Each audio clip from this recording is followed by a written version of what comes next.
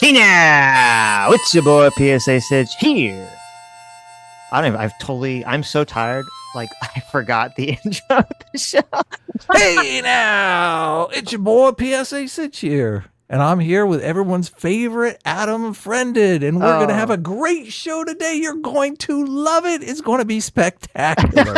Now let's get into this video. I woke up very early, went to sleep very late, everybody. All right. So just keep that in mind today. What? Yes. You didn't get enough sleep? You poor thing No. didn't get enough sleep. Poor Switchy. He didn't get enough sleep. Okay. That's okay. I Hey will introduce now, you it's to your boy this. PSA Sitch here with everyone's favorite Adam Friended. Yeah, what's up? Let's go. Let's get into this video. Enough. Take a nap while Today, we're watching this. we'll be watching, oh my God, an insane conversation that takes place on the Piers Morgan show. Anna Kasparian fights Destiny. Destiny becomes the #1 recruiter for the MAGA Republicans. Did you ever think in a million years Destiny would become the biggest recruiter for the right? I think he has been recruiting for the right for about 4 or 5 years now. So, I mean, obviously. Right. But I this think is a like lot of new his levels. insanity. Okay, this is new levels. I think I think yeah. Destiny is being paid by a secret right-wing super PAC. Yeah, to that do could this. be. That'd be. Yeah, that makes sense. That would make sense. And also, Cornel West rage quits in this conversation, which is kind of funny. He does, yeah. He Uh, tries to go, but brother, I'm just calling you a fascist. What's wrong with that? brother, brother! my brother. But you are a fascist. Yes. But first, we have Pierce is talking to Peter Navarro, which is also known as Trump's tariff czar, the mastermind behind the tariffs. Right. I think we're going to watch a video on Tuesday where Bacha makes an argument in favor of tariffs. So, right. Should be fun. Ecstatic. I can't wait. So I'm so excited to be mad. So anyway, let's jump into this. Jasmine Crockett or Maxine Waters or Chuck Schumer or AOC or Bernie Sanders, all of these bastards call us fascists with a straight face. This isn't New Testament, turn the other cheek time. This is Old Testament. You see, this brother right here says, well, all leftists want to see me dead. Well, I'm a leftist. I don't want to see you dead. I'm a Christian. You called Trump's administration a neo-fascist movement, you lunatic. And look at him laughing now. Just a joke, man. Pierce, it's not worth it. Kind of farcical to quit a debate where we're literally debating about the importance of free speech. Do you think that your response to the cold-blooded murder of Charlie... I gotta ask, is this an appropriate use of background music? We have the epic swelling music going on to get you pumped for Piers Morgan show. I got to admit, Piers Morgan does it right. You you have go. some music in the beginning that gets everyone pumped up, and then you ixnay with the background music. You don't think the entire time the panel's going, you should have like Wouldn't that just a be little bit of light ridiculous? jazz going on? Look, Some elevator you music? make a perfect point. Wouldn't that be absolutely ridiculous? It would. So why I know, do my people point- do it in their No, you're videos? wrong. My point is that this conversation would be much better if there's a little bit of like light piano jazz. Like you thought, like you zoomed out and you saw Piers Morgan is in like a cocktail bar and it's like the little guy like do do do do do. Bring up some clown music. So every time Destiny talks, we can throw some clown music in. Come on. Sure. That'll be good. I That would- approve of that. Yes. See, how much better would Piers Morgan be if he did have a guy playing music that they thought was applicable to every scene for what the person was talking? Destiny gets clown music, you know, Jack would be Trump gets like very perfect, sad yes. music playing in the background. Yes. Makes perfect sense. Yes. Anna comes in, we Kirk. get like Interstellar. It's It's like been appropriate. super genius. Yes. Why did you mock his widow? Because she's being used as a political weapon right now. Wow. Shut up, Destiny. Holy Shut up. shit, you're so Shut shameless, up. dude. That's literally all Pasavik said in the whole debate, I think. That Suddenly is sick. That's some when we get there. If you haven't seen this, that is the most unhinged. Well, it's one of the most unhinged things I think I've ever seen Destiny interact with a person over. There's a theory. Oh, yes. Yes. Yeah, there's a theory that he was The definitely bullet on thing. speed or some kind of drug or crack, something. or Cocaine, fentanyl. crack, fentanyl. No, but like, not fentanyl. He'd be out of it. But you know, you take what Vyvance or one of those ADD medications, which I would. You guys will be the judge. I wouldn't be surprised. Really? Okay. Yeah. gleeful celebrations of his murder to the open talk of vengeance and civil war, the assassination of Charlie Kirk has so far been anything but a unifying moment. Kirk's death was invoked by organisers of Saturday's Unite the Kingdom march in London, a mass anti-immigration protest which may have been the biggest this country's ever seen. Elon Musk appeared on screen to say this. Whether you choose violence or not, violence is coming to you. You either fight back or you die. You either fight back or you die. Turning down the temperature on America. That's what I like to see. It is, well, it sucks too because, since Elon Musk owns X, and we all know that rage drives so much engagement. Oh, of course. He's like, I just made $1 billion. Right. Not only is Elon, you could be like, okay, he actually feels this way because of things that have happened to him or he's involved in politics, but he's financially incentivized to make everyone as angry as possible. Mm-hmm. Fight back. So, yes. Oof. Turn the other cheek, right? Mm-hmm. Everyone's going to say, well, we've turned the other cheek forever. Can't we just, if we need to go back to mass incarceration, okay? That's the peaceful solution. Well, we're talking about two different, you're talking about criminals. They're talking about political opponents. Right. A little bit different. Is it? There you look at it. Adam's gone full on authoritarian. Look, all right. Full on fascist. If we have a little pre-crime unit, right? Oh, okay. Get the precogs going.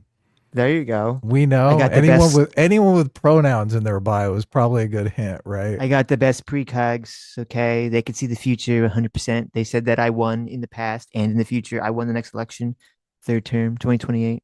Is this joke as edgy as Destiny's jokes? We need to incarcerate all leftists. Is that as edgy? No. I'm not saying they should die, right? Well, I'm hoping you don't actually feel that way. That's part of the joke. Obviously not. Yes. Right. I'm Destiny, kidding. Yes. The joke is that he actually does feel that way. I know. That's so sad. Yes. Yeah. We do have a giant problem with a bunch of leftists that believe fake shit online and think people are actually Nazis when they're not. We have to. I don't know how to deal with that, but yeah, I don't either. But we have to define leftists because it's one of those terms that I swear to God, yeah, every time we use it, when we say it very often what we mean by it, and people just never remember, and maybe it's just because other people use the term improperly. Leftist means a person who is to the left of liberal, who is generally a socialist, far left. Far left socialists, or like a super hyper progressive that's like basically a socialist. That's what leftist means definitionally. And rightist isn't really a word. I've heard people really use it, but it doesn't. It's just like, what? That's not we should say like. That's why I'm trying to say like alt left now, because I feel like people kind of could figure out what that means. Yeah, alt left. That's a good around one. Very often. Yeah. So. Yeah, we're talking about the alt left here. Yeah. We're talking about the psychos. Yes. The crazed lunatics. Except, and it's funny that Destiny he's like joining this category because politically he's far more on like the liberal side of what he like policies he wants. But then the way that he acts, he's like 100% on the alt left. Well, he wants audience share. That's where the audience is. Right, maybe. Yeah, that's the problem. You see that poll? The poll that 25% of people on the left are in favor of political violence? That's the alt leftists. Right. That's the alt left right there. He's like, I want to make content for those people. Mm-hmm. Holy crap. That's scary. Thanks so much. And that's the truth. Yes, thank you so much for the 50 gifted memberships, J-Mac. That was super awesome of you. Yes. 50 gifted memberships and for the $20. Says, I'm tired too, Sitch. I was beset by wendigos last night and didn't sleep a lick. Staying on my parents' property, and they stuck me in a cabin on their land out in the sticks, and the damn back door didn't lock. Wow. Whoa. J-Mac Watch was out literally for the bears. Wendigos and bears. Okay, last night to keep him and his family safe. That's great. That's what it's all about. Right. Rugged individualism. Yes. I was at Halloween Horror Nights, so I was fighting fake wendigos in a haunted house. What is a wendigo? What the hell is a wendigo? It's like a yeti. You never heard this term before? Yeah. So what the hell is a yeti? What's a yeti? A Bigfoot. What do you mean? Oh, a Bigfoot. Okay, I know what a Bigfoot is. Okay. If you would have said Sasquatch, I would have been like, okay, I know what a Sasquatch is. Well, okay. Actually, to be fair, I'm wrong. A wendigo is not like a Bigfoot. It's like the thing you never saw the forest. It's like It's like the big kind of Yeti monster, but it's got a like a deer skull head on it. It's really creepy looking. Okay. It's pretty cool. That's Anyway, crazy. moving on. Today, Elon, I think the British public are telling the world that they're ready to fight back. Good. Yes. Come on. Well, many of those cheering protesters will have travelled to Saturday's rally with the words of Charlie Kirk's widow, Erica, ringing in their ears. If you thought that my husband's mission was powerful before, you have no idea. You have no idea what you just have unleashed across this entire country and this world. You have no idea. You have no idea the fire that you have ignited within this wife. The cries of this widow will echo around the world like a battle cry. It's not for me or anybody else to judge how a bereaved wife and mother grieves. Nobody can blame her for being angry and distraught. But it's fair to say that for many, her words only compounded a sense of righteous fury and of us versus them. There are two powerful narratives in direct conflict right now, both in the UK and the US. One side sees an existential fight against the erosion of their culture and their values by people who revile both. The other can only see intolerance and bigotry. As always, the truth is probably on a middle ground that's very rapidly collapsing. But so too is the moral high ground of those on the left who cling to the idea that hatred and division are only conservative problems. Rabble-rousing rapper Bob Vylan smeared Charlie Kirk at a gig this weekend and then issued a cowardly denial. Yo, real quick. At no point during yesterday's show was Charlie Kirk's death celebrated. At no point whatsoever. I want to dedicate this next one to an absolute piece of shit of a human being. The pronouns was, were. I did call him a piece of shit, that much is true, but at no point was his death celebrated. If it was, go find me a quote. Because if you chat shit, you will get banned! Rest in peace, Charlie Kirk, a piece of shit! Seems like he's lying to me. You think so? You think so? I'm tired of these fake musicians who are like, "Oh, I'm such an edgy punk rock star. Look at me, I'm so edgy. I'm gonna say Charlie Kirk deserved to get shot. Woo hoo hoo." And then all of a sudden it's like, "Whoa, well, you live in the UK, okay? You don't have free speech. You got a license. You got a license for that speech." Yeah, exactly. And Bob Vylan's like, "What? Me? I'm not an edgy rocker. No, I never said nothing like that at all. I'm an innocent baby angel. I just said, I don't like him. That's all I said. It was free. It was nothing offensive. I never advocated for violence whatsoever. Just if you're gonna be the edgy rocker, you need to actually fucking be the edgy rocker. Tell the police, you fuck off. Had the little picture of them. First of all, I don't think they'd do this in the UK because they're totally cucked. But theoretically, and it would actually be better for his career if there's some picture of him shirtless getting arrested by the bobbies, right? Yeah, fuck Charlie Kirk. Like that'd actually be great for his career, but he's too much of a coward and a pussy to actually do that. So he just walks the whole thing back. Do you think he got a call from the police? I'm sure he got a call from his producer. From his record producer saying that the police may be calling later. Right. Yeah. That was like, "Bro, what are you doing? You can't say this." And he's like, "Okay, sir, I don't want to lose my money." Yeah. Yeah, totally. What a liar though. Yeah. As much as it, well, I don't know. I was going to say maybe I should not actually give Destiny any credit for quadrupling down because it's actually much, much worse. So right. Maybe I'm wrong. Okay. So you think walking it back was the right move here? Maybe it was. I triple down. Yeah. Shameful and pathetic, and it turned out a shocking liar too. We all saw very clearly what Vylan said and did. Now, he doesn't even have the balls to stand by it. People like Bob Vylan want you to believe that they are the good guys who only want peace and compromise. The fact is, there is much to blame. Well, if the guy's name is Bob Vylan, right? Mm-hmm. I'm assuming the villain Leaning is supposed into to- the stereotype. Yeah, I'm assuming there's a reason for that. So it's like Dylan, but he's a villain. I Right, don't know if he yeah. thinks he's supposed to be the good guy, which is ironic. All these fucking guys. Yeah, wait. Shouldn't the Bob villain guy, the guy's name who's a villain, shouldn't he be like against whatever the mainstream concept is? That's what's so obnoxious too about all the punk people who are like, yeah, against the mainstream. The mainstream is pretty lefty and they just lean even more into that. So how is that against the mainstream at all? Super It's like a safe position. establishment. Yes, it's a safe position. Fake edgy. Taylor Swift, look what you made me do. All right. Blame for this Rage for precarious the state of machine. division as the very Yes. people they think they're so much better than.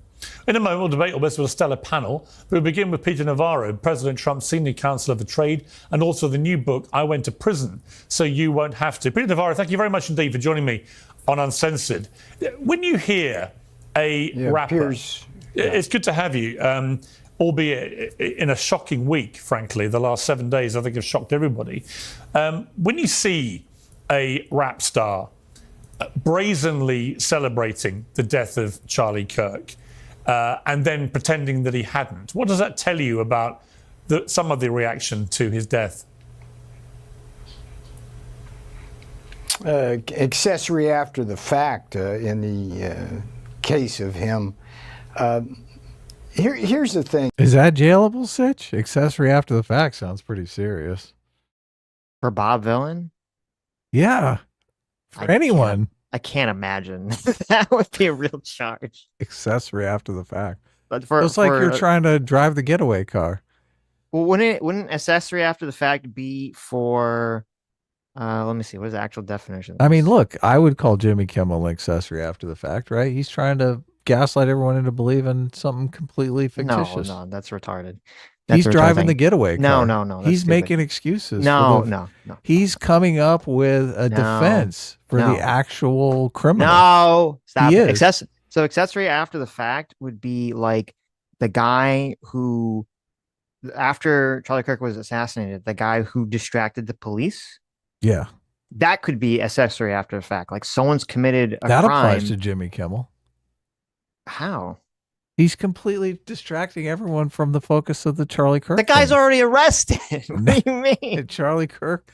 We're The supposed to guy's be in jail. focusing on what's the crime? What is turning the crime around the country from political assassination. What is the crime and now stop Jimmy it. Kimmel is Stop trying trolling. to make everybody Stop trolling. Okay, people are gonna think you're for real. Now Jimmy. Oh yeah, no. This is look, Jimmy Kimmel.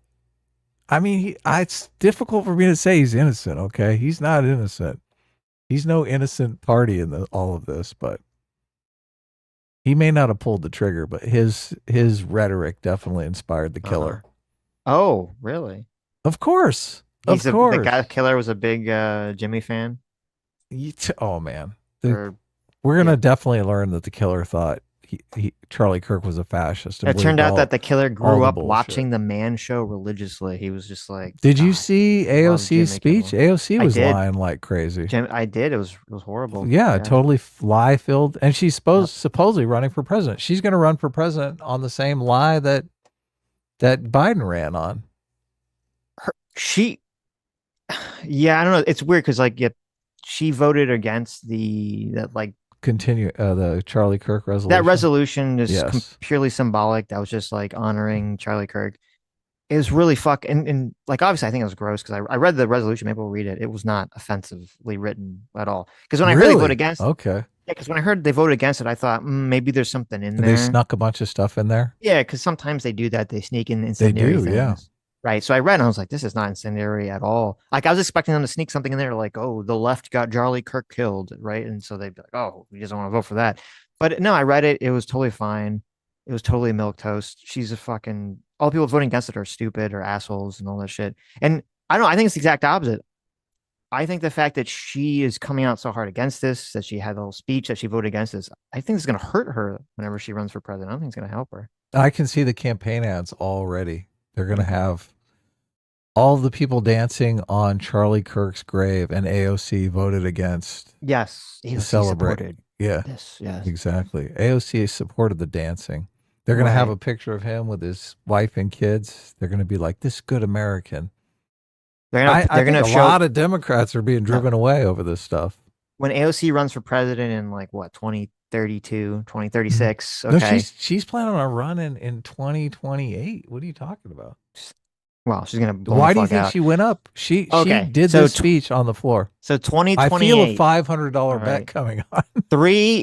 I'm not gonna bet that. 3 years from now, Yes, they're gonna have the she video. is running. She's Okay. running now. 3 She's like years. Gavin News scum. 3 years in the future, Adam. Donald Trump's FCC president. All left-wing media is banned from being in existence whatsoever. All that can exist is right-wing media, and it can be as graphic as you want, as long as it's pushing the narrative.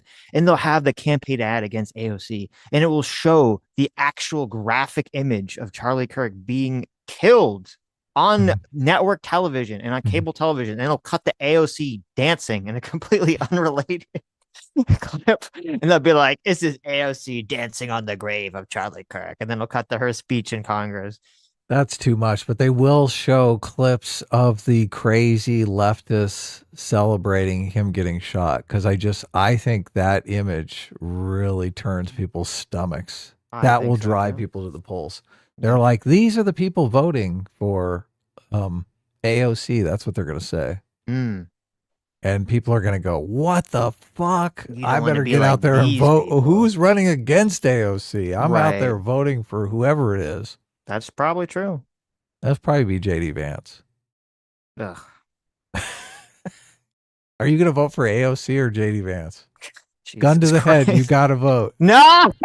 Gun to the head. No. Oh my Lord. What a fucking horrible choice. I mean, it's JD Vance, hands down.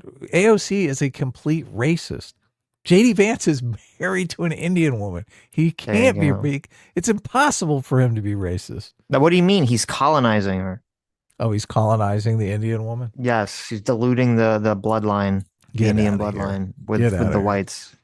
I think his kids have Indian names and stuff. So look, AOC is a bona fide racist. There's no way around it. She is a bona fide racist. Bona fide, huh? Yes. Yeah. It's indisputable at this point. Okay. She's out there spreading lies about Charlie Kirk after the man Doesn't make was you racist. brutally It makes murdered. you like a fucking lying piece of shit.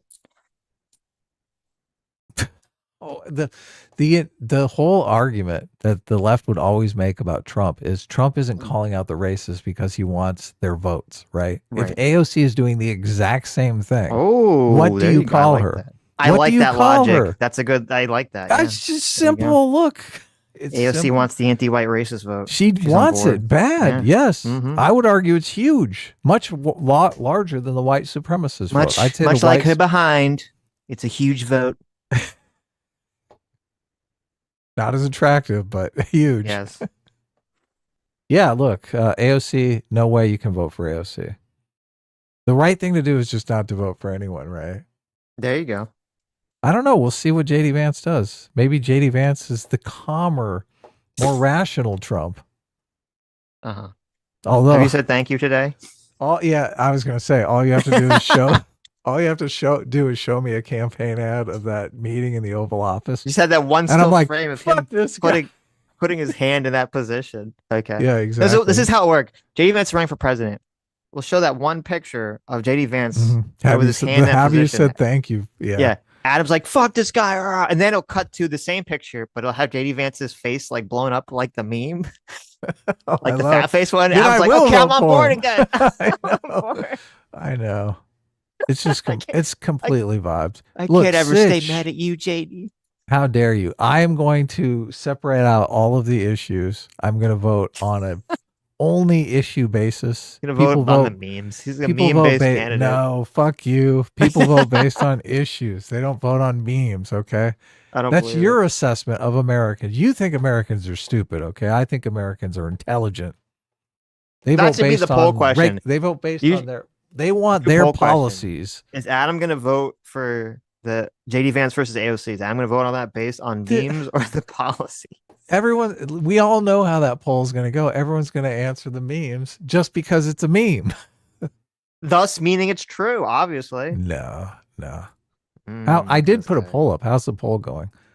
We have a poll. Who will win seats in the midterm elections? Democrats, Republicans, or I'm here because I hate Pisco.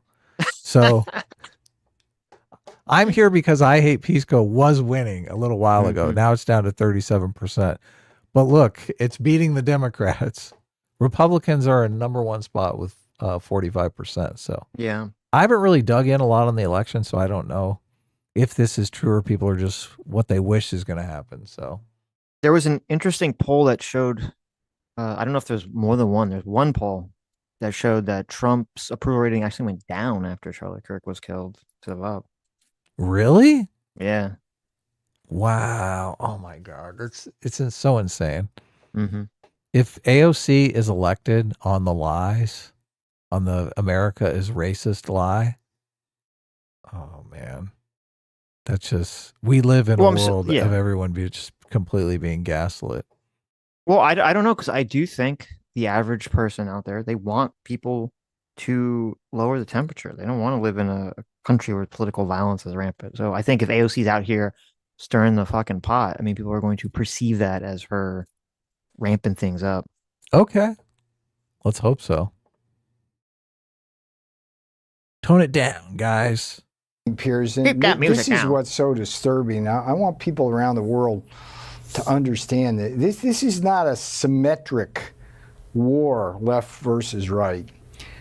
There's a disturbing trend towards asymmetries in terms of what happened. Now, you think about this horrible, horrible assassination of Charlie Kirk. That's one in a series, and the worst in the series, but it's just one in a series of attacks on the right by the left, going back to the ascendance of Donald Trump in 2016. And let me break that down for you. I was in the White House for 4 years during the Trump term. I was one of only 2 other people who served the president the whole time. Yeah. We don't need your fucking life story, okay? Speed it up already. We got Speed a up, show Grandpa. to do here. Okay. Yeah, what the fuck? What is this? Put more. Put some. It all started in 1942 at the hospital where my mom was having me. Jesus Christ. We need to tariff Peter Navarro's time in public when he's speaking. All right. Look, I actually think Piers Morgan does butt in, but not as rudely as I am right now. Right. He tries to keep it civil. Mm-hmm. Listen, Grandpa. Piers, and virtually every person at the senior level I served with was a target in the ensuing years by the left. Myself, Steve Bannon, went to prison defending the Constitution. Both of us were sent. Steve Bannon went to prison defending the Constitution? I thought he set up a GoFundMe for the border wall between America and Mexico and basically stole a bunch of money from MAGA supporters.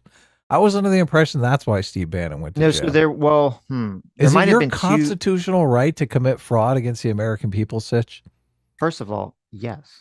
Oh, okay. In Wow. Trump's America, yes, Adam. Okay, obviously. Wow. No, I think there might have been 2 different charges. So I believe there was one charge that was about the border wall. I don't know if that's what he went to jail for. There was another one, which was the same one for Peter Navarro, which was Congress called them to testify about something. I don't remember what it was. Mm-hmm. And they both refused, and they were held in contempt of court. Yeah, he didn't want, he's like, I got to keep the money. I don't want to incriminate myself. Well, there you go. It might have been about something else, but to be fair, I'm trying to be as much as it pains me, I'm trying to be a little bit fair to Steve Bannon here. Okay. Everyone involved in sending us to prison was a Democrat. You had I found it very quick. 4 attempts. Okay, good. Steve Bannon was convicted in 2022 on 2 counts of defying subpoenas from the House Select Committee investigating January 6th attack on the U.S. Capitol by a mob of Trump supporters, says NPR. So he went to prison for not the fake build the wall thing, which is obviously despicable. He went to prison for contempt of Congress. Okay, I stand corrected. There you go. In different courtrooms to put Donald Trump in prison, interfere with his election, and 2 assassination attempts on Donald Trump. You have Charlie Kirk murdered in cold blood. And then others. I was here, 9/11 is a very sacred day for us here. I'm in New York City. I came up for the reading of the names of the people who perished in that horrible attack. And Rudy Giuliani was sitting there in the front row in front of me. He had just been in a terrible accident. His T9 thoracic spine was crushed, but he was there. And the left has bankrupted America's Mayor Rudy Giuliani. They've taken away the bar cards of Jeff Clark and John Eastman, and even people who weren't put into prison are spending millions of dollars. So the asymmetry, my point here is that there's this I mean, listen. I think Eastman should have had his bar license removed. I know Fuck when he that throws guy. Eastman in there, I was like, Fuck what? that guy. Oh my I couldn't god. Oh believe yeah. Sitch didn't pause as soon as Eastman's name was brought up. I was like, look at this constraint. I was no. I was mid reaching for something that was like was behind me, so I couldn't pause it. Okay. I was drinking my vodka tonic. I was in the middle of drinking my frozen margarita, and I had spit it out, and I had to wipe the monitor clean before I paused the video. That's right. Yes. No, I mean Eastman's the guy who, and I don't even know if it was. No, I guess it was just a came state up bar. with the fake elector scheme. Right. Yeah. But I'm saying it was the state bar. But yeah, no, Eastman's the guy that came up with the fake elector scheme, which is so fucking insane. And every White House lawyer told him that if he did this, he was probably going to go to the jail. So yeah, no, Eastman should have 100% lost his bar, his license. Did he ever get pardoned? Because he did go asking Trump for a pardon after the fact, but I don't know if he ever got it. Because he was the one that came out and said, "Oh, I think a pardon is in order." Trump pardoned. I think it's time to have a pardon. pardon. I mean, he pardoned everyone. Okay, did he not pardon? Like, how could he? If I'm John Eastman and Trump doesn't pardon me, I'm gonna be real fucking pissed. Well, he probably didn't pardon him because it didn't work. Probably was pissed. Oh, okay. He's like, your plan didn't work, John. You had this brilliant plan. Yes. None of it panned out. Fucking Pence over here. He wouldn't go through with it. It's how you felt. Yeah. I think he did not. According to AI, it says Eastman did not receive a pardon from Trump. That's why he went to jail. Yeah, he didn't get his pardon. No, he didn't go to jail. He just had his license removed. Oh, okay. His bar license. No, he didn't go to jail. Which is I'm a little surprised he didn't go to jail. He didn't go into legal trouble. I guess because it didn't work, so he didn't get into legal trouble. But they were more worried about Trump spending their assets on Trump. That's true. Well, not they, but. There's no they. You know, shift. There was so much. There's so much complaining, and we literally debated people about this on the show. There's so much complaining about how evil and awful it was that Biden was telling both his own Department of Justice and State Department of Justice to investigate into Trump and try to get Trump thrown in jail. And there was 0 pieces of evidence that Biden had directed anyone to ever do anything like that. Now, obviously, the Trump supporter people would just assume that to be the case automatically.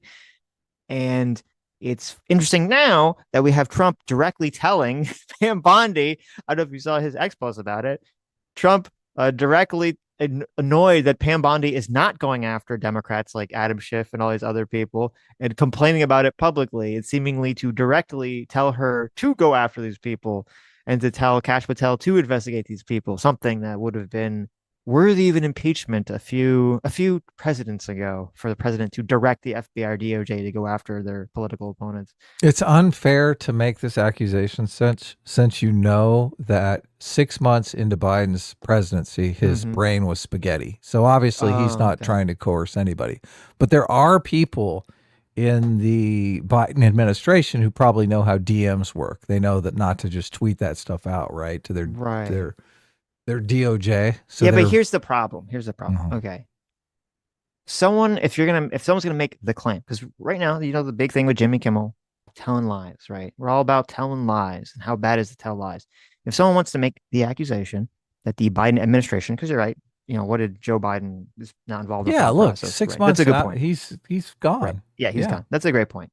But if Joe Biden's administration or his chief of staff or his wife, whoever's in wife, charge, you know it's a right, wife. yeah, Look, you whoever already is in went there. charge, Yeah. is sending Jill Biden. DMs telling the Department of Justice on a federal or state level to go throw Donald Trump in jail or to go investigate him or something. And people can say maybe that's going on, maybe we should investigate it. I'd agree with that. But if people want to say no, definitively 100%, they did this, which is what every single commentator on the right said for the entire time this was going on. There was not a single piece of evidence ever presented to show this whatsoever. And yet now, because people believed it with no evidence, they'll justify endlessly forever that Donald Trump is in broad view in public telling his Department of Justice to do this thing that they were accusing Biden of doing. Yeah, it's terrible. Obviously, people can believe untrue stuff and it drives their behavior. Yes. Nonstop. I don't know what we can do. We need to invent something like the neuralizer from Men in Black. That's what we need. We need something like that. We can go on the TV, just reset everyone. Okay, we're starting at 0, folks. Now everyone's got to be fair because there's no like wound collection of past crimes that you all can whine about. Exactly. Yes. Be perfect. And now the left wants to do kumbaya and come in the middle and all this consensus stuff. He obviously didn't see the Destiny clip. The left does not want to do kumbaya by any means. Some do, but Yes. Destiny is not among them. My message to them, it's why I wrote this book. It's a warning that we must hold these people accountable through legal means or peers. They'll do it again. They'll do it again and again and again. And you just listen to Jasmine Crockett or Maxine Waters or Chuck Schumer or AOC or Bernie Sanders. All of these bastards call us fascists with a... To be fair, I mean, I don't know what Chuck Schumer said. To be fair, Bernie Sanders had a very good video he put out about the whole situation, turning down the temperature and everyone, causing problems and stuff. And he didn't seem to be just saying, "Oh, it's just the right doing this," like some people were saying. So obviously Bernie Sanders he didn't pull an AOC. No, he didn't pull an AOC. So good. Straight face when they're shooting at us, putting us in prison, and using the American justice system and politicians in black robes to do all sorts of damage to us. And that's the state of play here, peers. And if you've got a better solution than holding these people accountable so they won't do it again, I'd love to hear it, because this isn't New Testament turn the other cheek time. This is Old Testament legal justice, not lawfare justice. Is there a danger? it's so stupid. Is an eye for an eye justice? God. Yeah. So yeah, saying an eye for an eye instead of turning the other cheek. It's fun. I don't know about the validity of this. Someone who's Christian told me, could weigh in on this in the chat. I had a Christian history professor because I took a class in Christian history in college. And he kept claiming that the turn the other cheek thing is completely misrepresented and doesn't mean that you should, not retaliate. Mm-hmm. He had a whole argument about this, but I don't know. But the eye for the eye thing, that always annoys me too, because that's not supposed to be a justification for revenge. It's supposed to be a limitation of the amount of violence you can perpetuate against someone. Because back in the day, I mean, they even had these stories in the Bible where someone would like do something to you, they would attack a family member or kidnap a family member or something. And you're like, oh, okay, I'm going to like kill your entire family and tribe. Yeah, exactly. I'm going to kill 100 people because you did one person in your family. Stepped on my foot. Yeah, did one thing to my family member. I get to kill like 100 people. So the eye for an eye thing was kind of like the whole like, yeah, let's chill it out. All right. If they kill one of your people, you get to kill one. Like, then that's it. Right. Limitation, not revenge. Now, I would hope in the 5,000 years since we've evolved culturally a little bit, but you hope, but I don't disagree with a lot of what you've said. Is there a danger that in some of the rhetoric that is now being used by your side, and it's a wide side with many different types of people on it, but when you hear Elon Musk, for example, talking about the need to fight back against violence, which many have taken to mean be violent as well. What do you feel about the tone that should be deployed? You've been very careful to say there you think it should be done legally, but others are ramping up the rhetoric to imply that the only way to deal with violence is potentially to use violence themselves. US national debt is more than $37 trillion. Are you going to buy gold, Adam? What? You want to buy some gold? $37 trillion, please. Yes. No. So buy gold. You can get your free info kit on gold, on buying gold from Birch Gold. Right now, gold is at an all-time high. I don't know. So this is the worst time to buy gold. I don't know that I would buy gold at the moment, yeah. Okay. Gold was pretty low about 6 months, a year ago. Right. I think that's the time you should have been buying gold, but... Yeah, a little late now. To measure... Well, a couple of things to say. I think it's extremely important for people to measure their words. I mean, I'm seeing now coverage on the left of this, and as they call for kumbaya and things like that, and mourn the loss of Charlie Kirk, there's always a but.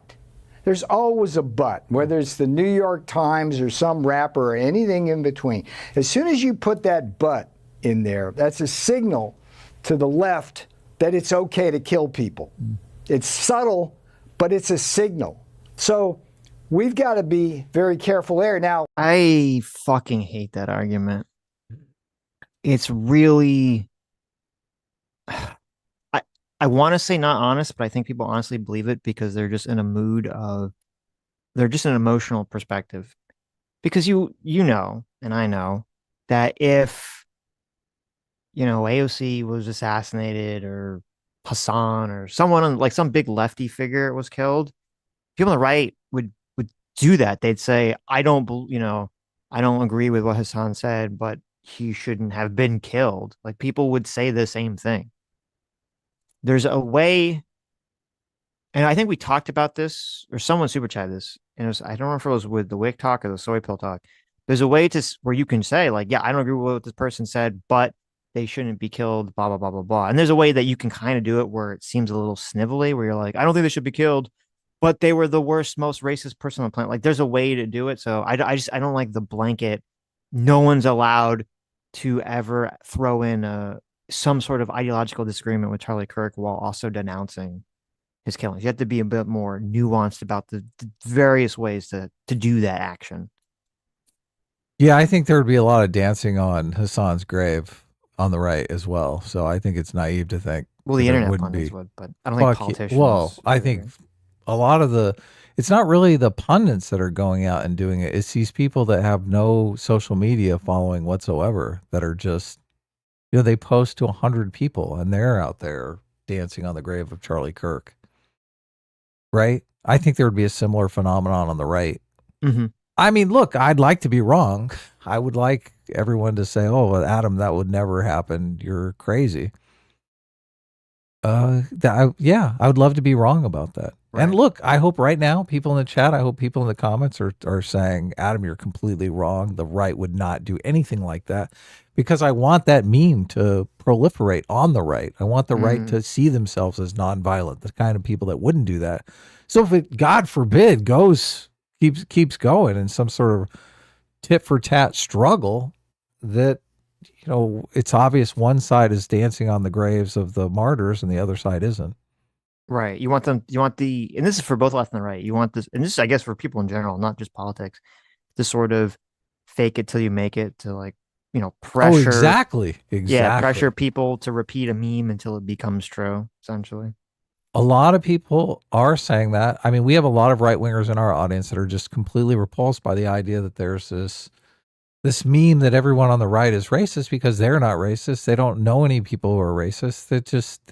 They don't even want to acknowledge that it's part of the history, which I think is good, right? That's the way you want it. You want people to think this is what this identity is about, because it's a self-fulfilling prophecy, just like you said. It's complicated. It's a little You're difficult. not faking it. You're making it real. No, right. Because it's a little, it's just the reason I say it's complicated is because you're right. Like there's a lot of, because I agree on in that, like the general concept of like the meme becoming real. And there are people who will just, who are not racist and they're so repulsed by the idea that it's like not fathomable to them. Yeah. And even if there are people that are racist, the repeated meme could make people at least hide their racism or not feel comfortable being racist or whatever. So that it's good on that aspect. It's bad, however, where if there is sort of a growing movement of people that are racist openly or white nationalists, it makes it almost People are blind impossible to it, for yeah. them to fight against it or to acknowledge it or to push back against it because they just won't believe that exists until Or to it's too even late. see it. Or to even see it, right? Yeah. Right. And that is happening, I think, with the alt-right, and it's what happened for the last 10 years with the alt-left, taking over the left, and I don't want to see the exact same thing happen to the right. Yeah. To Mr. Musk, Elon, come on, let's get real, brother.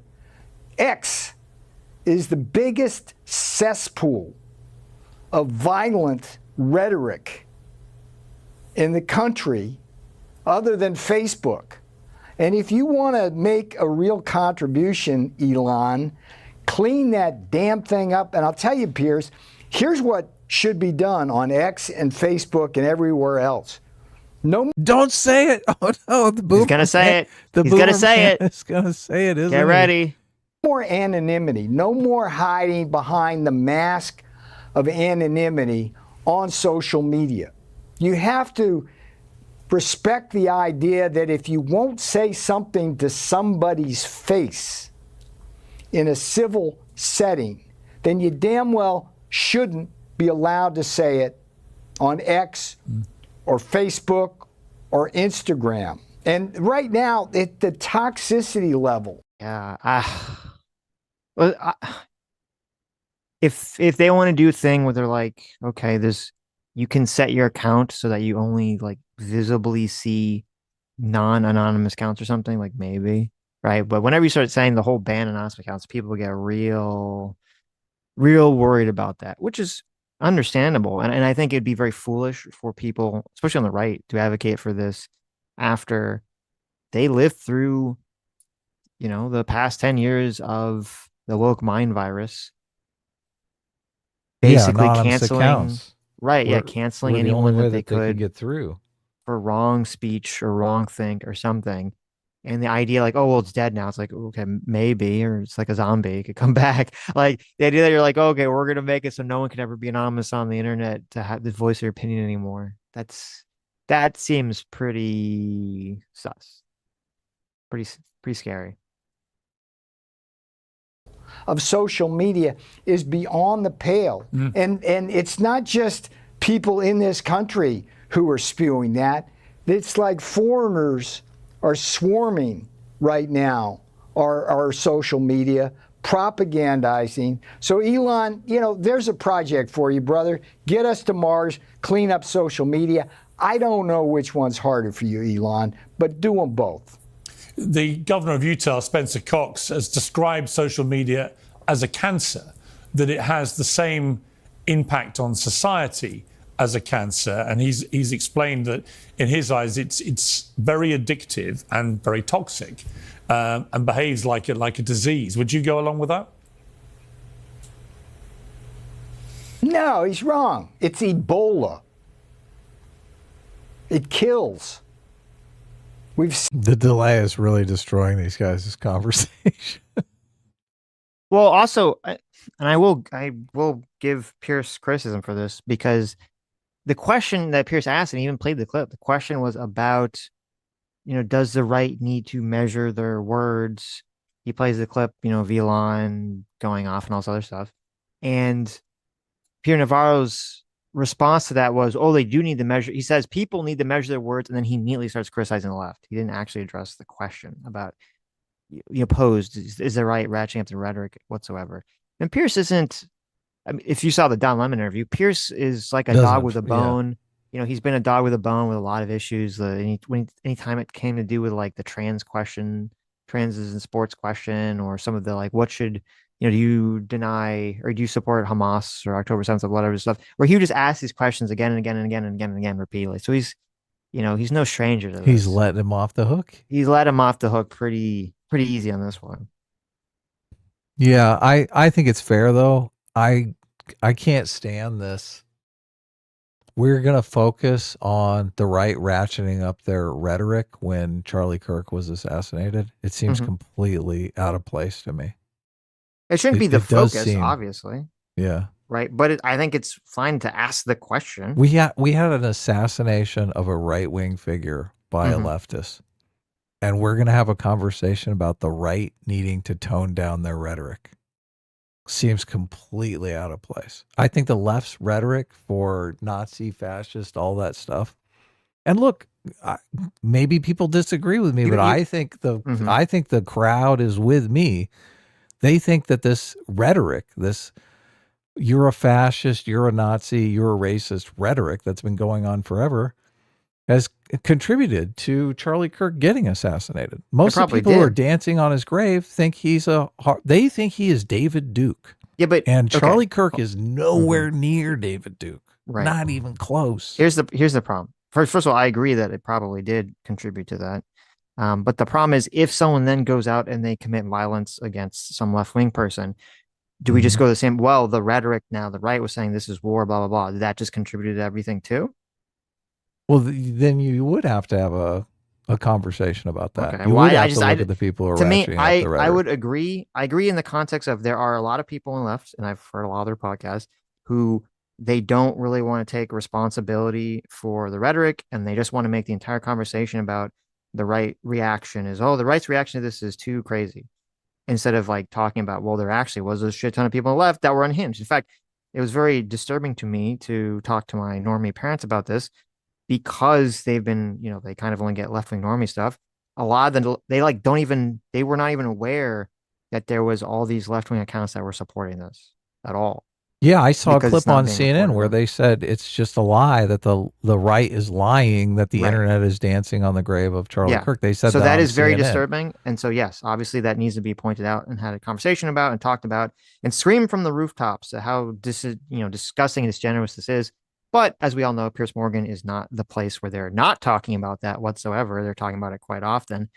So I do think it's completely fair and completely fine for Piers Morgan to ask someone like Peter Navarro about this topic and to even hold their feet to the fire and say, hey, should the right be tamping down some of the rhetoric? How do you feel about that? And if they want to say no, then you could say no. You can just give an answer, but I think you should give an answer on the question. Yeah, I think the conversation should really be about what caused us to get here.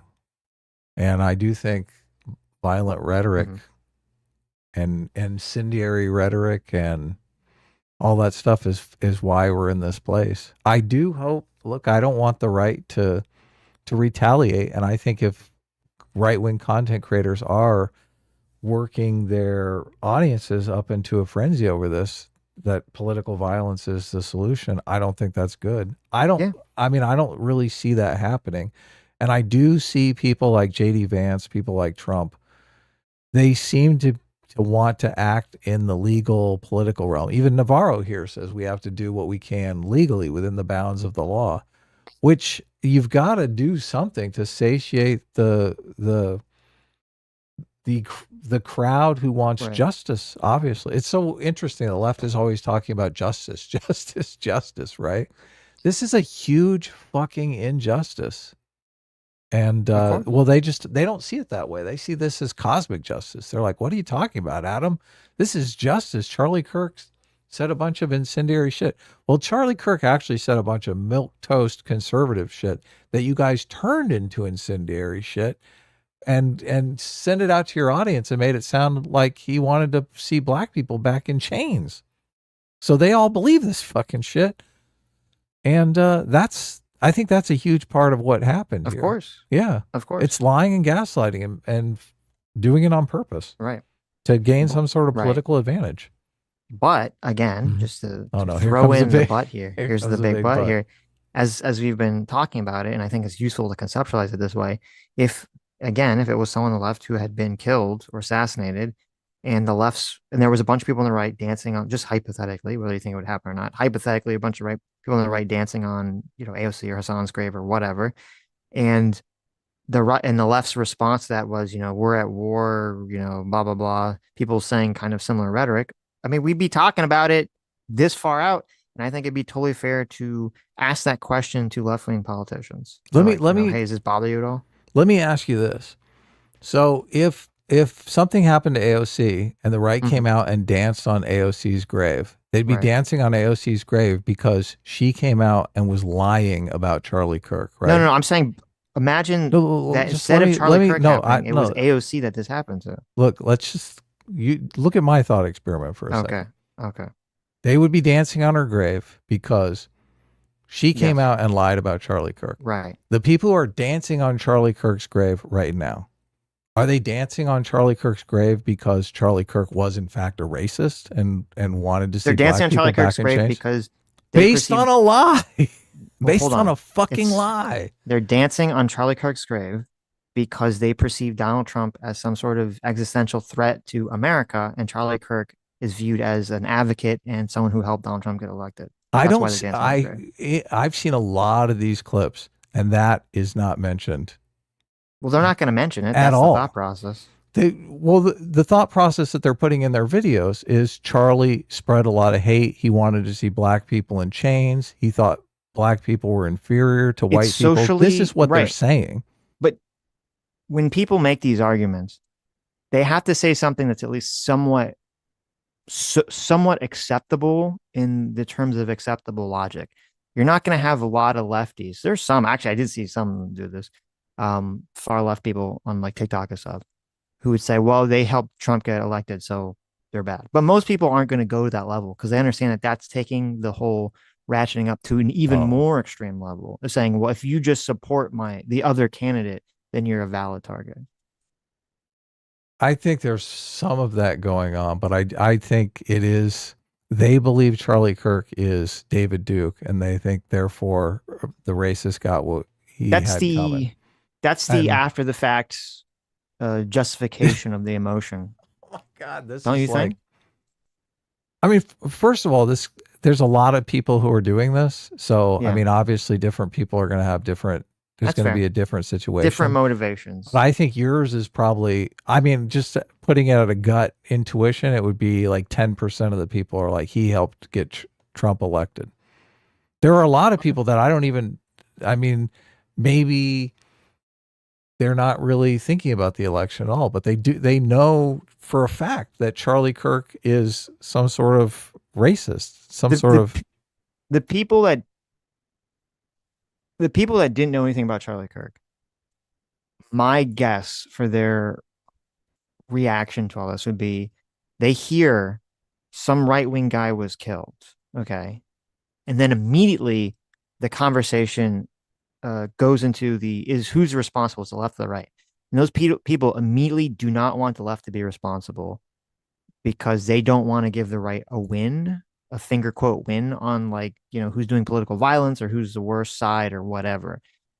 And so that's probably like the borderline, the base feeling that everything else stems from for just the people who didn't really know anything about Charlie Kirk. My only point is that there is a real world out there. There is a reality to this situation. And when I see people making these videos saying Charlie Kirk was a racist, when I see AOC standing up in front of Congress and telling everybody that Charlie Kirk believed things that he didn't believe, that she is putting a lie out into the world. And the people who are celebrating the death of Charlie Kirk are doing it based on lies, a false view of the world. Okay.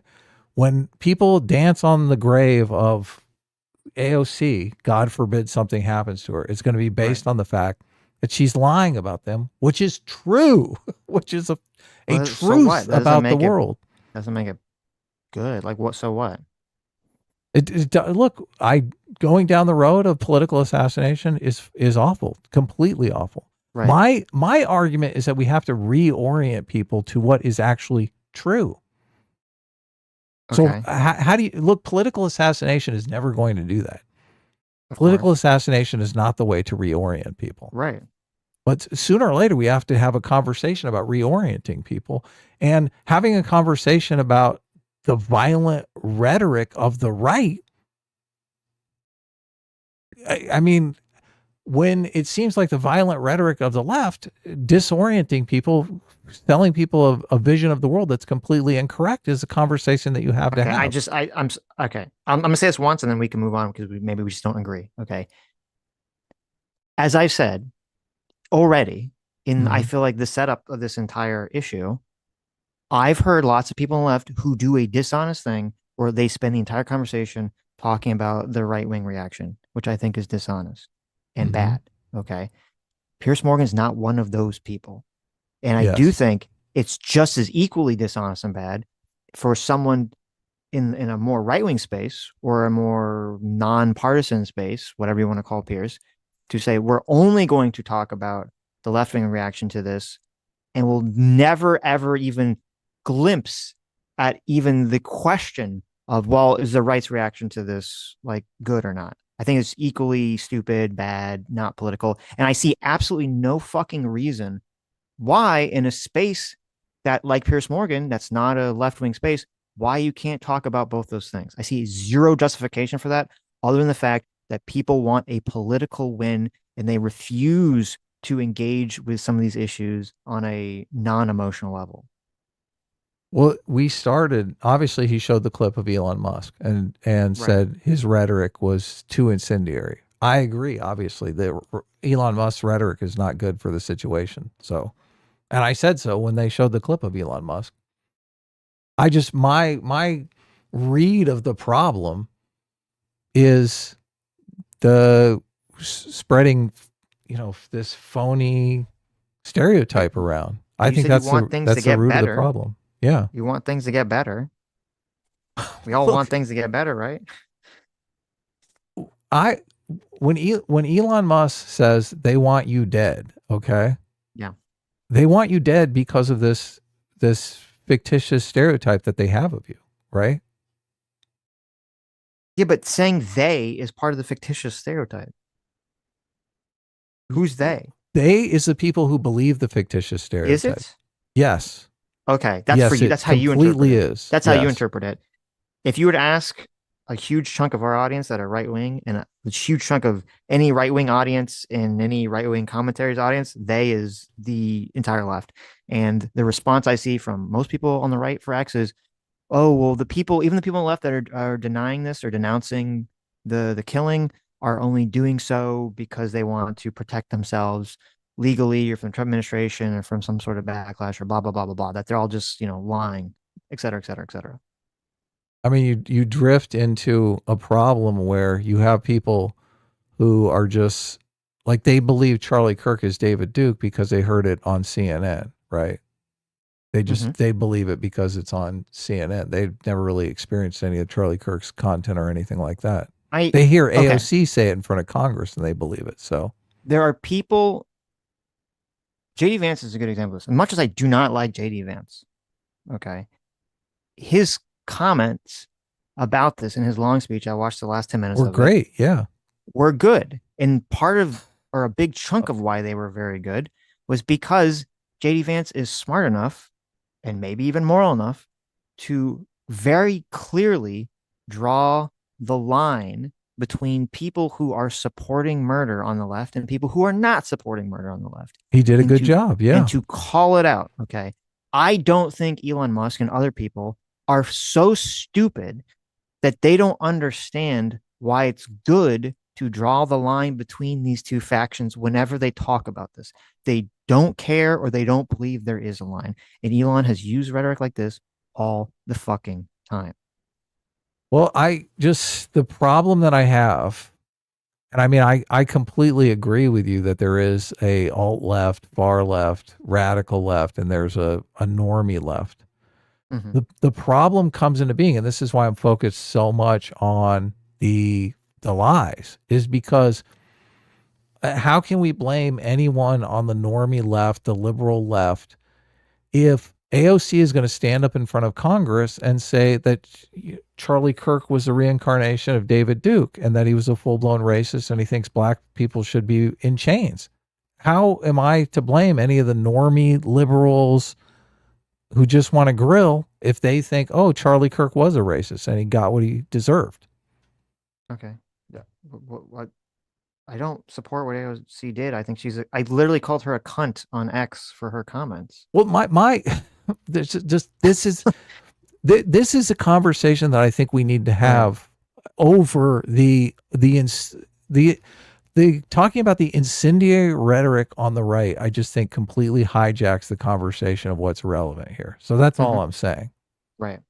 I think you do need to have that conversation, but I think it's after you have the conversation about AOC being able to go on fucking TV and gaslight all the fucking normies on the left. I guess the problem is it's just so unrealistic to ever be able to say, well, we can talk about both these things, because you really can't talk about both these things, because you talk about one thing and half the country cheers and half the country screams in rage, and you talk about the other issue and it's just the reverse. So it's almost impossible to talk about both these issues except in very select spaces.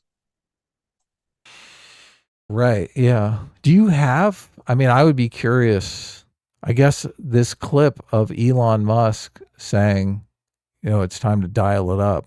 I have not seen that clip widely circulated. I mean, I'd be interested to see the widely circulated clips of people on the right saying that we need to dial things up. I mean, especially after the shooting, I saw numerous Elon Musk tweets that were either that clip or him saying that thing in like a million different ways, and they all had, you know, over 100,000 likes. So okay, I don't. You know. Well, I see like compilations of 20 clips of these people dancing on Charlie Kirk's grave saying that he's a racist and his wife and kids deserve it too, and that, you know, he's a piece of shit, all that stuff, right? I don't see a compilation of 20 right-wingers saying this means war, we need to get violent in the streets. I don't see that. But look, maybe that exists and I just haven't seen it. So okay. I don't know. Does it exist? I mean, I don't know if I haven't seen the compilation. No, I haven't seen the compilation. I've just seen people making tweets. I've seen Elon making tweets that say that concept that have huge likes and views. So if you could see a compilation of right wingers basically enticing their audience to get even, wouldn't that make it seem like it was more of a 50-50 thing? Sure. I'm sure that compilation exists, that I'm not swimming in those, you know, Blue Sky to see that compilation of clips. I'm sure if I were to go troll on Blue Sky, I could find it, but I mean, if that compilation exists, we'd see it on Kyle Kalinski's channel, right? Of course, he would be playing. Okay. Kyle Kalinski would be fucking, that would be like his go-to reel. I haven't watched 24/7 of their content. David Pakman in the last week or so, because a lot of it was so cringe and terrible. But, you know, maybe you're right. Maybe then that just doesn't exist. Yeah, I don't know. I'm just saying. Anyway, let's continue. Seen it. It's like, I mean, look, that assassin. Let's think about this. He's 22 years old. Where was his worldview formed? Gaming, where he's like virtually killing tens of thousands of people in his life on these violent games, and listening to social media. When I heard that, I was like, oh no. Yeah, going straight to the video They're doing games. it again. Yeah. Again. It's the violent video games. We got to ban all the violent video games. I mean, some of the games he was playing, I think maybe we should ban, to be honest with you. They seemed a little not good. Oh, you mean look, the furry remember game. what he said on his bullets, fascist. Who said that? Bernie Sanders, AOC, Jasmine Crockett, Maxine Waters, Chuck Schumer, like Supreme Court Justice Kavanaugh winds up having somebody come to his home to try to kill him after Chuck Schumer encouraged that. So I want to get back to this idea. I want Piers, like, I literally went to prison, okay, for defending the constitutional separation of powers. I got a subpoena from an illegally formed Democrat committee formed by Nancy Pelosi out for a witch hunt on Donald Trump. For 50 years, the Department of Justice said clearly, senior White House advisors like me should not honor a congressional subpoena because of a concept known as executive privilege. That's the idea that confidential communications between advisors like me and a president are protected by executive privilege, which is something that goes back to George Washington. And I wind up going through a process where a Democrat majority by straight party lines in the House holds me in contempt.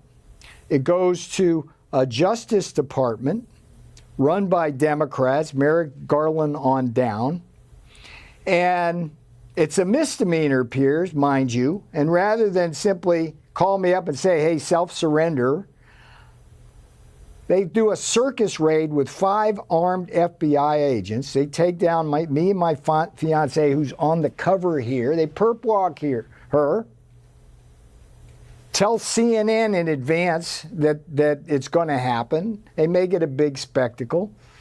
And the agent, Walter Giardina, who put me in charge, turns out to be the same guy who greenlit the Steele dossier against President Trump, which was fake. He said it was real, allegedly, whistleblowers. And that spawned the whole Russia hoax. And then Piers, you can't make this up. I go to court thinking, well, look, I did what I was supposed to do. I'll be able to argue that in court. No. The judge, Ahmed Maida, said, nope, you can't argue that. I had no defense by the time I got into trial. And then the District of Columbia, I don't know if you know this, Piers, but... This is so crazy. I do think we're drifting towards banana republic, because this is the exact thing that you see in a banana republic, where this guy goes from being incarcerated by his political rivals to being one of the advisors to the sitting president of the United States. Right. That's fucking crazy. That is crazy. Yeah. This is exactly what happens in these banana republics. As soon as anyone comes to power, they incarcerate all of the people that could possibly take that power away from them. Mm-hmm. Going after your political rivals is just fucking crazy. It voted, I think it was 92% for Joe Biden. It's the bluest of blue places in America. The jury pool's drawn from that. The judge allowed anti-Trump people on the jury. They convicted me. And then, rather than let me, again, you can't make this up, rather than let me be free pending appeal, which is always the case in these kind of cases, they denied me that. And so I spent 4 months in a Miami prison. I was there, get this, Piers, the director of the Bureau of Prisons kept me there 42. So, okay. Here's some of my problems with some of the Pierre Navarro stuff here. First of all, this all went before the Supreme Court that has given Trump a lot of wins. So is Pierre Navarro he's arguing that the Supreme Court, that is a majority Trump appointed justices or majority Republican justices, three which were appointed by Trump, which has given him win after win. We're supposed to believe that court is like, oh, we're completely politically biased against the Trump administration, and we're going to allow Pierre Navarro to go to jail for a couple of months for contempt of Congress. That's the yarn that he's spinning here, that we have to just believe from this argument. So he got sued for contempt of Congress, and that case went all the way up to the Supreme Court, and the Supreme Court said, yes, you are in contempt of Congress, go to jail. He asked for 2 emergency hearings from Supreme Court, and they denied both of them. They said, no, fuck you. They denied the hearings, or they made a judgment? If they said, we're not weighing in on this, that's completely different than that they sided with the lower court. First of all, if the Supreme Court says we're not weighing in on it, that means that they agree with the lower courts. That's what that means. I mean, I'm sure they turn away a ton of cases that they don't even look at because they don't have time. You don't think, but wait, hold on. If this is, I mean, this is some, he's making this like, oh my God, this is some historic thing. No one who's ever worked for the president has ever been held for contempt of Congress. It was executive privilege. This seems like something that would be very important for the Supreme Court to hear if it was really reaching that. Yeah, that but there's level only so much time in the day. Obviously, they pick and choose what cases are going to. Okay, there's like thousands of cases that go up to the Supreme Court, and they pick the ones that they want to hear. So just out of all the thousands that go up to the Supreme Court, if they say we don't have time to hear this case, it's not like they're weighing in. That's not the. You don't think that if this was of this magnitude, of a question of executive privilege versus look, it's Congress, not, that the Supreme Court's not going to weigh in on it if they don't think that there's something here, there's some legal issue to adjudicate here. You're saying it's not a question of time. Oh, they're like, well, we have just too many cases. Like this is an unimportant thing legally to look into. I'm sure there are lots of super important cases that don't get heard by the Supreme Court because they don't have time. Okay. Well, I'm confident that there are a bunch of super important cases that are like, well, maybe we don't have time. Let me tell you the second docket. We're not going to wait. We're not even going to read it. Let me tell you the second fact of this, and maybe you'll see why the Supreme Court probably didn't want to hear this or want to adjudicate on this. Okay. So Pierre Navarro claimed that Trump privately asked him to invoke executive privilege over the documents sought by congressional subpoena. However, in January of 2023, the judge denied Navarro's efforts to dismiss the charges against him, writing, "Defendant has failed to come forward with any evidence to support the claim that he was actually asserting executive privilege. And because the claim assertion of executive privilege is unproven, defendant cannot avoid prosecution for contempt." So he said, well, Trump told me in private that this was executive privilege, but didn't actually have any way of proving that. He also, the same judge, noted that different defendants, Mark Meadows and Dan Scavino, two other Trump advisors whom the House committee had sought to prosecute for contempt, had produced letters from Donald Trump in which Donald Trump acknowledged that he directed them to assert executive privilege on his behalf. So the DOJ chose not to prosecute those two individuals. All right. So here's the problem. You have Congress ask a bunch of Trump advisors for information. They all say, well, we have executive privilege. Two of them say, here's a letter from Donald Trump saying we have executive privilege. Pierre Navarro, for some reason, can't actually produce that letter from Donald Trump. So he has no evidence of what he's talking about other than just his word. That's fine. I looked it up. The court has declined to hear his appeal regarding a separate case over presidential records. So the court said, we're not going to read your appeal. Yeah, it was about this case. Right, exactly. Yeah, but that's right. So they don't even read it. Obviously, the lower court is what dictates in this kind of situation. But saying that the Supreme Court heard the case and sided against him is different than saying they didn't even hear the case. Yeah, they didn't side against him, but again, the lower court sided against him. We're going to argue with it. If the Supreme Court looks at something and say we're not even going to hear this, that's generally accepted to be they don't feel compelled to go against the lower court. That is the interpretation of this whenever you're talking about legal matters. And I don't think it's obviously Pierre Navarro is going to be the best advocate for himself. I don't think it's truthful for Pierre Navarro to come on here and to claim that this is some sort of insane, attack against him and the democracy and the republic when the Supreme Court didn't even fucking want to hear it. And as I said, the other Trump people that worked for Trump were all able to produce actual evidence that Trump gave them executive privilege. For some reason, Trump didn't want to give it to Pierre Navarro. So okay, that's fine. That's fine. You can't say the Supreme Court ruled against him. You can't say that. I agree. Okay, that's fine. Days longer than the law provides because she could, a Democrat. My case is under appeal. It's going to the Supreme Court. Look, here he is bragging about it. It's going to the Supreme Court. We'll see. Well, look, now... Is it actually? Now Trump...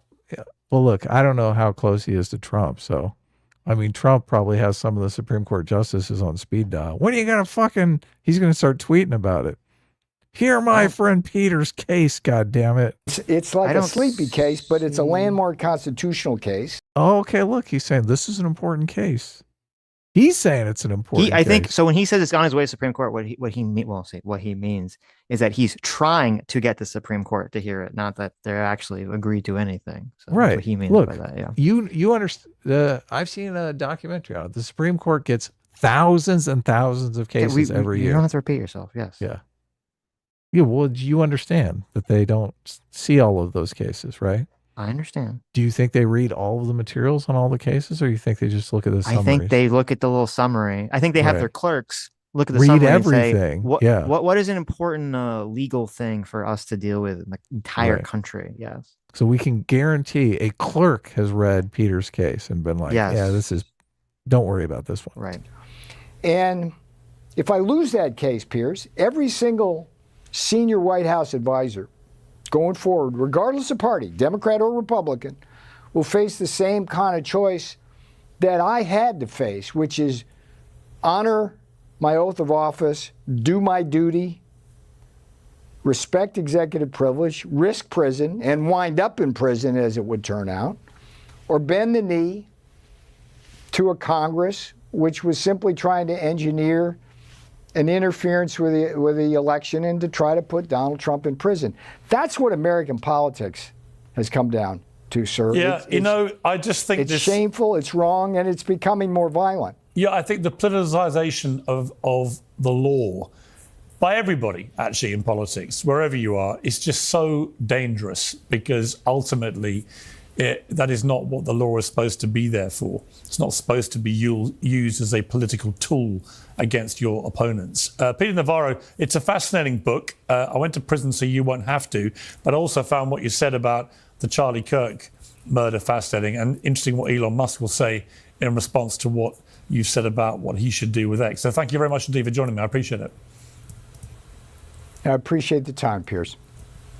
Well, join me to discuss that and the wider issue of the Charlie Kirk murder. The host of The Crucible, Andrew Wilson, host and executive producer of The Young Turks, Anna Kasparian, the professor, philosopher and activist, Dr. Cornel West. And I'll start with Jack Posobiec, who's the senior editor at Human Events and a close friend of Charlie Kirk. Well, Jack, good to have you on Uncensored. My deepest sympathies to you as one of Charlie's many friends. Absolutely horrific murder, cold blood. Is that you? Sound like someone dropped something. No, that was someone on the panel. On the panel? Who was that? Andrew Wilson dropped his lighter. You could see. Good to have you on Uncensored. My deepest sympathies to you as one of Charlie's many friends. Absolutely horrific. Listen, I know what it was. Okay, I know what that sound was. What? Someone spilled the bong? No. So even though Destiny's not on camera yet, he's still like mic'd up. Okay, because he's going to be. That's him taking out his D20 dice, his 20-sided dice, and he's rolling it to see like how unhinged he's going to be in the conversation. Oh, that's coming up. That's it right now, there. unfortunately for him, it landed on 20, so he got crit unhinged. There we go. Here he goes. Murder, cold blood execution, and we're now seeing all the fallout from this. What is your view of the reaction to what has happened with Charlie Kirk? I played at the start of this a rapper brazenly celebrating his death, then lying about celebrating it. But there's been so much of that. What do you feel about that? Today's show is brought to you by Oxford Natural, makers of the Optimum Day and Optimum Night, all natural supplements. Hey, I need some supplements. It's weird to see Piers Morgan doing this, but whatever. I guess he's got to make the money. Got to sell Optimum Day Night supplements. Everybody. It does kind of ruin YouTube though. These in video ads, don't they? It's just weird. Shouldn't we just? I think maybe we should just incarcerate people who put. There you go. Look, we got some before and after pictures. People lost all this weight. Is this what's happening? Oh, I guess okay. That's optimum life. Code Piers. Yeah, well, Piers, thanks for having me on again. And it's I don't even know how to put it in words. I wake up on Wednesday, routine day, Charlie's going to campus. I'm covering the show. And then minutes later, I get footage of my friend getting murdered on live TV. And then I wake up the next day and I see thousands of people celebrating it and cheering it. And here's a concert hall full of people clapping and laughing, and a rapper, cheering it on. And we've got a big problem, Piers. We've got a big problem where people have just, I feel like they've lost their humanity. I think that they've lost humanity, and they've lost sight of, and been totally dissociated with humanity and with reality. And I think there's some kind of social, spiritual cancer that's going on, to take someone who is a young man, who's a husband, who's a father of 2 young children. I saw the family this weekend, and just because of social media, or you think someone's just an influencer, just someone to disagree with, that I can get away from them. Well, it's not that. It's a real person. We're all real people, and I think we've all lost sight of that. Has it made you... See, all of that seems completely divorced from the fact that people see him as the reincarnation of Hitler. Mm-hmm. Which, I mean, if some, everyone's dancing on the grave of Epstein, right? No right wingers are like, oh my God, Epstein, a human being was brutally murdered in his cell. So I just, unless you're willing to take into consideration the fact that the left sees him completely differently than you see him, you're not really having a conversation about the real problem here. Right. Yeah. More concerned about your own safety. You're a high profile conservative, you're out there, you're doing events, you're talking. How do you feel? A lot of people must be asking themselves this question, what now, in terms of your security and so on? Well, Piers, look, there are people who did this. This was an evil act. This was not an accident. And obviously we need to be secure. Every event going forward, we need to make sure that there is pure security. Obviously, the question of outside events is something that's going to have to be discussed and considered, whether or not we can properly secure that, not just for those of us who might be on the microphone, but the people and the students and employees and staff who are going to be at these events, and even just regular students on campus. I mean, campus security, or all security. But the problem is, Piers, is that we've entered into a very dark place, and I fear that until we really start to deal with this cancer that's been metastasized throughout our society, we're still going to be living with this threat. When Elon Musk addressed this very large crowd in London on Saturday, and said that the only way to respond to this violence from the left is to fight back, many have interpreted that to mean, if need be, violently. Do you feel that is ratcheting up the rhetoric too far, or do you think he meant something else? I didn't hear all of Elon's speech. I've been dealing with other things this weekend. But look, in terms of fighting back, obviously, I think that we need to continue Charlie's mission, fight the way that Charlie fought, do politics the right way, fight with our words, fight with our ideals, fight with dialogue, with speech. I've always stood for freedom of speech. Charlie always stood for freedom of speech. And when it comes to anyone who is perpetuating, though, this cancerous ideology, and of course, that is perpetuating violence and excusing or encouraging violent ends, then that would cross the barrier, I would say, into law enforcement, and having law enforcement action, local, state, federal, whatever the appropriate manner would be, under color of law, would be, of course, to try to prevent and intervene before one of these horrific acts once again takes place. And of course, we heard FBI director come out this morning and say that there were people who were discussing this in the open even before it took place. Obviously, all of that has to be investigated. But Piers, we in the United States, we used to have a huge problem of serial killers and other behavioral issues in society that we dealt with from a national standpoint. And I think we need to really step back, have that conversation, and figure out what the right national, federal response is going to be. Anna Kasparian, what was your immediate reaction when you heard about what had happened to Charlie Kirk, and presumably at some stage saw the video? Well, it started with absolute shock, followed by despair, followed by fear of what this means for the country and how things could potentially and very likely devolve further. You know, Charlie and I had multiple debates and conversations, and what I really appreciated about Charlie, and I've said this multiple times, was that even though we had disagreements, he had a huge platform and was inviting to people like me to make my case to a completely different audience about my point of view, why I believe things that I believe. And that's what is supposed to make America great. The ability to live in a pluralistic society where people have differences of opinion but can engage with one another in good faith and make their case.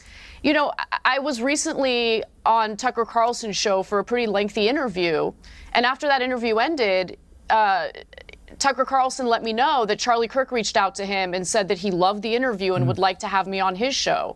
That's the kind of person Charlie Kirk was. Now, that's not to take away from the things that I vehemently disagreed with him on, but engaging in violence is an act of cowardice. It's what losers do. It's what people who are unable to articulate their arguments effectively resort to. That's my take on what happened to Charlie Kirk. And I have to say, the video of him getting killed was one of the most disgusting, horrific things I've seen, and I can't get that image out of my mind. It's seared in my mind. What is a good denunciation? Yeah, I'd say a solid, completely solid denouncement of the horrible assassination of Charlie Kirk. Yeah. Did you see the video? Yeah. When it first came It was out? hard to not see. It was literally all over my timeline. I mean, I looked it up just because somebody said something to the effect of, I mean, people were debating whether or not he was going to survive. So I looked it up just to kind of see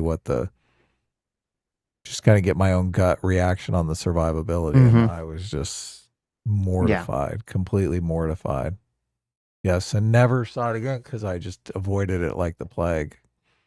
Because it's just I think I saw it like 3 or horrifying. 4 times just because, you know, I have from the different angles too, because I have autoplay on X and it was just like, you know, just scrolling and it was everywhere at the moment. So yeah, it was, and that's the same thing. I was like, I don't know. When people were saying that he survived, I was like, oh, okay. Like, looks really fucking brutal from that video. So yeah, I couldn't imagine him surviving. Yeah. Which was super sad, but I mean, thank you for saying what you just said. But you agree with good denouncement from Anna? Solid. Yeah, obviously. Yeah. No, I think it's a good denouncement of the It's going to violence. become part of the contention in a little bit, I guess, in the conversation on Piers Morgan. Yeah, yeah. Very clear. What has been truly shocking to me is not just the murder itself, which was obviously just horrific, as was the video. And I agree, it's very hard to ever lose that image of what happened. But the reaction from young people in particular on the left, I have to say, I have found absolutely sickening. The glee, the celebration, the TikToks, the general, the behavior of this rap band, Bob Vylan, and then the lying about the fact they were clearly celebrating in the most despicable manner what had happened to Charlie Kirk. You know, I've got no problem with people appraising Charlie Kirk's record and criticizing him where they feel he was wrong about stuff. That's fine. That happens to every public figure when they die. But to gleefully celebrate the cold-blooded execution of a 31-year-old father of 2, I just found crossed every line of humanity. And I guess, Anna, you know, a lot of these young people. You've met a lot of these young people on the left. What is going on with young people on the left? And I'm not just saying, I'm not for a moment saying there aren't young people on the right that have similar mindsets about their opponents. But what is going on with these young people on the woke left who genuinely look at that and think this is something to celebrate? And it gets annoying when it's kind of like the conversation, we have with Soy Pill, where whenever you bring this up, it's this immediate deflection to, okay, but the majority of Democrat politicians, they all denounced it. They didn't support it.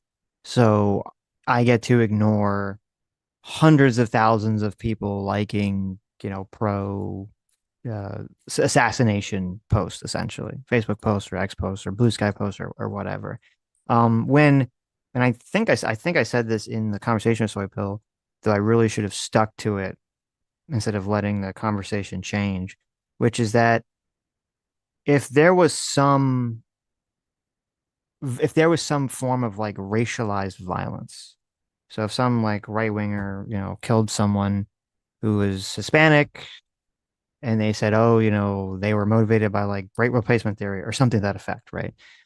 Even if all the Republican politicians said that they denounced it, whatever, all the people on the left they'd say, whoa, we don't care that you're denouncing. They make kind of the same argument that people on the right are making, saying like, well, it doesn't matter if you denounce it. You kind of had rhetoric that led it. People on the left would be saying the exact same thing. They'd be saying, oh, well, I don't care that you're denouncing it. Your rhetoric is what led to the behavior. And they would have the exact same argument. So it's very frustrating to me and very bullshit of a lot of people on the left who refuse to actually engage with this conversation. And the fact that even worse, that so many people are supporting it, celebrating it, does show you that there is something sickening going on in the culture, especially on the left and the alt-left, in terms of so many people cheering this on. I'm glad politicians denounce it, but if you actually believe that it's bad, if you actually believe political violence is bad, you need to address this topic and actually try to figure out why this is happening and fix it. Yeah, it is interesting that they would make the same arguments. I after AOC's little speech on the congressional floor, I can't take seriously that all of the elected leaders are innocent. I just can't. Mm-hmm. They're not, obviously, but yeah, it's total bullshit. And what's the other chick from the squad? Obviously, she was Ilhan Omar. Yeah, she was even more incendiary. So she was, yeah. Just the idea that, oh, look, all of our leaders are completely in line, and it's just the kids on TikTok that are getting out of line. I do think, I mean, the argument that people are making who are dancing on Charlie Kirk's grave are saying his rhetoric is what brought this on himself. But I think it is the twisting of his rhetoric into white supremacy, into great replacement theory, and all these completely insane things. That's what got Charlie Kirk killed.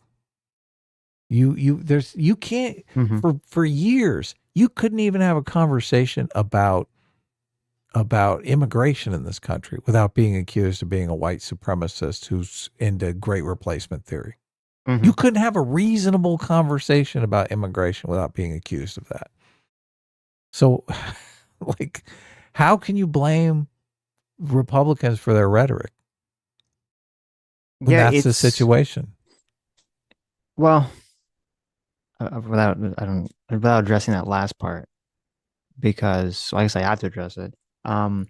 It's kind of what I said before, where everyone uses very extreme rhetoric all the time, and then someone does something violent, and then all of a sudden everyone's like, well, now we have to pump the brakes. That's always the situation it's kind of going on here. What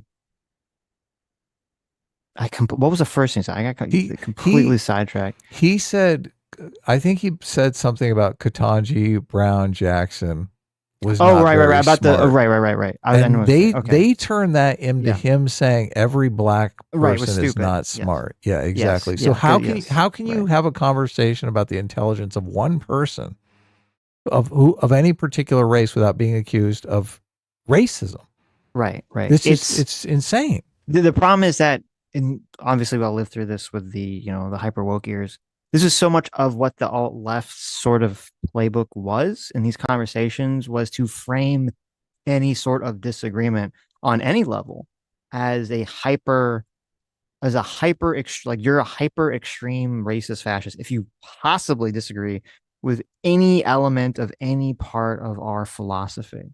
Yes. It was like, and that was like built into sort of the alt left framework from the beginning to have these conversations. It's actually, I mean, I hate to say it, I'm sort of surprised it took this long for some kind of violence like this to even occur, because of how crazed the rhetoric was on the alt left about everything regarding these issues. Yeah, but how old was this guy? 22, right? Yeah. So, I mean, he started hearing this rhetoric when he was 12.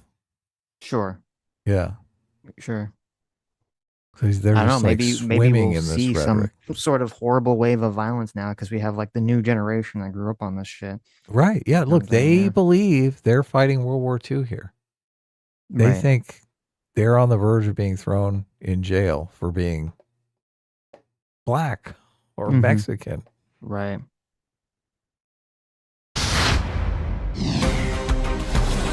Hello and welcome. We begin with some breaking news. Woke is dead. Are you going to read Piers Morgan's book? No. Woke is dead. I wish woke was dead. I don't believe that it is. How common sense triumphed in an age of total madness. Godspeed, Piers Morgan. I wish that was true. Yeah.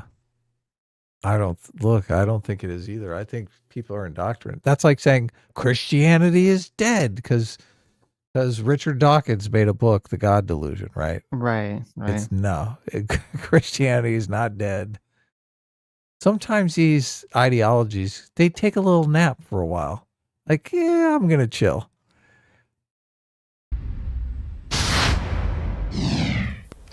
Well, I'm going to answer the question, but let me just note that there are different factions on the left. And I think the way that this is kind of being discussed in a way that just kind of generalizes everyone. Sitch just got big hearts in his eyes. He's like, yes, Anna. Let me just say, there are different factions on the left, okay? It's not the whole left. Andrew Wilson. Nice. It's nice because then it's just like saying, well, listen, everyone on the right is that was the big complaint we had against the woke left for so many years, is that everyone on the right is a griper, everyone on the right is a white nationalist. Yeah, no, that's what they do. That's what the extremists do. They want to say, everyone is the bad guy. Right. And it's like, there are reasonable people on the left who listen to AOC on the floor of Congress and believe her. On the left is kind of unfair. But putting that aside, I do think that we have an overall problem. I think what happened is a symptom of a bigger issue that we have, not just in this country, but I'm seeing it happen globally, where there's just this dehumanization of people based on their political views. And on top of that, the devaluing of human life, right? I mean, we've been seeing images of people being butchered, children being butchered endlessly on social media over the last nearly 2 years. Prior to that, I mean, the rhetoric that devalues human life, I think, has played a role into it. But also, I just think that there's this dumb idea that all you need to do is like get rid of or take out some of the prominent figures on the political side of the aisle that you disagree with, and that'll somehow solve the issue. No, that doesn't solve the issue. What it does is it makes the situation in various countries where this type of political violence plays out far worse. Now you're hearing talk of retaliation in a violent way. When it comes to the Trump administration, you're hearing, policies that are being proposed that would limit the legitimate political speech of Americans. I am concerned about that. What that disgusting murderer did is he pushed for this country to devolve further. And I wish that cooler heads would prevail, but at the same time, I don't begrudge people who are angry. I mean, that poor wife and her 2 children witnessed Charlie Kirk get shot and killed in the neck. I don't begrudge her at all for being furious. No. I can't even imagine where my headspace would be at right now if that happened to my husband. Right. Andrew Wilson, Where were you when you? So great response. You could tell she was like almost went to the Gaza thing, but kind of reeled it back in, Right. like pulled back on the Gaza thing, which I think is good. Just sort of implied. I don't think anyone picked up on it. So right. When you heard about Charlie Kirk, and what is your view of the fallout from this? Yeah, I was sitting with my wife watching TV. So the thing is I remember this picture circulating around of Charlie Kirk. He was debating the incoming president of the Oxford Union, and they were all smiles and handshakes. And by the next day, this guy was saying the most insane rhetoric about how he basically had it coming. So how many of these leftists have murderous intent? When we show up to have a conversation with them. We show up to debate our views. We show up to in some way engage with them. How many of them have seething murderous intent behind their eyes, and they don't really want to do any of that? They really want you dead. And that is the biggest demonstration of that, by the way, in that one single picture. You have Anna Kasparian here, and she's talking about this. The Young Turks called Charlie Kirk a fascist how many times? The Young Turks played into this rhetoric how much? They went out of their way to do so. Rubin recently called him out for doing it. So I've never called him a fascist. Hang on. I've literally never. I don't even call Trump a once. fascist. I didn't interrupt you once, lady. But You'll you have a can't chance make to things talk. up about what I've said about You Charlie can talk Kirk. when I'm done talking, like I was respectful enough to let you do. So the thing. you can talk when I'm done lying about you. That's what you can do. No. Andrew, that's totally unfair. And look, you interrupt everyone, Andrew. So, geez. Is like, yes, they do. This network does do that, and these leftists do that, and they set all the rhetoric up in the world to make sure something like this happened, and they were dancing on the grave of this guy before he was even cold. I have tweets from Destiny which are insane. Yeah, Destiny's Destiny. I want to say he's kind of leaning towards this argument that if Anna Kasparian should do the right thing and she should quit her job at the Young Turks. She should say, listen, I don't think it's right for Cenk to be calling Trump a fascist and for John Iadarola to be throwing around the fascist label. I'm going to quit. Fuck this place, right? Which I think is a completely horrible fucking strategy, right? If you think that rhetoric is bad for society, isn't she better off in the institution and persuading people? I think Anna has done a great job of getting Cenk to tamp down on his rhetoric quite a bit. I think he was 10 times worse maybe 2 years ago. So no one's going to listen to Andrew Wilson. If Andrew Wilson comes out and yells at Cenk for his incendiary rhetoric, Cenk is not going to listen to that. He's going to say, look, you're on the right. Fuck you. My rhetoric's going to get worse because you keep cry-bullying me about it, right? Yeah. But if Anna Kasparian, the woman that he's sitting next to, who he actually trusts and has a relationship with, nudges him in that direction, he is going to listen. So this whole, like, you should be holier than thou and quit your job, it's complete and utter nonsense. Yeah. Well, there's generally two ways to sort of like the way that people look at this or address this online. You can either try to get someone to change their behavior in a way that you think is better, or you can try to dunk on them to generate a clip for yourself or some sort of publicity for yourself. And I'd argue if you actually want to change the behavior, and I think it's a fair question to say, and even though I know Anna right here and also Cenk has been very, very, very vocal against the shooter and Cenk on X that I've seen has been one of the most vocal people on the left to not only denounce the shooter, but to denounce the people that are celebrating the shooter and call them, evil and stuff like that. So I do give Cenk a lot of credit for that. And that's great. I wish everyone on the left was that strong on the topic.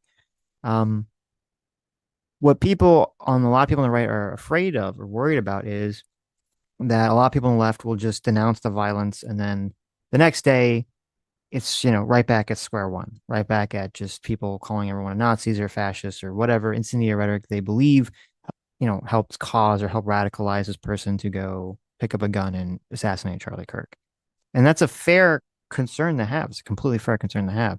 So I think a fair question to ask at Jank or Anna is to say, and not in sort of the dunk way, is to say, hey, on TYT, and I don't know if Anna's done this or she's saying she hasn't done it, so I'll take her word for it. But I know that they've done videos and it's in the titles and all this other stuff, that they have done videos where they've, leveled, or maybe Jank has levied the sort of fascist accusation at Trump. And I wouldn't be surprised if there's one at Charlie Kirk too. And I think it's fair to ask the question to say, since you've helped participate to some degree in this behavior, and now you're starting to see like, okay, maybe now's the change. Maybe now's the time to change that behavior, change that rhetoric. And I think that's totally fair for people to say, okay, we engaged in one form of rhetoric, and now we're starting to see that the violence is tamped up, the conversation has changed, things have changed. It's okay for us to now say, well, maybe we shouldn't do that anymore. Maybe it's time to stop doing that. And I think that's a fair question to ask of them. And I think that'd be a good way to frame it if you actually want to change the behavior.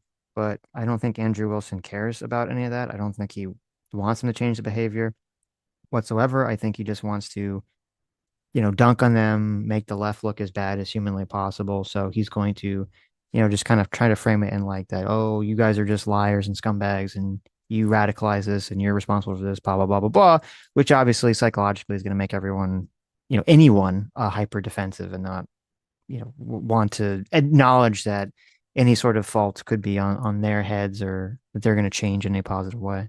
Well, he wants to make the argument that everyone on the left is the same and they all engage in this violent rhetoric. Right. When he's sitting to someone who is unusual on the left, who doesn't engage in this violent rhetoric. Right. I mean, I can't remember.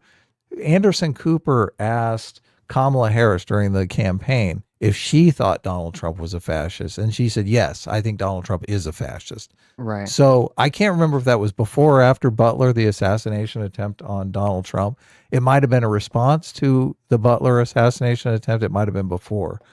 But still, after Butler, we all had a conversation about the violent rhetoric and should we be doing it.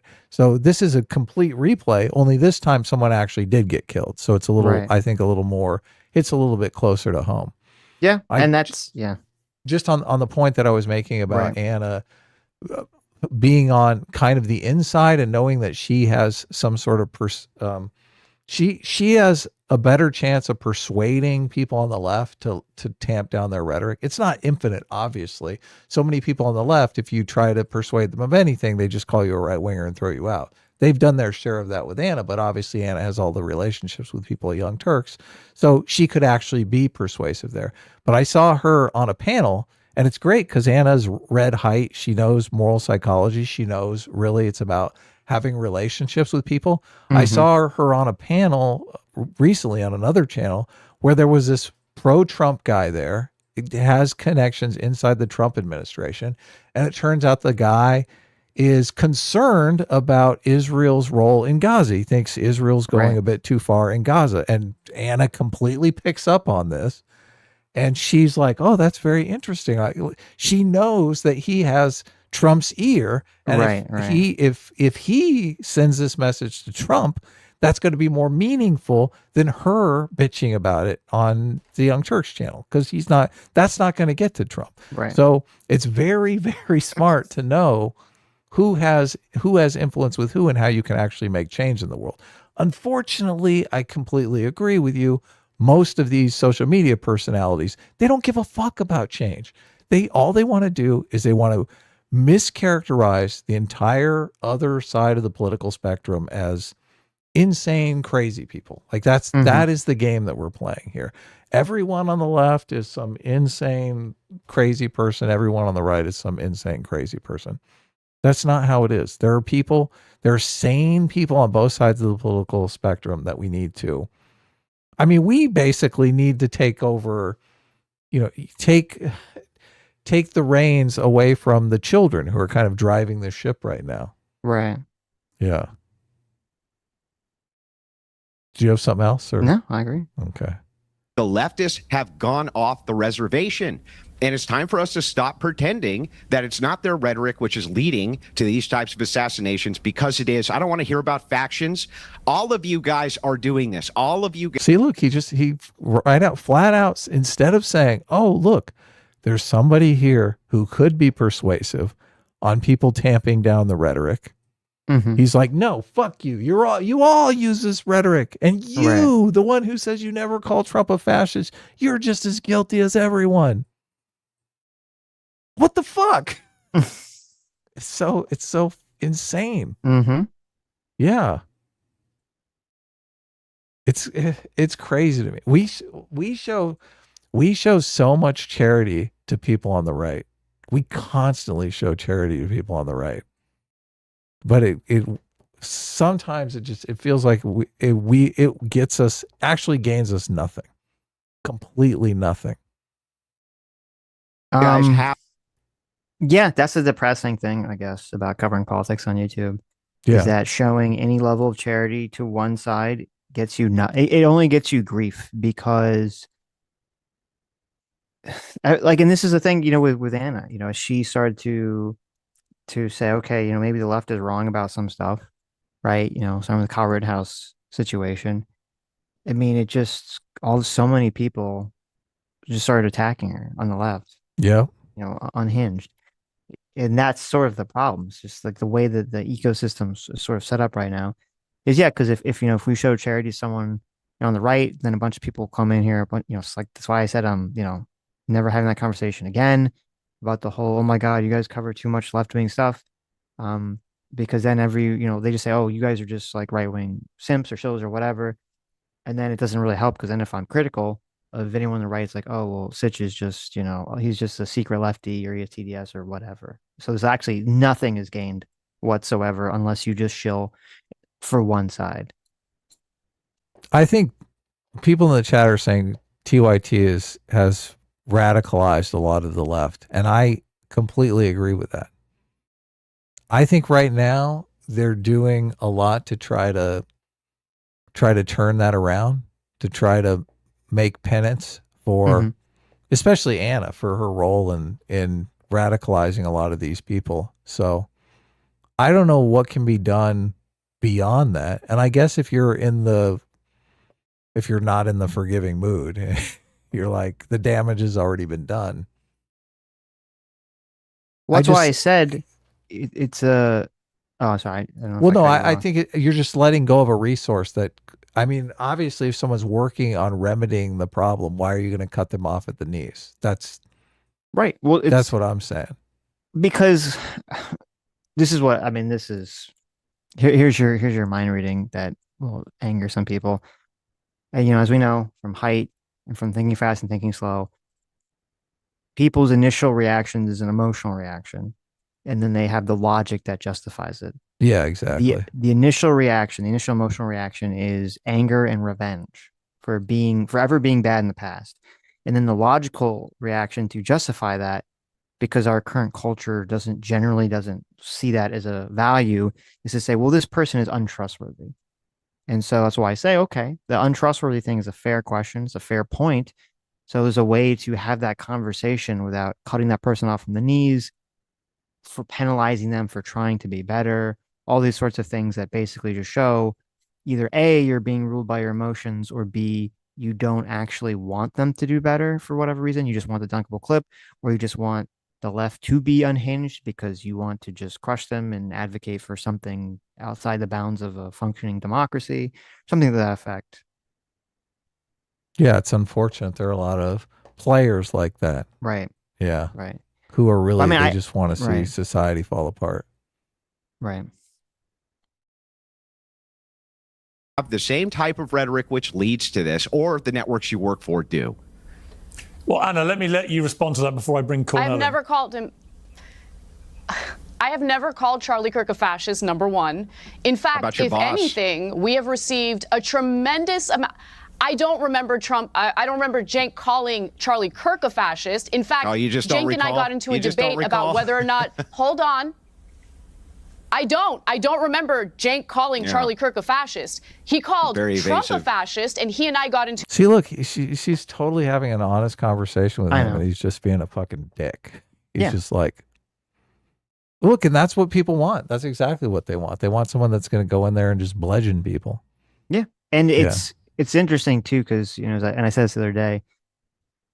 Now Sam had watched Piers Morgan watched this before I watched it, and I heard her reaction in the other room while I was doing something else. I was working on something else, and now I mean she's a little biased because she's a big Anna fan, but she didn't really know that much about Andrew Wilson, so she watches this and she's like, oh fuck Andrew Wilson, he's a piece of shit, blah blah blah blah blah. Anna's like trying to do the right thing that someone left should do in the situation, and then Destiny comes on later, and it's just like, oh, all that, any animosity she had towards Andrew Wilson just completely is like, oh, Destiny's just like 100% worse.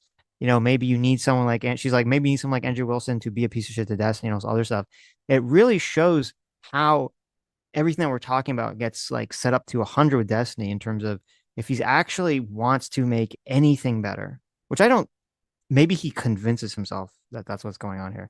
If he actually wants to make anything better, he's not. He's making everything worse completely for himself, for the left, for his movement, for every cause he possibly could stand for. And it's hard for me to imagine everything he's doing is not just for some money or out of, he's on drugs or just some sort of emotion has gripped his brain and he has lost all semblance of free will at the moment. Yeah. I mean, when Andrew Wilson turns on Destiny, I like it, obviously. But I think Destiny has the same strategy as Andrew Wilson on just bludgeoning the right. Yes. So I do think the distinction is you've got two people who are going to act just as unfairly to the other side. And if so it's strategy meets strategy. Right. So I don't mind it when he does it there, obviously. That's the point. That's my point exactly. Right. Yeah. I just, in order to be effective, I think you have to make that distinction. You have to go, okay, well, this person is just completely unreasonable. And the only thing I can do here is bludgeon this person, right? So then you're willing to engage, bludgeon. And I think Anna actually does invoke that strategy with Destiny because she starts talking about his Adderall and his fucking kids and all kind. Like she throws everything at him. Right. So she is able to effectively switch. She's like, okay, this guy I try to have a meaningful, sincere conversation with, and this guy just I beat up on him. Right. Andrew Wilson is probably capable of doing that. He probably has done that a lot with people who are on the right because he doesn't perceive them as enemies, right? So he probably has long conversations about philosophy, and he does really try to get to the truth. Yeah. It's so there are so few people across the aisle that you can have a sincere conversation with that I just think you need to take that seriously. You need to be like, okay, something can be accomplished here. Yeah, especially publicly, because it feels like 99% of the time when you're talking to another content creator. Yeah. If you don't, they're farming for clips. It feels that way. I don't They know are. If it is that Exactly. way. It feels that way. Yes. That whole conversation with Soy Pill was that. I don't think Wick was farming for clips at all. I feel like we had a much more sincere conversation with Wick, obviously. I think Wick is in that is 1% probably like us, obviously. Well, I think Wick Even if we disagree. I think Wick is far more partisan than me. So I mean in terms of like the good faith of interaction. Yeah. To a debate about that.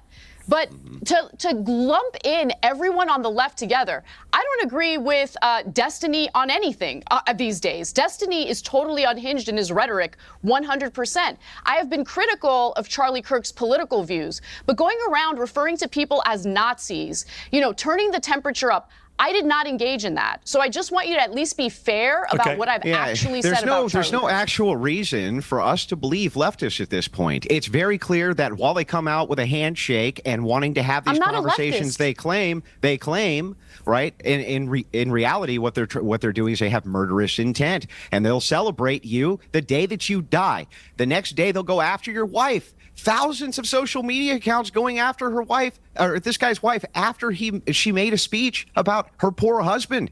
Yes, it is your side that's doing that. Like it or not, it's your side that's doing that. There's no equivalency between the right and the left on this.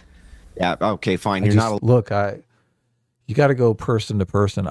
I can't imagine Anna Kasparian dancing on the grave of any right-wing commentator that got axed. I do think if something happened to Hassan, there would be tons of right-wingers that would be doing the exact same thing that all of these right-wingers all these left-wingers are doing on TikTok. Right. I'm just I'm keeping it real here. Being realistic. No, I agree. I mean, I agree completely. That's why I don't like this whole, whenever someone's like, they did something, they tried to shoot the president, they killed Charlie Kirk. It's like, who is this they that we're speaking of? Yeah. Yes. I don't like that either. Leftist. I'm sorry. Are you on the left wing? Are you a Democrat? Are you more of a Democrat than you are a Republican? Do you move towards those types of issues? I'm not a Democrat. I actually registered as an independent.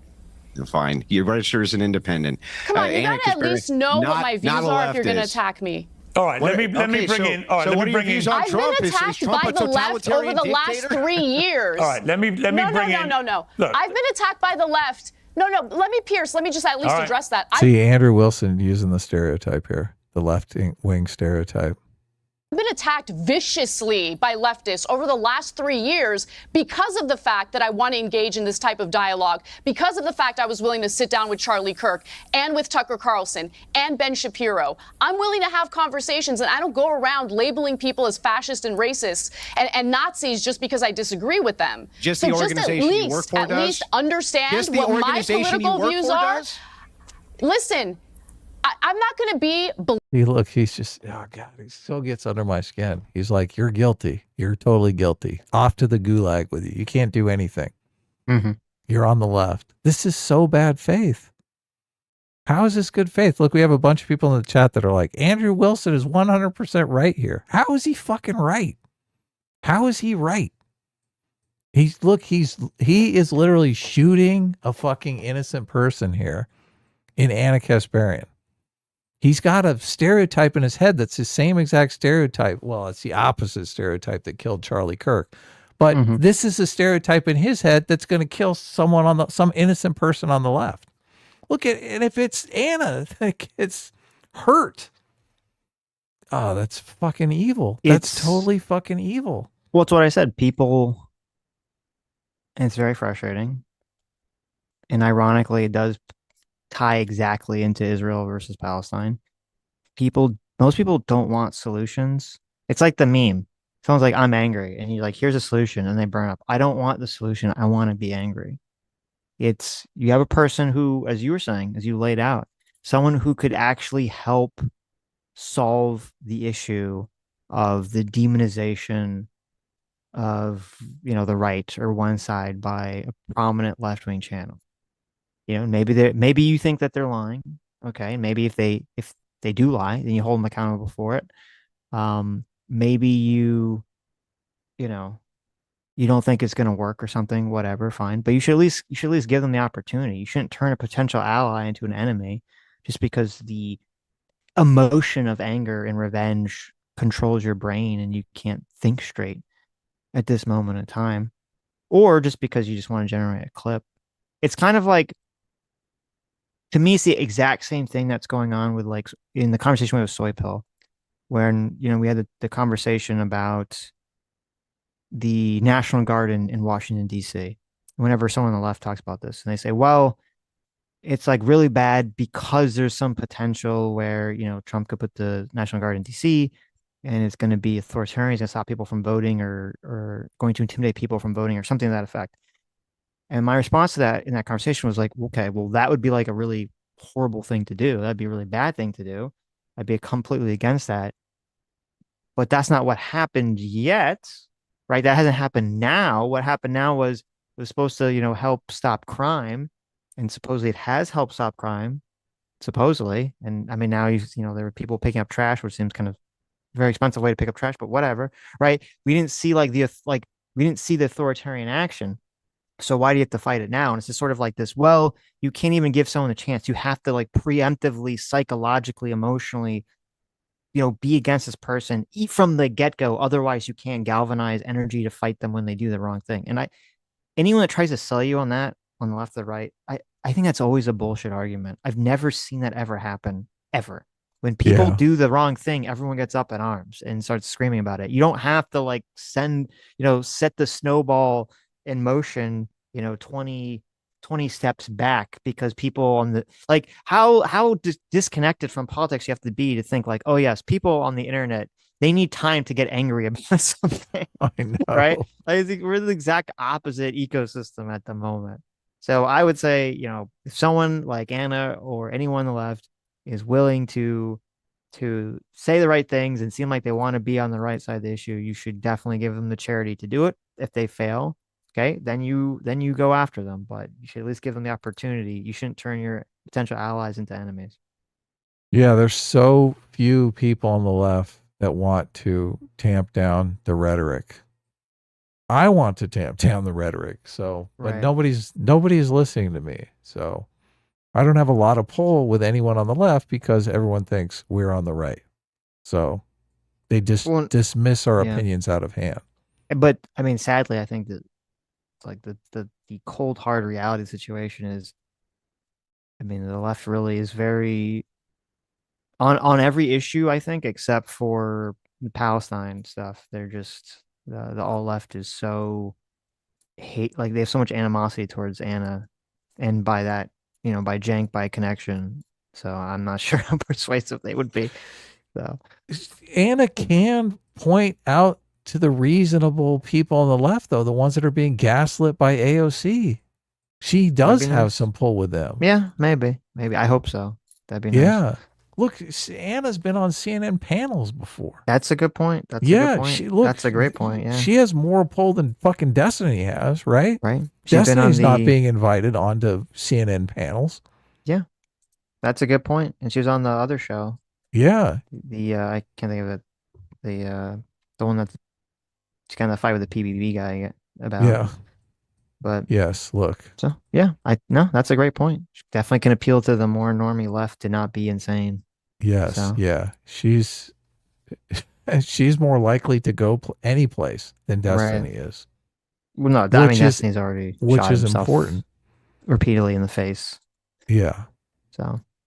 So look, if she can take this rhetoric to a CNN panel, that's something. That is definitely something. If she was on the CNN panel with the guy that was targeting Charlie Kirk, Van Jones, if she was on the CNN with Van Jones, it might have been very different. And that was the day before Charlie Kirk was assassinated. Right. So, and she's been on that show before. Well, I think it's a total resource. Obviously, look, Piers Morgan is shooting for tabloid journalism here. Jack Posobiec is like, why the fuck am I even here? Right. He's checking his text messages. He probably shouldn't be there, but yeah. Yeah, he's tweeting on end wokeness during this show. Okay, he's half engaged at all. Save your ammunition, Andrew, for the leftists, the true leftists that are out there, the ones that really do want to use this incendiary rhetoric. And Cornel West is a perfect example of that. So I'm glad he goes after Cornel West, and I'm glad Cornel West rage quits. Blamed for what everyone in that company has to say. Anyone in that company has to say. The I'm head an of that individual. company? We are supposed to judge people based on individuals. He did not go around calling Charlie Kirk a fascist and a Nazi. Saying that you don't have good reasoning skills. If it's the case that you think, oh my God, I'm judging you can't be calling people so Nazis. You can't be calling people Nazis while your boss does all the time. Why are you making that up? You're just making it up. You're just making it up. We're all the same. That's how simple-minded you are. You're all the same. Okay, then everyone on the right is just like Dylan Roof. All right, let me look at that. She takes it up a notch. I know. Look at that. Andrew kind of looks like Dylan Roof. There you go. All right, let me bring in. I want to bring in Cornel West. I want to bring in Cornel. What did he say? Do I work for a company headed by Dylan Roof? Oh. And Anna said, "Shut up." My God. West. I want to bring in Cornel. He's been waiting. Shut up, Please, lady. let Cornel come in now. He's been waiting for... Oh my God. Sitch, I want you to go on these panels. I really do. Well, it's I don't mind that Pierce is like tabloid journalism. That's like where he came from, right? And I do like the panels are very sensationalist. Maybe it is complete. Maybe this is why Pierce didn't pressure people about the whole tamping down temperature, because obviously Pierce Morgan has no interest in tamping down temperature on fucking anything, right? He's not like, oh, let's talk about tamping down temperature in America after this political assassination. So I'm gonna have Andrew Wilson and Destiny come on the panel, right? I think two people are gonna scream at each other. It just kind of heighten, the temperature. It is, yeah, it does seem like it's working against that goal. If that is his stated goal, which I don't think It's not. It's to create compelling YouTube content. Right. And to Which is make obviously working, 'cause him we're look watching it good, right now. obviously, because he's the one that sits back and goes, look at all this insanity here. It's Jerry Springer. I'm just like the referee. I do think, look, Anna's got some balls for going into this situation. She didn't rage quit.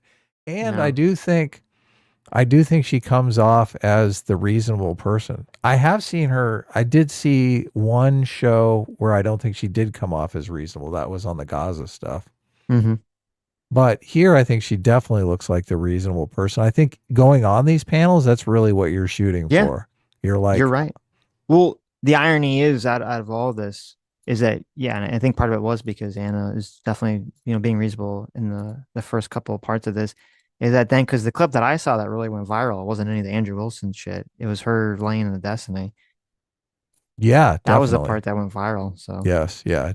Andrew Wilson laying into her did not go viral at all. No. Very patiently. Cornel, welcome back to Uncensored, where things are getting incendiary quite quickly. I think the override... Piers is just, it is hilarious. He's just mining that shit. He's like, things are getting very incendiary. Good. Yes, exactly. Exactly. Good. Point I would make about the debate we've just been hearing between Andrew and Anna is that there is little doubt to me that the constant rhetoric on the left, the woke left, let me be specific to where I think a lot of the blame lies, ever since Donald Trump came into power in 2016, has been this relentless use of the phrases Hitler, Nazis, fascists about Trump and about Trump supporters. And the problem with constantly saying this as a group, as the woke left have done for 9 years now, is that eventually it permeates down to young impressionable minds who genuinely believe that it is their mission to stop America from being taken over by the new Nazis or the new fascists or the new Hitler. And that leads to the kind of thing we saw with Charlie Kirk. Do you agree that this language, this relentless, in my view, woeful misuse, particularly of the word Nazi, towards Trump and his supporters, this is part of the problem? Well, I think part of the deeper problem, though, Brother Pierce, is that the organized greed and weaponized hatred and routinized indifference toward the vulnerable has come together in such a way that it has eroded the sources of character formation, so that integrity, honesty, decency, and self-critical sensibilities of individuals and groups is more and more disappearing. So you end up with because hatred itself is promiscuous. Sitch, please, can you paraphrase? I don't know what the fuck he just said. What was just said there? I don't know what the fuck he's You're talking not about. paying attention, Sitch. Come on. I'm lost. Okay. You got to understand. Brother, I don't understand. I don't understand. Piers. I'm gone. It's all about the social formation of I have no fucking clue what he just said. It's like greed, just like indifference toward the suffering of others. Look, I can sense enough that he's basically going to the Republican stereotype. He's saying These are a bunch of greedy racists. Of course we need to call them fascists. How dare you? Go back to like the beginning. Okay, I'm gonna listen as hard as I possibly can to try to figure out what the fuck he's talking about. He basically says, yo, you're all a bunch of greedy racists, and we have to call you fascists. Okay. That's what he says. Here we go. The deeper problem, though, Brother Pierce, is that the organized greed and weaponized hatred and routinized indifference toward the vulnerable has come together in such a way that it has eroded the sources of character formation, so that integrity, honesty, decency, and self-critical sensibilities of individuals and groups is more and more disappearing. So you end up with because hatred itself is promiscuous, just like greed, just like indifference toward the suffering of others. It's promiscuous. It will lie with the left, right, center. It lies with Christians. It lies with Muslims. It lies with Jews. It lies with Buddhists. It lies with Hindus. And human beings were so wretched in the first place. If we don't undergo some kind of spiritual and moral cultivation, we end up falling back on greed and hatred and indifference. And I mean, the American empire at this moment is one in which the lethal combination of the hatred and the greed and the indifference generates very much the exchange that we just saw. You see, it's okay. I understand what he's saying. It's really it's weird because it's funny. I think he's a preacher, right? Some kind of religious guy. Reverend Cornel West. I thought he was. It's interesting because he's essentially making the religious argument of, the reason people are bad is because there's no God in their life. Essentially, everyone is degenerated into, being a shitty person because they've lost, this kind of moral, godly force in their life that brings righteousness to people. But then, so I'm listening to I'm like, oh, that's kind of interesting because generally you don't hear people enough say that. But then instead of saying the lack of God is the culprit at the very end there, he says, well, the reason is because America is an imperialist empire. And it's like, wait, what? This is the super whiplash. All of a sudden, well, that's the reason. If only America was an imperialist empire, then no one would have assassinated Charlie Kirk because then everyone would have better moral character, which is a really stupid position to have, a really stupid and nonsensical position to have. For me, he was saying that we're not in a situation where we're cultivating character. Yeah. People are just getting greedy and full of hatred. Right. I don't know that he actually linked it to God. No, he did. You would think he would, but he doesn't. Yeah. Definitely. Right. So he's saying, look, nobody's got any good character anymore. Right. Yeah. And it's the empire's fault, the American imperialist empire. Yeah, it's the empire's fault. Okay. This brother right here says, well, all leftists want to see me dead. Well, I'm a leftist. I don't want to see you dead. I'm a Christian. That's a terrible argument. So one leftist want to see you dead. You're wrong about all leftists. We want to love you. Well, tell that to TikTok. You call Trump's administration a neo-fascist movement, you lunatic. People have gone out You're of your absolutely way. right. Look, he's like, yes, and I'm proud of it. Okay. I mean, bold choice, Cotton. It's just the truth. We just got to tell the truth. There you go. You have gone out of your way. Let me make the to case. do everything Let me possible make to the cultivate case. this. Let me make the case. Oh, yeah, Will you just allow made me to your speak, case. brother? Come You on, just man. made your Come on. case. No.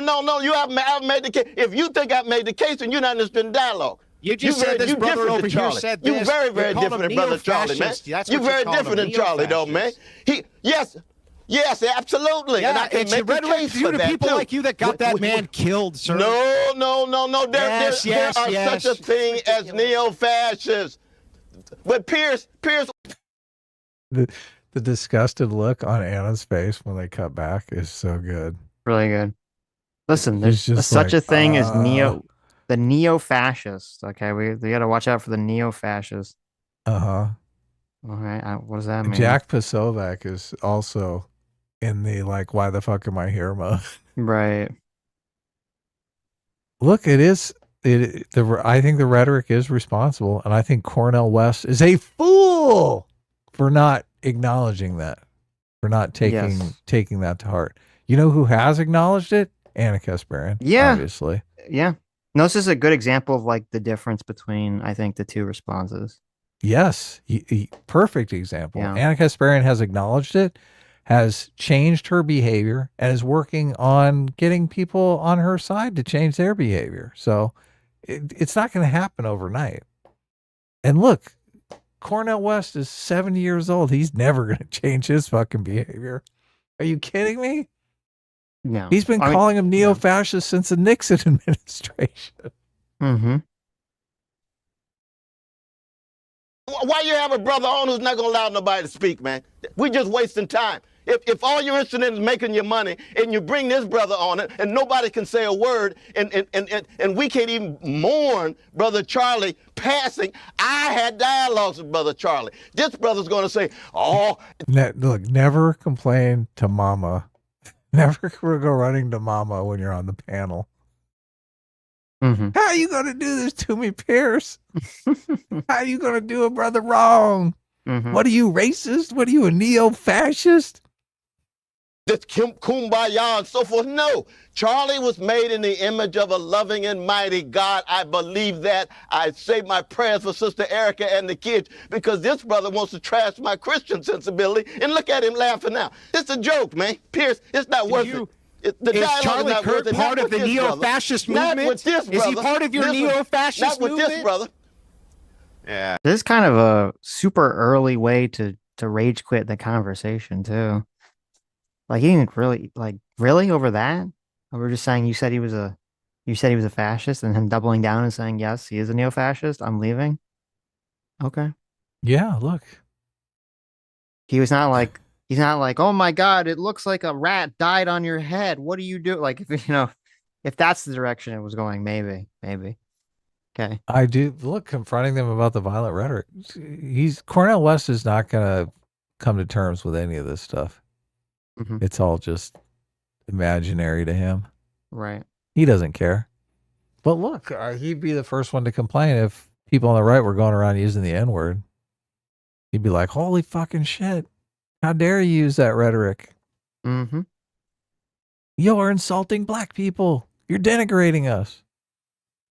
When Run Charlie himself says that he is against Civil Rights Act, does that make him a proponent of Jim Crow? When he calls Martin Luther King Jr. an awful human being and a scumbag? I'm critical of that. I am critical of that. You're absolutely right, Brother Wilson. You're absolutely right. But if all you're going to do is be arrogant, you're arrogant just like the so-called leftists you're talking about. But Pierce, you making your money, brother. Go on and make your money, man. It's not about making. Not worth it. Cornel, this brother it's not right about here making money. Part of the problem. This other brother. Piers Morgan lying on his own fucking show. I know. Look at that. Yeah. It's not about making money. He says counting the stacks of views. Yeah, of course. Look, I don't think it's right to accuse him of being greedy on the show, but at the same time, I don't think it's right we to all say, know what's going on here. Yeah.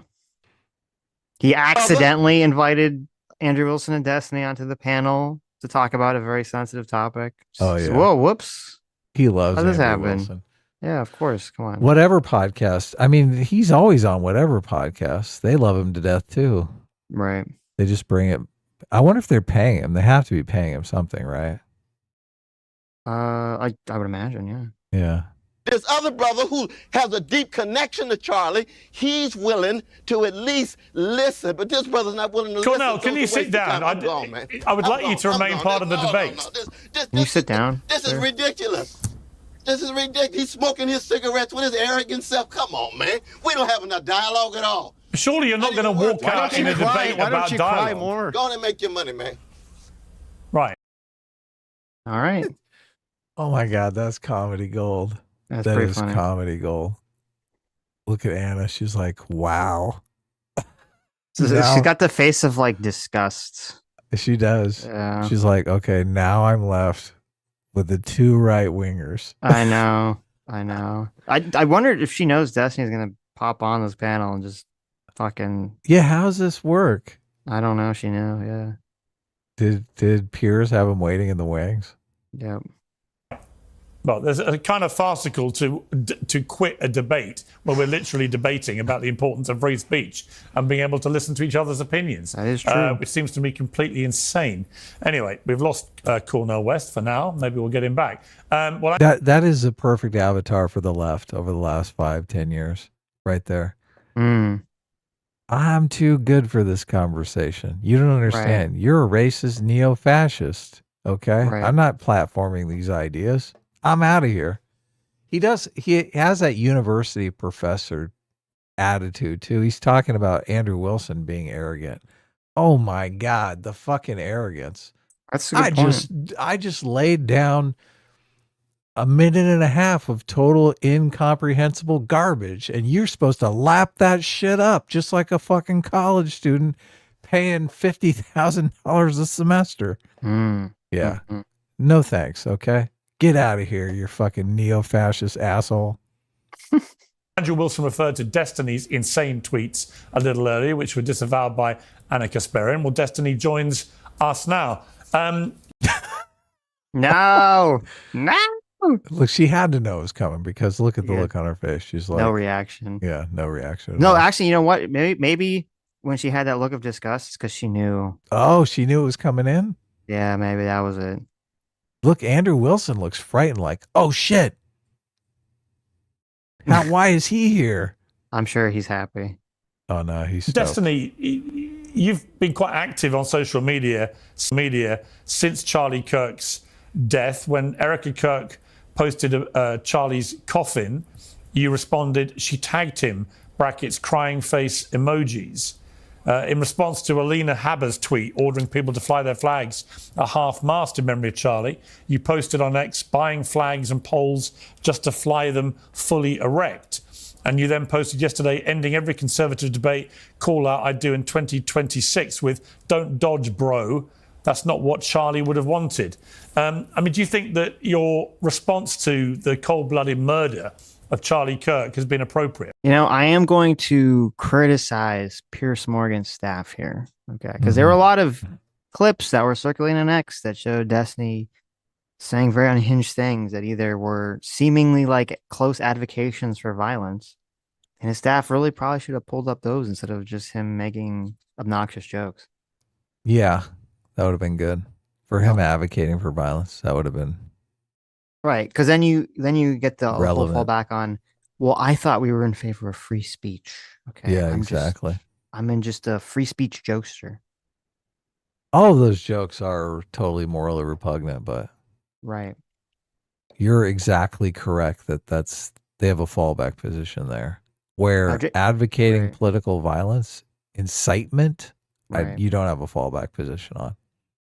Jason Mulgreen, thanks so much for $20. Says 25% of the left thinks violence is acceptable. Let me know when anyone on the left says, quote, there aren't Nazis or fascists. Trump isn't Hitler. ICE isn't Gestapo. They aren't trying to genocide trans or take away civil rights. 1995 Eddie V for $20 says people can't even name their senators and representatives. Most of them rep districts they didn't earn since they were drawn for them. And Congress doesn't pass laws. Their quote, good behavior is irrelevant to me. Nobody listens to them. Josh Anderson, thanks so much for $20. Says Adam must hate the Lord of the Rings movie since it has music all the way through it. That's true.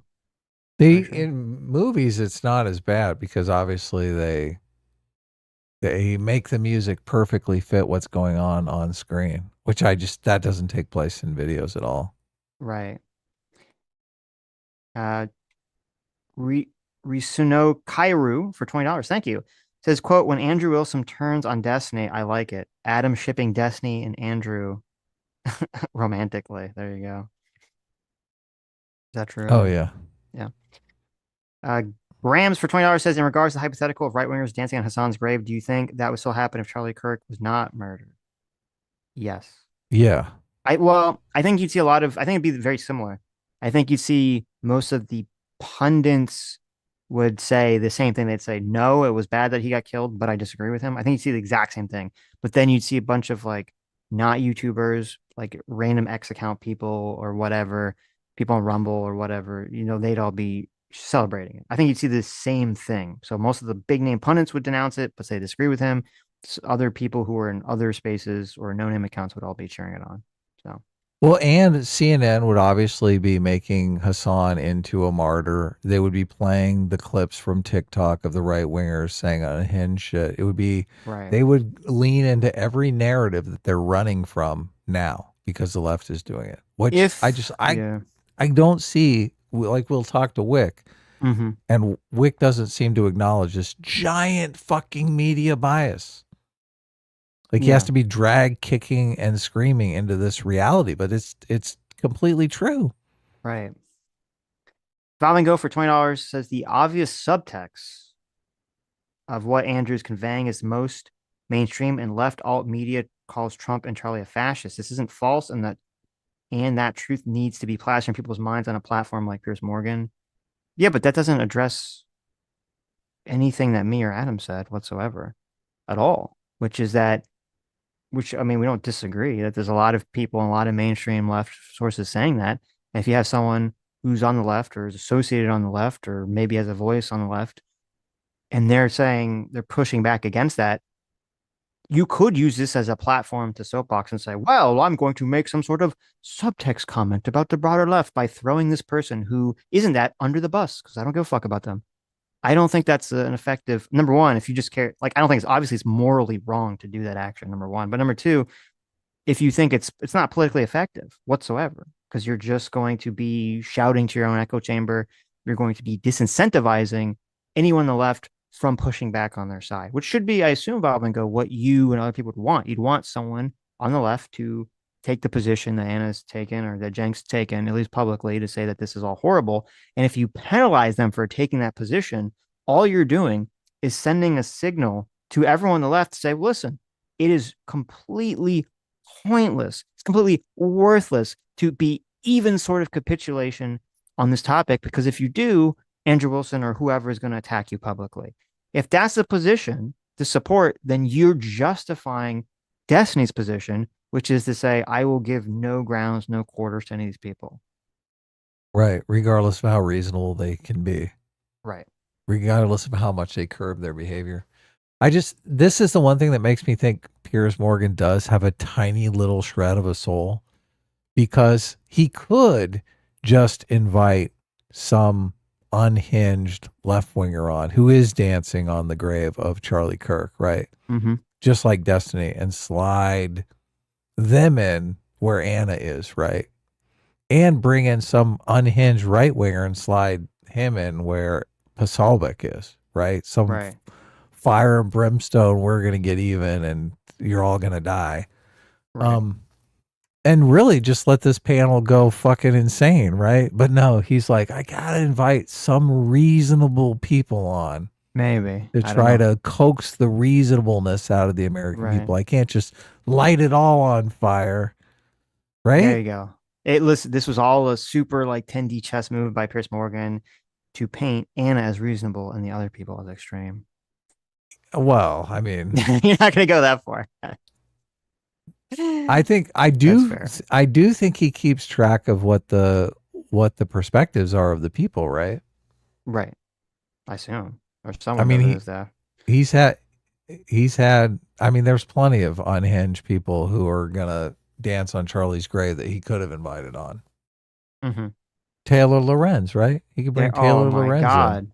Well, Taylor Lorenz is really snakish because she 100% changes her opinion depending on the setting that she's talking in. Right. Or how she frames her opinion, maybe, is a better way of saying it. So she would be very snaky on Piers Morgan. You'd have to, now Piers could do it because he's very good at force people to answer questions, but she would definitely try to hide her power level. He brings in Taylor Lorenz and Steve Bannon alongside Destiny and Andrew Wilson. There you go. Oh my, that's the what? I take it all back. I want to see that content. Piers Morgan fucked up. Forget bringing the country together. I want the fight. See the fight. I think part of Piers Morgan, I think he wants to do that, but there's a little soul in there that's saying, okay, that's too far. Piers. Right. He's like, when the riot breaks out, Right. the next day, he's thinking, okay, maybe I've gone too far. Mm-hmm. That's funny. And Lesson Cell, thanks so much for $20. Says, I believe Cornel West is a professor at Columbia University in New York, if I'm not mistaken. He was some kind of professor somewhere. I don't know. I don't know if he still is a professor. Oh my God. You got to be trolling. Kickna stands in the chat says, does Adam not know that Anna is on the right? What? Kickna stands is he's got to be trolling us. Yeah, I hope so. Is she Yeah. On what positions is she on the right about? Yeah. I mean, seems very much on the left on most economic issues. This comes up, so. But I don't know. I don't know how people are self-identifying these days, so who knows? I think she very much identifies on the left. It's like being trans. You can identify however you want, okay? Right. Politically, but you get to choose. You don't get to choose Right. to be trans, Sitch. Oh, okay. Do you get to choose to be non-binary? Yeah, Or are you just do. born non-binary? No, you get to choose. What about Gender's a people lie. who are gender fluid? They're not Gender's choosing? a lie, Adam. It's all you. I was just assigned shadow person at birth, okay? I didn't choose to be this way. I can be whatever I want. Do gender fluid people choose, or I can be a person them? of fluid light. I don't know the answer shadow. to your question, even remotely. What bullshit nonsense they spew regarding this. Right. This is a Yes. big deal. If you say that non-binary is not really a thing, Right. I mean, that's on the level of holocausting a whole people. That's true. I think that the only way this country moves forward into a better world is when conservatives can finally realize that they need to turn the temperature down on their side. We are 10 years into whatever this Trump madness is, and there is not a single mainstream conservative that will call for a lowering of the temperature on their side. I think that liberals need to wake up and finally realize that if they're not willing to do it, it will never come down. If you wanted Charlie Kirk to be alive, Donald Trump shouldn't have been president for the second term. Every time he's in office, this happens. People joked about when Biden came in, it was so boring, nothing was going on. 7 out of 10 of the largest protests in American history have happened under Donald Trump.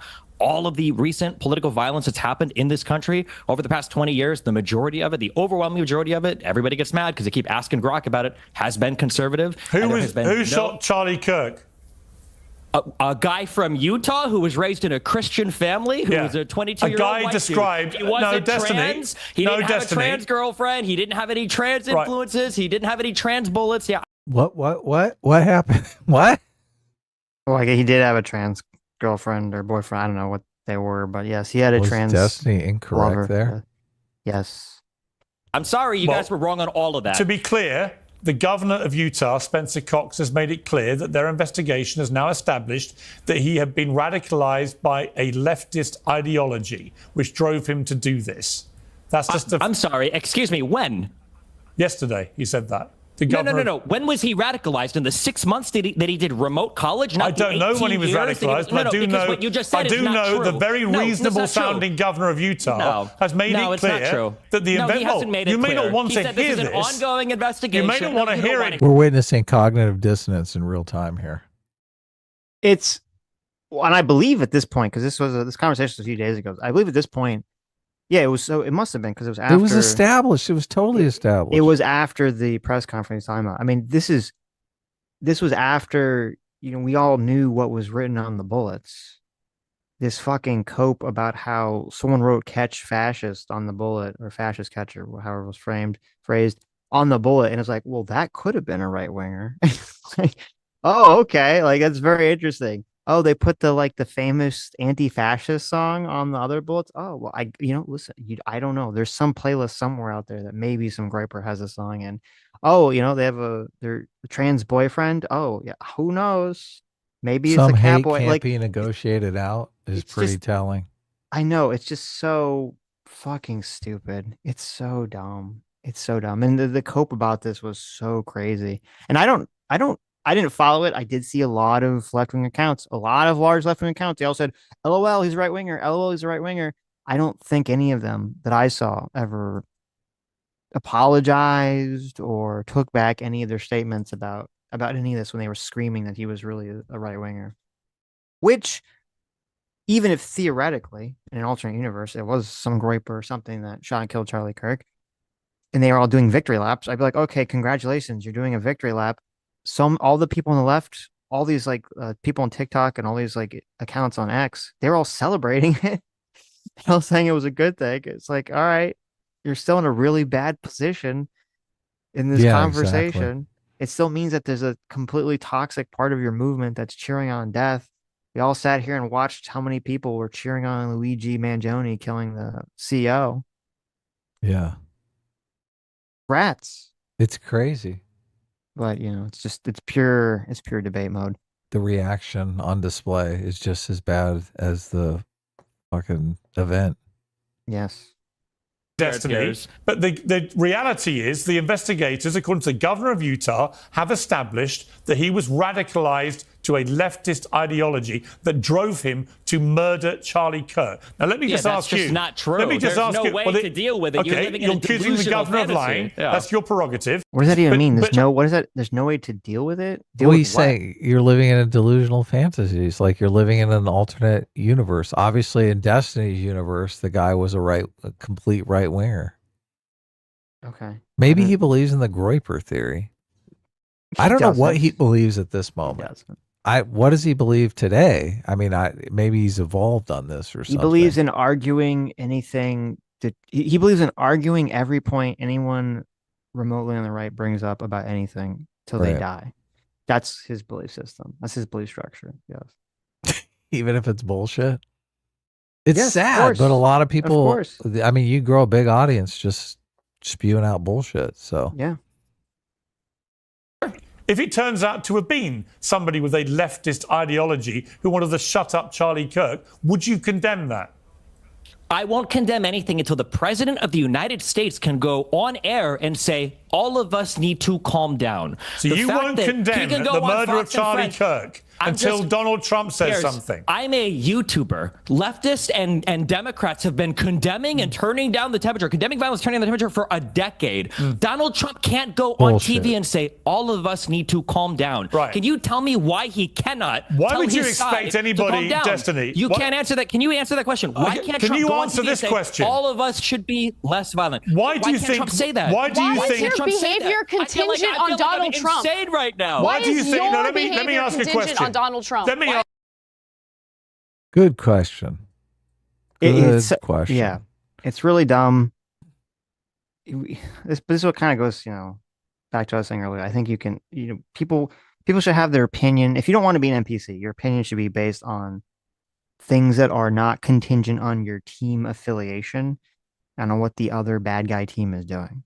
There's a way to talk about this, which obviously Destiny is completely detached from, unhinged from. He can't have that conversation.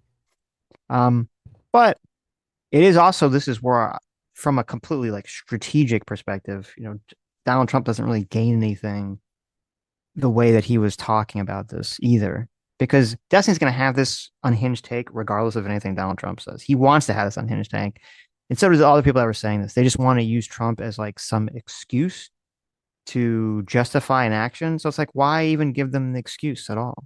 It's stupid. Yeah, of course. Girls, watch out. Destiny's not going to stop sharing revenge porn until Donald Trump comes out and condemns categorically revenge porn in all until Donald Trump admits that he wrote the Epstein letter. Destiny refuses. That's a good one. Revenge porn. Yeah, that's a good one. Then he can continue to share forever because obviously Donald Trump is never going to acknowledge that Epstein letter. Yeah. Well, I mean, it is pure whataboutism. It goes back to what I was saying, like this idea, like, well, if we have the messaging that's the right thing, it's going to somehow weaken us in a civil war confrontation with the right. And no one has ever explained to me what like the mechanism. It's ridiculous, right? If Destiny and other people on the left say, unequivocally, it was wrong that Charlie Kirk died. It was horrible that he died. Doesn't matter if you agree or disagree with him. You shouldn't, shoot your political opponent in the face, et cetera, et cetera, et cetera.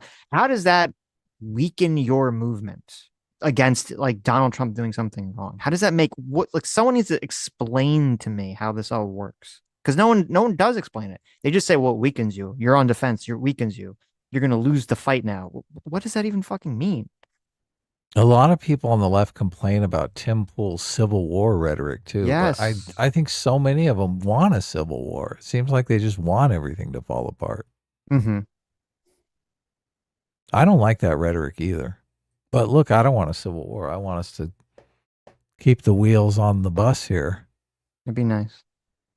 Because he's the president of the United States of America and the leader of the opposing Destiny. Let me you have a huge audience of young men who listen to everything you have to say. So when it doesn't matter. You have a huge audience, and because of the fact that you have a huge audience, you have a responsibility to not turn. No, it hasn't. It hasn't been broken. I actually care about the country and want to bring people together. You do the I just look. I can't take any of this seriously. I don't think Destiny's at all honest about any of this shit. It's hard to tell. It's hard to tell if it's a grift or he's just become so unhinged because of a bunch of shit in his life, right? I don't know. I couldn't wager a guess here.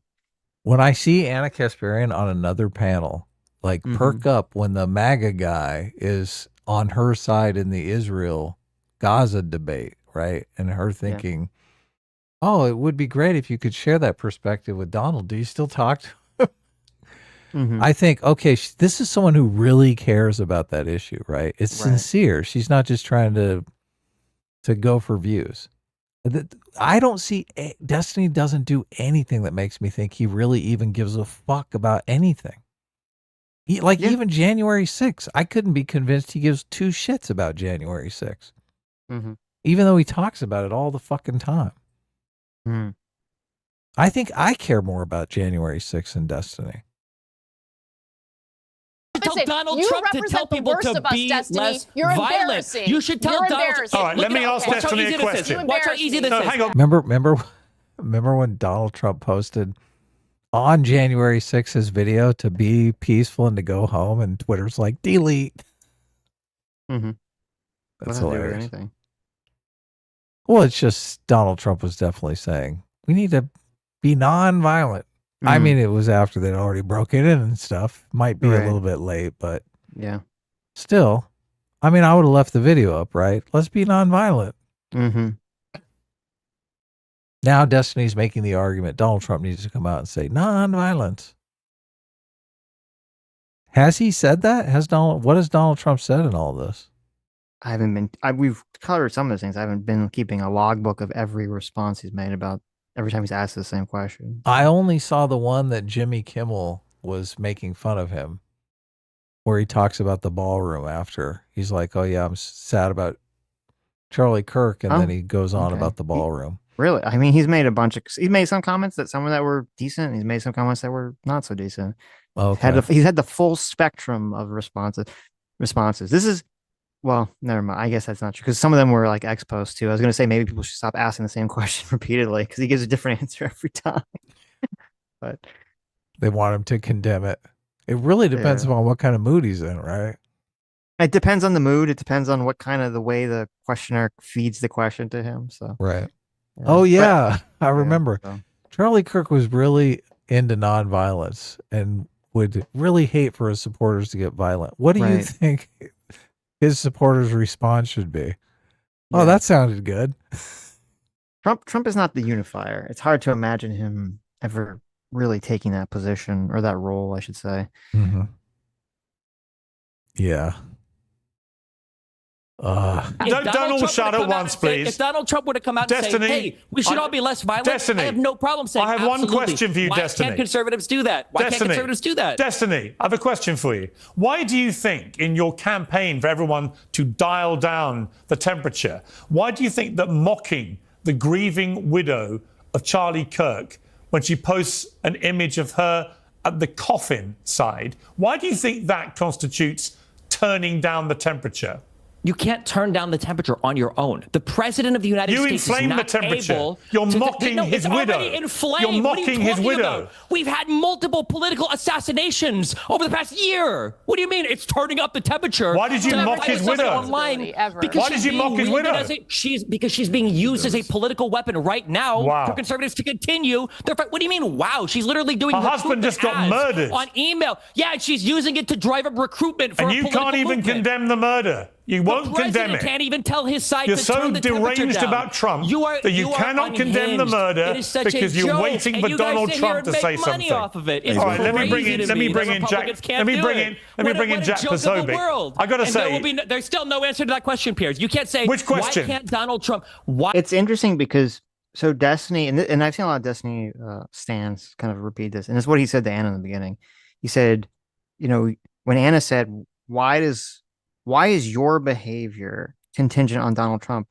Because you have a large audience. There are people that look up to you, that you have an influence on, that you could affect their behavior. So isn't that a good thing? And Destiny's response to that is like, well, you're terminally online because you think that I have any sort of level of influence that's, you know, comparable whatsoever to Donald Trump, the president, which wasn't really the question, obviously, but that's the answer. Well, and it's completely irrelevant. Yeah. Right. And the irony here, the hypocrisy here is that Destiny is the most terminally online person in the conversation, because acting this way and screeching about this the way they does, and you'll see, I mean, it just gets worse and worse and worse as the conversation goes. That literally only plays to and works for a terminally online audience that just fucking hates Donald Trump or hates the right, and that's just what they want. They just want screeching and fighting. The average American sees this interaction and goes, I hate this person. I hate everything they stand for, and I want to make sure I'm not associated with their movement. That's what the average person says. Yeah, there's a bunch of videos on YouTube of I'm leaving the left because the left has just lost its mind over this Charlie Kirk shit. Right, and that's why, you know, Shu made a joke about this. I made a joke about this. It seems like everyone's making a joke about this. Is that Destiny's the #1 recruiter for the right? Oh, I made that joke. You made a joke was about a banger this? tweet. Yeah. Every single person is made, because it's so blatantly obvious that everyone's making a joke about it. So if Destiny or any Destiny fan says, "Oh, you're terminally online," it's like, no, I'm sorry. Destiny's the most terminally online person ever, because all he's doing is gaining an online audience while making it so every right winger, which he claims to hate so much that he thinks political violence is necessary or potentially good against them. If he hates them so much, why is he generating clip after clip after clip that they can show to people and go, wow, the left is truly unhinged? Not only that, he has a reputation as the moderate left too. So they can say, look at this, here's the moderate left. Right. Yeah. What? So that's the moderate left. What's the insane left look like? Stop being so terminally online. I'm glad what you're doing is helping you generate an audience that maybe you need for your financial defense for the lawsuit or whatever, but your hyper terminal onlineness is just making everything more difficult for the left to function in the real world, which you say that you care about. Yeah. Why can't Donald Trump simply go on TV and say, we all need to turn it down? Fine. Like Biden could, like Obama could, Fine. like the Clintons could, like Kamala could. Why Fine. not? Why? Like AOC could. Oh, wait. Sorry. She turned it up. Can't you condemn the murder of Charlie Kirk? It's unbelievable. I'm not the president Why of the United can't States. you condemn the murder of Charlie Kirk? Unbelievable to me. Why can't you condemn the murder of Charlie Kirk? Because it wasn't my side that caused it. It should be the one that is driving up It actually was your side that caused it. It was your side. This guy was raised in a white Christian household. He was a radicalized leftist ideology. He wasn't radicalized by leftism at all. You have no proof of that whatsoever. That's what the investigators are saying. Was a conservative, just like the. Do you think he's intentionally gaslighting people? Like he wants people to believe this nonsense? He knows it's fake. Come on, he has to know this is fake. He has to know that he's lying. Listen, I couldn't begin to wade into the mind of the drug-addled revenge pornographer, attacked, legal against, now has been demonetized by YouTube. I don't know that he's been demonetized. I think he might just be. Oh, you think he's lying about that? He might have paused his memberships so he can get. Interesting. So people, no, see, he gets the like demonetization. Everyone runs over to his Patreon. Oh my God, It's possible. I'm signing up for 3 times as much. Destiny claims that he's been demonetized. It's possible it was all fake. I think my theory about this is that a bunch of the heads of like Twitch and I think Rumble and maybe YouTube, I don't know, a bunch of like the heads of these companies, social media companies, are being dragged before Congress. October 8th. I fucking can't wait. Mark, we are going to stream all day. You're going to stream it, yeah. And they're going to, ask him all these questions about all this stuff. It would make sense to me that, especially because after Destiny's clips about him advocating for violence went very viral, it would make sense to me that YouTube would preemptively demonetize him so that they can go into that hearing. They can say we've demonetized him and we're investigating to see if it's worth taking him down. And they did the demonetization because if they get some kind of pushback, maybe they'll take him down. If they don't get any pushback and no one cares, then maybe they'll bring him back, right? So they sort of put him in limbo. That's what I think is going on here. Because he's on their side, gaslighting every young American. Or he just makes them money. And at this point, that's really all they care about. But look at the look on Jack Pozobic's face. Describe that look to me. Befuddled disgust. That's how I would describe it. He's like, what the fuck? Yeah. How is this guy this in the dark? Has he not watched the news? Mm-hmm. Did he not see the news report? Look, and Anna's just seething. Anna's like, this is fucking ridiculous. She's like, you're making Andrew Wilson look good. Sad, really, yeah. People were in chat before the stream began talking about how Destiny's completely right here, and they were objecting to our title. It's just at that point, it is a Destiny fan that is just completely so motivated by either their love of Destiny or their hatred of Trump that they cannot perceive reality correctly. So. Well, it is a community too. Obviously, these fandoms kind of become communities, like a church is a community. You don't just you're like, hey, all my friends and family go here. I can't just turn around and bug off because Destiny went insane. Right. Total mental breakdown, right? Yeah. You're like, we're not going to Hassan's chat. Jeez. Well, and that's,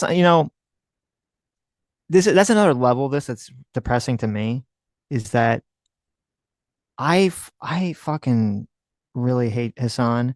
I think he does such damage to politics in this moment right now, and is radicalizing a generation to be a bunch of socialists and support terrorism.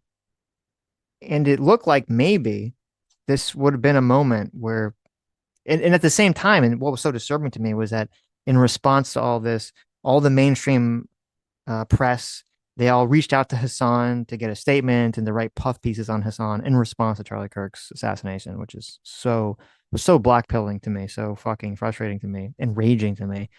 And it seemed like there was some pushback from Elon, some other people, to really sort of try to highlight the fact that, no, this guy's a fucking terrorist supporting far left psycho, and the mainstream media needs to stop writing fucking puff pieces to answer the fucking goddamn accountability why they keep writing puff pieces for this fucking motherfucker. And that would have been fantastic. But then Destiny's so fucking stupid and unhinged. He can't fucking control his goddamn spurg outs that he goes on Piers Morgan and spurgs out like a fucking autistic retard.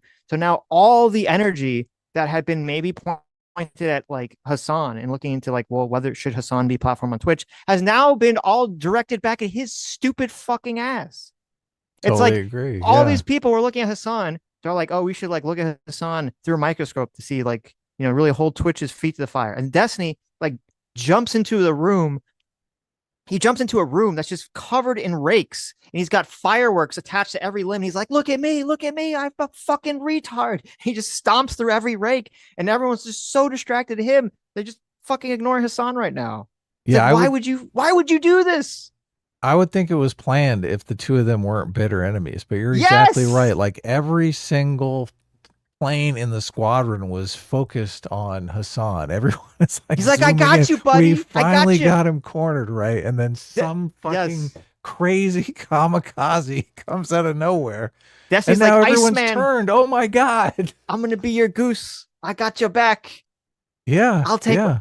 I would think you're right. If it was not for the fact that Hassan Destiny hates those guts, I would think that Destiny is secretly having sex with Hassan. Yeah. And has been saving his ass once again. Right, and has now decided that he would take the bullet for him. Okay, he would fall on the sword metaphorically, and not so much, in regards to the situation. So it's really so they're sad. just both fighting for that insane I hate Trump audience. I guess that's what's going on here. Sammy G for $2 says, "I think every day Sitch is not like Destiny." Oh my god. Yes. Can you imagine? I think if I was like even an ounce like Destiny, Sammy would have kicked me out long ago. What is the look at the whole? We've been watching Destiny for a long time. Yeah. And Destiny's audience really is working together as a team to make Destiny go into the mainstream. Like he was like, I'm going to talk to Jordan Peterson. That's all gone now. I'm going to talk to Ben Shapiro. I'm working my way up. I'm the reasonable guy. I'm going to do debates on Gaza. I'm super reasonable on Kyle Rittenhouse. Where are we at now in that arc? In that we're at Destiny is going mainstream. He's talking to Ro Khanna. He's going to be influential. He's going to be hanging out with AOC. No, it's all gone. It is. It's just now. It's just. It's gone. It was gone when he started making fun of the firefighter, and then he made fun of the firefighter who got shot at the Trump rally and died. He made fun of the children that fucking died in the flood. Yeah. Now he's making fun of. Not only is he making fun of Charlie Kirk's widow, but seemingly advocating for political violence against people on the right, just overall. Do you think the situation in Butler sent him down a path that there's no going back? I don't know. Like he can't go back to the fork in the road. And I guess you can't really, you can't take it back. So I don't know. You spend 20 years building a reputation and you destroy it in 5 I think minutes. he's become, for all of his throwing of people or internet brain, he's the most internet brain person on the internet, the most internet brained audience captured person. Maybe it's just drugs. It's just drugs. You could be right. I've done some drugs in my past, You don't do smart things. It could be. It could be. A lot of bad things happen. It could, listen, we could all be trying to think about this in the wrong way, right? He had a lot of bad things happen to him. He had a divorce. He had the sex pests or the revenge porn lawsuit against him. His kid's a fucking raper, maybe. Like, he's got a lot of bad things in his life. And sometimes when people have a lot of bad things piling up, and they are, especially if they're a person who's a performer, I mean, it's very easy to turn to drugs to, keep you cope, up and to cope. By. And you're right. Maybe that's all that's going on here. Maybe it's just drugs. And maybe we'll get that conversation in the future. Who knows? We'll see.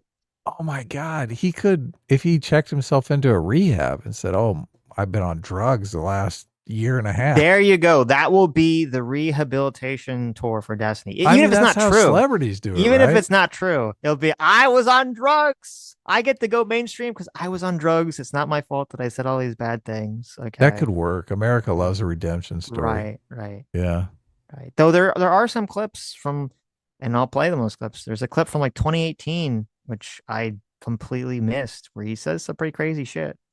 So that seems in line with this. I don't know how it snuck under the radar, but you know how Trump invited Bill Maher to the Oval Office, and it totally changed Bill Maher. Bill Maher's defanged him pretty quickly. You think he could do that with Destiny? You think Trump could invite Destiny? No. You're like, no. Are you kidding me? No. If Destiny hung out with Donald Trump, it would be Destiny just yelling at Donald Trump the entire time. Oh my God. Yes, that's all it would be. So I don't know. It would nothing. It's impossible. Okay. No. People that firebomb Shapiro's house was a conservative, just like all the J6ers were conservative, just like the Proud Boys were conservative. Every single one of these people. Oh, it's Jack Verzobek, what, the author of Unhuman, another person that Charlie's put a good one, dude. But I'll give you one last chance, Destiny, to condemn the murder of Charlie Yes, you are Kirk. acting like an unhuman. Why can't I hear Donald Trump condemn violence in this all country? right, you Why won't can't I condemn hear it. Okay, we've I all can't hear it. heard. That's insane. We've to all me. heard you repeatedly refuse to And condemn we've it. heard Donald Trump refuse to condemn Jack it too. But for some Posobiec. reason, the leftists on YouTube are a bigger deal. Unbelievable. Yeah, what's incredible is you don't have the basic humanity to condemn it. You'd rather taunt his widow. I find that sickening. Jack Posobiec. I find it sickening that when people are getting killed in the country, the president of the United States on Fox and Friends, when they're begging him, what do you say to your followers that want revenge? He says, I don't know, all the elections are rigged. It's the radical Democrats. That's insane to me. And then the fixation is, well, who on Twitter and YouTube isn't condemning the violence? All right, Jack. Well, another thing too about like the people just obviously seeing like just the blatant hypocrisy in Destiny's position.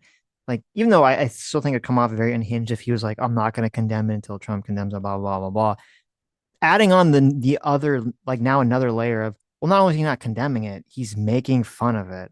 Then it's like, okay, well, you don't actually take any of this seriously, right? What are you talking about? You're just full of shit at this point. If you're mocking a widow, if you're mocking children and their families for no reason, that, you know, someone they know died, someone that they love died, what are you like? Are you out of your mind? Are you fucking high? Maybe it is, in terms of trying to say that you're on some sort of like moral high ground to dictate that anyone is acting in an immoral position whatsoever. Oh, of course not. Yeah. I don't remember Trump saying that on Fox and Friends.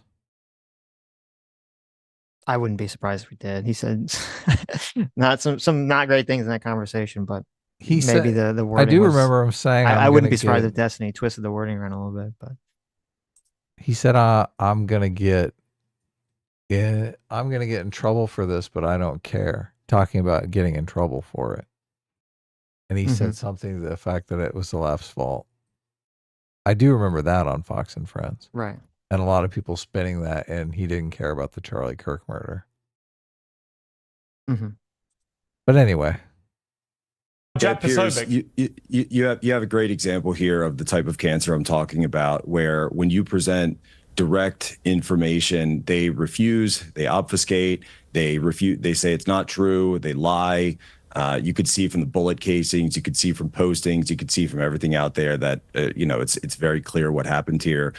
This is the same people who supported President Trump almost getting assassinated twice last year, Corey Capatore being assassinated By last conservatives. year in a situation. Again, see, just lies. That's all they do. They talk over. They don't even let you give a chance to speak.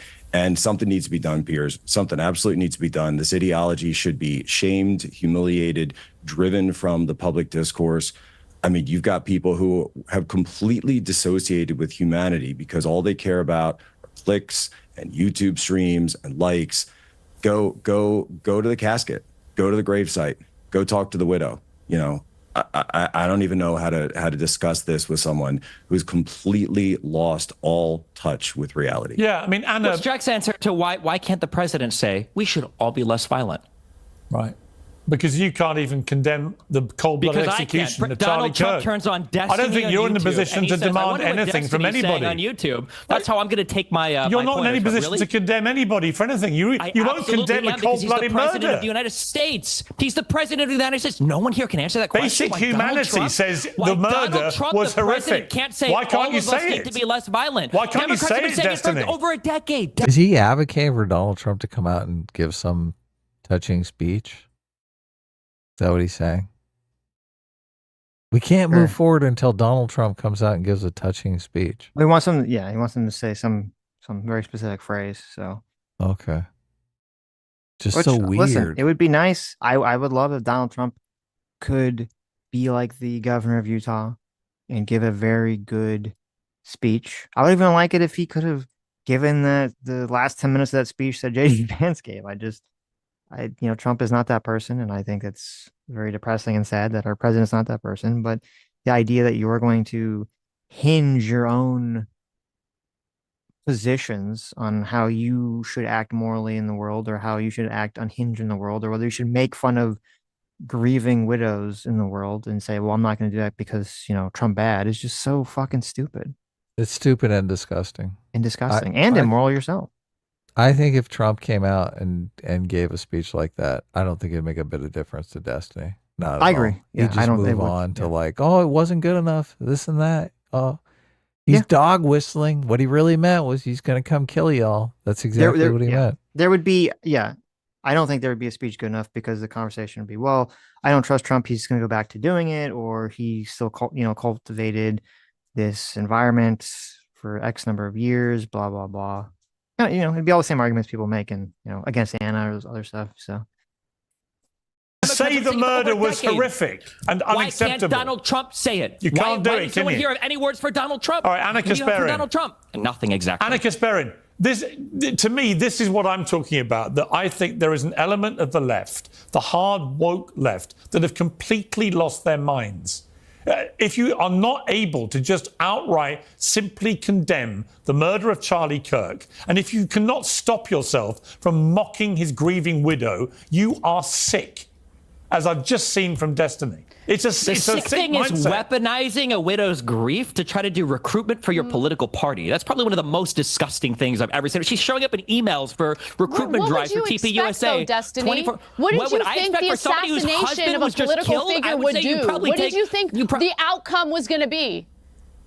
What did you think the outcome was? And by the way, are you asking me for the pragmatic political outcome, or are you asking me for?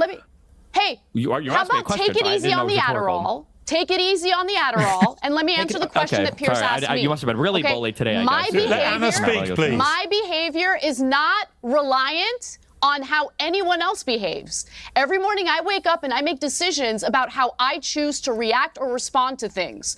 I don't wake up in the morning, check what Donald Trump has to say, and then base my own personal behavior on his behavior. I agree with you in that it would be very helpful to have the leader of this country want to turn the temperature down. And he hasn't done that. I agree with you on that. But that doesn't change the way I choose to respond to what's going on. The idea of mocking a woman who is now a widow with 2 young children who witnessed her husband get shot in the neck and bleed out to death. How can you mock that? What is wrong with you?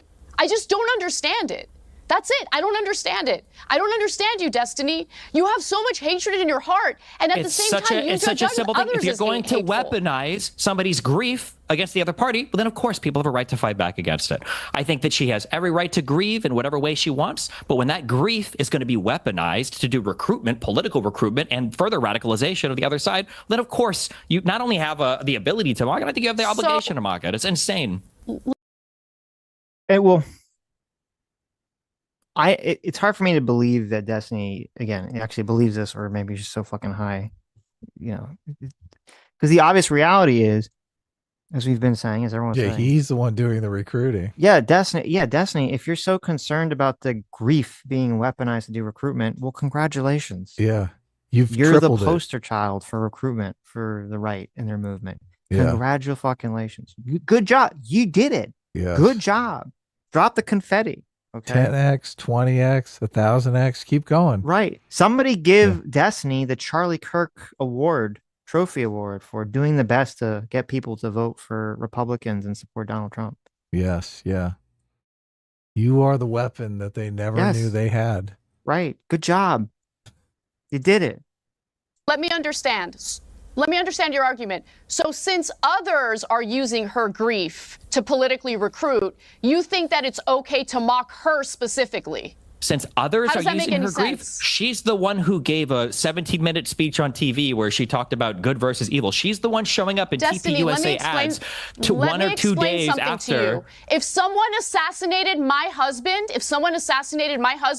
I would not be able to have the level of composure she had during that speech. I would be out for blood. I understand why she's angry and why she said the things that she said. Okay, you need to understand what being a human is, what it's like to actually lose someone that you love, that you chose to spend your life with, that you chose to raise children with, a person who was violently and viciously assassinated like that. This is why I've moved away and when from something identifying as a you got bullied online. It's so funny. It's so funny that you just said that you don't think about how other people act to define your behavior. I think this is part of why so many people were sharing the clip with Anna's, because I mean, obviously, in this and also the part earlier, she really taps into just the humanity of the situation that most people, I think, regardless of political background, can be like, yes, I can empathize with a person who watched the father of their children and their husband die in front of them.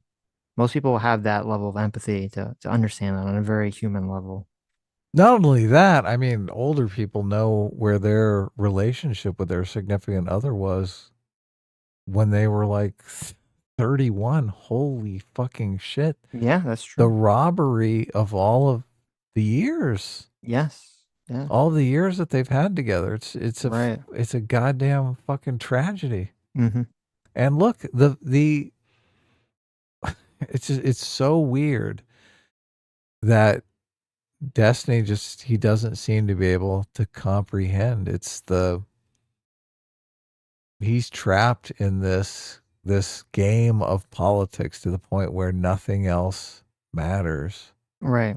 And so many people are like, okay, well, who I voted for in the last election is so far below the relationship I have with my wife and kids and family. Right. That they're just like, this guy being obsessed with who won in the last election over this brutal murder. It's incomprehensible to them. Yeah. Well, that's why and that's what's sort of bizarre about this is all because it's twofold. It's number one, yeah, as you're saying, it's just obviously the most important and right in the front of it. It's just an immoral way to act. Yes. At all, completely. That Destiny's acting completely immorally. But then number two, even if we're to say, okay, who cares about morality? This is politics. Politics is a cutthroat game or whatever. It's also 100% obvious that this is just hurting his own movement. So it's immoral and stupid. It's the worst of both worlds. It's stupid and immoral. Yeah, it's a terrible fucking strategy. It is. Yeah. And it's weird because, obviously I think Destiny would argue that this is a genius fucking strategy. This is amazing strategy. The best strategy of all time. Everyone is going to be, the midterms are going to go way for Democrats because Destiny's out there beating up on an innocent woman whose husband was killed in front of her.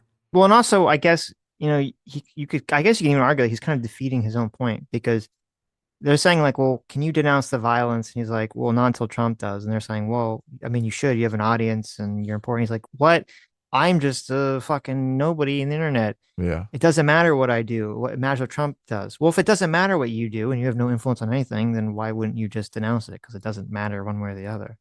Right. Well, I think he's making the argument and it's super insidious. He's saying that Trump has his troops at the ready. So he wants his troops, his much smaller level of troops at the ready to commit violence. Which just maybe. I think that would be the underlying framework, I guess. At least that would be an argument that'd be an argument I disagree with, but at least I would understand it would make some kind of semblance of logical sense. Well, if you think all of Trump's supporters are on the ready for violence, which I think is obviously a fucking ridiculous thing to assume. Right. Yeah. Behavior. Your entire political ideology now is somehow defined by the people that were mean to you on Twitter. No, if somebody cares about somebody who's grieving, I understood then you tell that what person, the flaws you on tell the that left person, happen hey, to be. maybe The you weakness should in their step back arguments. for a couple of No, weeks. no, it's maybe not you should about take the some way I time to get grieve. treated. You don't I say, get hey, treated let's like throw a crap from camera in both front sides of of you the and have political you do aisle. mass recruitment for our political party while everyone over here is calling for. See, this is where he turns his mental retardation into some sort of moral goodness because he's willing to just say the things that nobody else will say because he's such a firm believer in his ideology. And Anna's ideology is so whimsical that she'll just buy into anything depending upon how people treat her. Having empathy for someone who watched their husband's head blow off, that's whimsical. Yes. Well, also, this the kind of stubbornness that Destiny has is the kind of stubbornness that leads you to have a cult leader's cock in your mouth. Because sooner or later you're like, look, this is you standing up for your beliefs. Mm-hmm. Civil war. It's unhinged. When you've got people like Matt Walsh of the Daily Wire, the we're president talking to a guy who said he'd be okay with his own parents getting killed if they went to that Trump rally where that assassination attempt and we're happened. talking to a There's woman no who went reasoning on and with did you, the whole Destiny. So good. So Anna's good. like, I got all the receipts. I got all we could do all this. I could do this all day. Okay. Take it easy on the Adderall. There you go. Okay. I like it. You said you didn't care if your parents died because they were at a Trump rally. Who says that? That is a completely unhinged thing to say. That? Yeah. Who says that your parents deserve to die just because they went to a Trump rally? Right. I mean, that sounds completely That's really bad. Unhinged. Yeah. Jesus. I love he how really she's is trotting this stuff out. Destiny really is just the symbol, the paradigm of like the fedora, debate lord, like makes argument, has to double down and never acknowledge flaw in argument forever, even if has to agree that parents would die in a hypothetical situation. It's so stupid. It makes anyone who's looking at this in Destiny's audience, it makes me question that they're not a psychopath. I mean, this is how do you watch this and think, oh yeah, this is great. When you're in a war situation, you're really trying to turn your soldiers into psychopaths so that they will be able to kill. Very difficult for people to kill other human beings without proper training. Of course. That's why I think it's the direction we're going is super scary. I wouldn't have thought you would get the kind of Charlie Kirk assassination that we saw. But Yeah. I remember maybe 5 years ago, maybe 6 years ago, Jonathan Haidt was talking about how there was going to be people were going to die. There was going to be political violence from our political polarization. And I was thinking, dial it back. Come on, John. It's not that bad. Right. We'll pull out. But then here we are, right? He's like a prophet. Yep. I don't know. It's so weird because I've read books where people are in high situations like this. You read something about the Civil War and the people in the Civil War are thinking, oh, it's just, we're almost to the end. But really that you from hindsight know, oh no, the end's like 5 years away. Right. Yeah. And all of us are kind of in that situation now. Like we're thinking, okay, this is Charlie Kirk. This is the big turning point. This is it. This is where we all join the rational world and chill out, right? But look, this could be the first salvo and there could be 10 people. Is this is this the beginning of something horrible, or is this just a blip and then, the nothing ever happened crowd wins, right? Unclear. I just think it's so weird that, I mean, if that starts to transpire, obviously, I think Trump is going to have an argument to seize more power. And it's so ironic that the people who are saying, oh, we have to worry about Trump gaining more power are probably the people who are going to give him the opportunity to gain more power. I mean, that's what always happens. There's nothing we can do about it. Absolutely nothing we can do about it. But it seems like that's almost what always happens in history. Whenever there's some sort of seizing of power, it's like somebody did something bad. And so, and they probably did something that was actually bad. So then the person says, well, I have to seize power to stop the bad thing. And then, oh, well, I seized too much power. Shock. Yeah. Well, I still contend that we're going to get through it no matter what. Obviously, the Civil War was a terrible time. Lincoln literally suspended habeas corpus, right? Which was a big thing that people call him a dictator for. And FDR tried to pack the court. The Great Depression, we had 25% unemployment. People were living on the streets. It was terrible poverty. Yeah.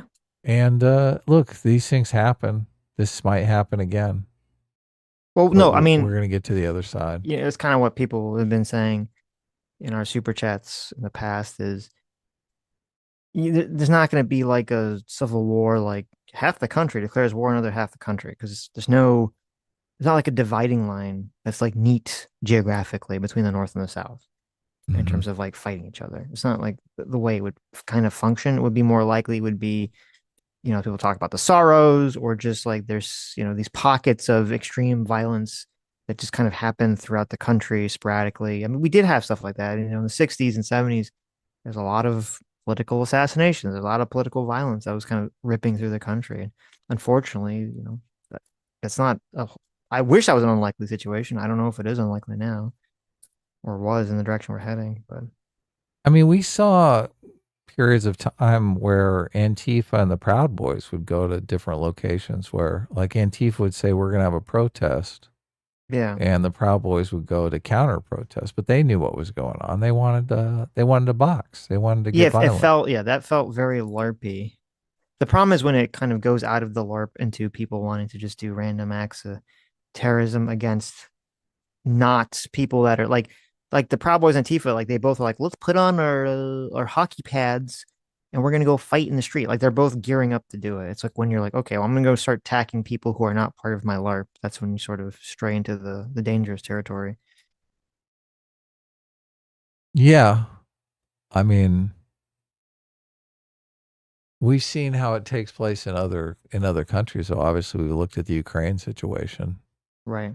And the cops start firing into the crowd and shit. Right. So, and then sons and daughters are dead and people are pissed and out for blood.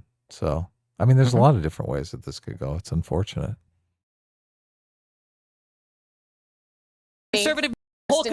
Conservative media outlet with Tucker Carlson and Glenn Beck and had nothing bad to say whatsoever. I know where your bread is buttered. I know where you're making your money from. And it was great. I had awesome conversations. I don't regret it at all. That's great. I also had a conversation with Jack Posobiec on her take. It was awesome. Yeah, I know. That's what democracy is about. Having an exchange of ideas. Comes out of his mouth. All right, let me bring in. I don't agree with him on everything, but at least we can have dialogue. Anna, you're completely right, by the way. Anna is completely right. Didn't it? And the irony of Charlie Kirk is that he led the way in going in to debate with people who hated him, and he would try and have respectful dialogue. Charlie Kirk beat up on college students. Unlike you, Destiny. Let's be Let real. me bring Andrew Wilson in. So do you.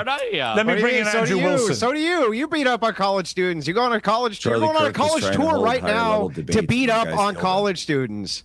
What are you talking about, Destiny? That's what you're doing right this second, is going on a college tour to go beat up on college students. By the way, can I just ask you a question? I don't exclusively beat up on college. Can you actually answer? Can you actually answer? Hang on, calm down. I just got one question. I got one. I like the defense of that. Well, not exclusively. Okay. I don't exclusively beat up on college students. It's funny. I mean, Charlie Kirk did exclusively beat up on college students either. He's done a debate with Hassan. He was doing another debate with Hassan. I've seen him debate other, I think he's talked to Cenk before. He's done other debates with people. He's not exclusively going around debating people on college campuses. So, same defense could be levied to Charlie Kirk. Don't the college kids have every opportunity to prepare themselves for the debate? They know Charlie Kirk is coming months in advance, right? They can prepare whatever they want. Those kids are all fucking stupid. I mean, you're right, but those kids are dumb. So right. No, I agree. Obviously, there's some really bad responses, and they might argue that the good responses, they don't go viral. Obviously, the ones that is true to some extent. That is true, or they don't get edited into the the compilation. Yeah, or the compilation. So. Question for you, and I want you to actually answer it. Are you glad Charlie Kirk is dead? No, I don't think anybody in this country should be dying to political violence. It's insane. The past 5 years in this country has been crazy. But the reality is, until conservatives, so then why did you say to your co-host that Trump deserved a bullet? Why did you tell him that? Until conservatives have to say, hey, we all need to be less violent, there's no purpose in Democrats doing it, because every time Democrats disavow, you further entrench your guys' delusional beliefs that all the violence is coming on the left. Donald Trump can go on TV. He can say, Proud Boys, stand back and stand by. They can go on Parler and say, we heard you. They can go to the Capitol and break in and try to insurrect. They can get convicted in front of a jury, and then Donald Trump can pardon them, and we can come out and go, hey, guys, why aren't Democrats disavowing violence? And pretend that the problem is coming from the left. Democrats do a disservice to this country by disavowing violence constantly when the president of the United States won't go on TV and say all of us need to be less violent. Destiny, so the thing is, why did you say to your co-host Yeah, keep focusing on me. the Keep bullet focusing on me. that the bullet I'm not here to play. that the bullet was for Trump. Why did you say to your co-host that the best place for the bullet was Trump? Why did you say that? Why did Donald Trump call It's a everyone whataboutism. fascist? That's what's Whataboutism. Yeah, I'm that's what asking you're you doing a right question. Now, whataboutism. The I can't be a conversation is about whataboutism what if it's my the question, conversation Destiny. is, why won't Donald Trump disavow violence in the Answer United the States? question. All right, why don't we do this? Why don't we do this? Why don't we do this before I cut Such an easy mics? question. Because you don't care. Destiny, you don't care that Kirk's dead. Just Destiny, be honest, allow you fuck. Andrew, Just be allow honest, you Andrew, fuck. allow Andrew to repeat his question and let him ask the question. Then you. I mean, he did say that Charlie Kirk was evil on CNN in an interview right before Charlie Kirk was assassinated. So it's hard for me to imagine that he's like, oh yeah, Charlie, no one deserves to die. Although his whole thing was he was going to follow Charlie Kirk around. The guy whose coattails he planned on riding for the next year is no longer available. That's the real tragedy. Yeah. For Destiny, I'm sure it is. Mm-hmm. Answer it, okay, Andrew? No, I want to hear the other side first. Let him ask the question. Donald Trump. Let him ask the question, Destiny, and then you answer it. Andrew. Destiny told his co-host, when asked point blank if he wanted the bullet to kill Trump, that the worst thing that could have happened was the bullet missing. He said this to Pisco. I watched it, okay? This guy's an obfuscation machine. And if you know what else, Destiny, why should we believe you? I think you are glad Kirk is dead. And all of your tweets seem to prove that. And you would have been happy if Trump was assassinated. You've made that very clear. So why not just be truthful for once in your fucking life and say the truth, that you don't care that Kirk is dead, and you're actually probably glad he is. Isn't that really what's true? I don't want anybody in this country to die to political violence. I don't think in the United States of America that should be happening. I don't know why it's so hard for the president to say the same. I think it'd be the easiest thing in the world as a president. Biden did it for 4 years. That's why everything was way cooler when he was here, like in terms of temperature. The Clintons have no problem saying it. Barack Obama has no problem saying it. Kamala Harris has come out and said it. Every Democratic lawmaker and leader has basically come out and said it. But for some reason on the Republican side, it's just civil war, civil war, civil war. And the Republican president of the United States, who has presided over more violence politically in this country, more large protests than any president in all of U.S. history, for some reason can't bring himself to say, all of us need to calm down. And so until did that Trump happens, there's deserve no the reason for bullet? anyone to love to say it. Did Trump deserve the bullet? This is all you care about are the political hit jobs. Just answer the question, bro. Did Trump deserve the bullet? Did Donald Trump Did he deserve the violence bullet on his side ever? Did Donald Trump answer the question? Did Trump deserve the bullet? You can't answer the question. We're here to play. No, bro. It's my turn to ask the YouTube question. video It's your clips. turn to answer. It's YouTube. Yeah, it's hard for me because, the Destiny fans will say, well, listen, he said that, there shouldn't be any political violence. I don't know how anyone could believe that when he was justifying the firefighter, Corey, who died at the Trump rally, when, that was why Anna said you said you would be okay with your parents dying at a Trump rally. When there's clips of him talking about being okay with using political violence broadly against people on the right. Okay, I'm sorry. And I don't know what the clip is that Andrew Wilson's talking about, but Destiny does not seem to be directly addressing it, where he was talking about, Trump getting shot. So it's hard for me to take the belief that there's a truthfulness to Destiny's claim that he is just against political violence wholesale. I don't believe that's the case, depending on his past comments. Yeah, obviously, the left is constantly accusing the right of dog whistling. I think there's something similar to dog whistling going on here, where he can't really say that because his audience knows that he supports political violence. Like, he said it explicitly to his audience. So he's kind of got to, weasel around. Right. But I think his audience gets the message, right? That's why he's kind of dodging here. Mm-hmm. Which is not good, obviously. Not good. I mean, these are the same things he'd accuse anyone on the right of doing. Mm-hmm. I mean, he's basically saying because Trump hasn't come out and done some speech explicitly, Trump is calling for violence. So, Mm-hmm. and yeah. I don't know. We're in a fucking weird place. We're in a totally weird place Not a great place. As a country. Yeah. Well, and that these people are so influential. I do think we're kind of trapped in a weird robber's cave experiment where there's a bunch of boys online that are being whipped into a frenzy, and some are choosing team blue and some are choosing team red. And there's not a lot of real rhyme or reason to it, but they want to go out. They're convinced team blue or team red, whichever is the opposite team to them, is evil and needs to be dealt with. And I keep waiting for, the adults to show up and kind of channel everyone's energy in some sort of positive direction. I think Anna wants to be one of those adults. Destiny, I mean, she's basically appealing to him to be one of those adults, but he's like, nah, fuck you. I'm not going to be one of those adults. I don't think Andrew's going to be one of those adults. Jack Posobiec doesn't seem like he's going to be one of those adults. I mean, he has the appearance of reasonability here, but look, he's on Twitter on the account End Wokeness, stoking shit up as much as possible, right? He just doesn't want his face associated with it. Yeah. So, well, and he did. Well, there's this conflation that I don't like, where people are talking about like whether people should be playing by the rules or not. And if it's in the I do feel like I feel like it's the groomer thing, where it's sort of like there's a nebulous meaning to the word or what it means.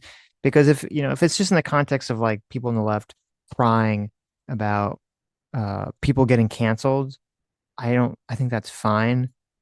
But when the conversation is also about whether violence is acceptable, when you talk about playing by the rules, I mean, it has a very obvious that's bad news. connotation. Yeah. So and Jack Posobiec has made posts about that, about the rules, and it's kind of like, okay, well, I think people should be very clear what they mean when they say playing by the rules, but I think they're very intentionally not being clear. So yeah, I don't like that game either. I mean, that game was being played with Jimmy Kimmel's comments about the shooter, where they were saying, oh, he didn't explicitly say that the kid was MAGA, but most people got the message that that's what he was saying. So if you're going to say something that can be intended in multiple ways and everyone's getting one message, it's pretty clear what's going on. It's weird because I think in the East, they tend to blame the listener. In the West, we tend to blame the speaker if there's some kind of miscommunication. Right. Interesting. I think we should lean more towards blaming the listener, because it's really the listener, since it is constantly blamed on the speaker in the West. Like Charlie Kirk can say something like Ketanji Brown Jackson is not very bright, and the entire left can say, oh, he's saying all black people are stupid, right? Right. And it's his fault because he didn't make himself clear, but when really we know what's going on here. They're twisting his words deliberately and getting away with it. If the listener was more accountable, we could deal with that problem. But yeah, it's hard because if the speaker is being honest, like they're saying something that's like honestly their thought process, then yeah, it's probably the listener's, up to the listener. But sometimes speakers are being very sneaky. No, oh yeah, look, and I don't want to. In situations like that, I don't want to give any grace to the speaker where the speaker is being intentionally dishonest. But in a world where you think Ketanji Brown Jackson is not very bright, and there's numerous people that believe this, how do you say that without being accused of racism? Because every single person that's going to say that is going to be accused of racism on the left. It's just impossible. So you're in a situation where you really can't critique the intelligence of anybody who's black. What the fuck? Well, we can't critique the intelligence of Kanye West. Get the fuck out of here. There you go. That's insane. There is a clip of Destiny. Now he's wearing the same outfit. So I don't know if this was the same day as the CNN interview or if it's this before or after, where he does say, and we'll play it, where he does say that he says, you need conservatives to be afraid of getting killed when they go to events. He does say killed? Yeah, here, I'll send it to you. Wow. It's a Twitter clip. Yeah. So he's wearing the same outfit. So I don't know if it was after this or before, but yeah, that's There's a case to be made that that's incitement. I don't know how. Well, I think this is the clip that got him demonetized. I'm guessing it's the clip that got him demonetized. Oh, yeah. Probably. Do you want to read a super chat or something while I bring this up? Moniker for $20. Thanks so much. It says, one of the first things I ever heard Destiny say in a video was, quote, anything for Republicans are for, I'm against. It's the only time he ever told the truth. There you go. Michael for $20 says, the irony here is that Destiny is treating Trump as the moral authority that he's following. He won't do the right thing until Trump does. That's a good point. Which is sad. Completely sad. And self-defeating to his own point. Yeah, I don't get that. You're basically letting someone else completely control you. I thought Anna did a good job of calling it out. She's like, look, I get up in the morning and I make decisions based on me. On me. Right. Exactly. Right. Yeah. So what the fuck? Okay, so this is Hutch. He's watching some kind of Hutch clip in the beginning. It has nothing to do with the rest of the clip. Oh, Destiny's watching Hutch? Yeah, unless Hutch said something. Maybe he's reacting. I haven't seen the full whatever this is based off, so maybe he's reacting to something Hutch is saying, and that's what triggered him. Oh my God, this is fucking hilarious. So Destiny here. I mean, obviously, class houses were reacting to videos as well. Of course. But it's just Destiny is this fucking teeny tiny little shit in the corner. But I'm blowing it up here so we can see. Well, no, it's gonna. Okay, maybe it doesn't. I don't know if it zooms in or not. But anyway. All right. Ready? I'll change it if it does zoom in. Yeah. 51 seconds. 3, 2, 1, go. Ash out the crime statistics. Not exactly like. You need conservatives to be afraid of getting killed when they go to events so that they look to their leadership to turn down the temperature. The issue is right now, they don't feel like there's any fear. Like, I don't know. It's like memes. It's just memes to everybody, I guess. I don't know, bro. I don't know. I don't care. I'm playing video games. Okay. I'm done today. I don't give a fuck.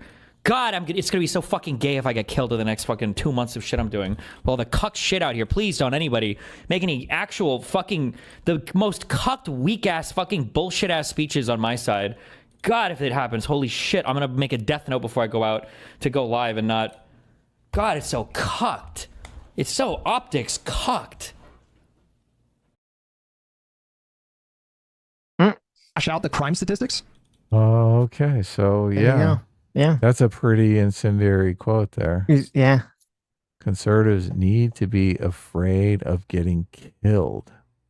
So that's a direct call to physical violence. Well, you see, it's okay that he said it because he said so that they can get their politicians to tamp down the rhetoric or the temperature, which obviously is retarded because if they were afraid of getting killed, they would heighten the temperature. Like, this is so stupid. This is so fucking stupid. Who's going to be like, oh, yeah, I'm afraid of getting killed, so I'm going to be nicer. What is this? Are you retarded? What are you talking about? Is this real? Hello? Cat, are we cooked? Doesn't make a lot of sense, does it? Okay. It was funny. I was seeing my cousin and her family this weekend, and they have an 11-year-old daughter, and apparently she got in trouble for something like random. Like it's like she didn't do something at school, and when her father came in to like discipline her, she said, "Uh-oh, chat, am I cooked?" And nobody.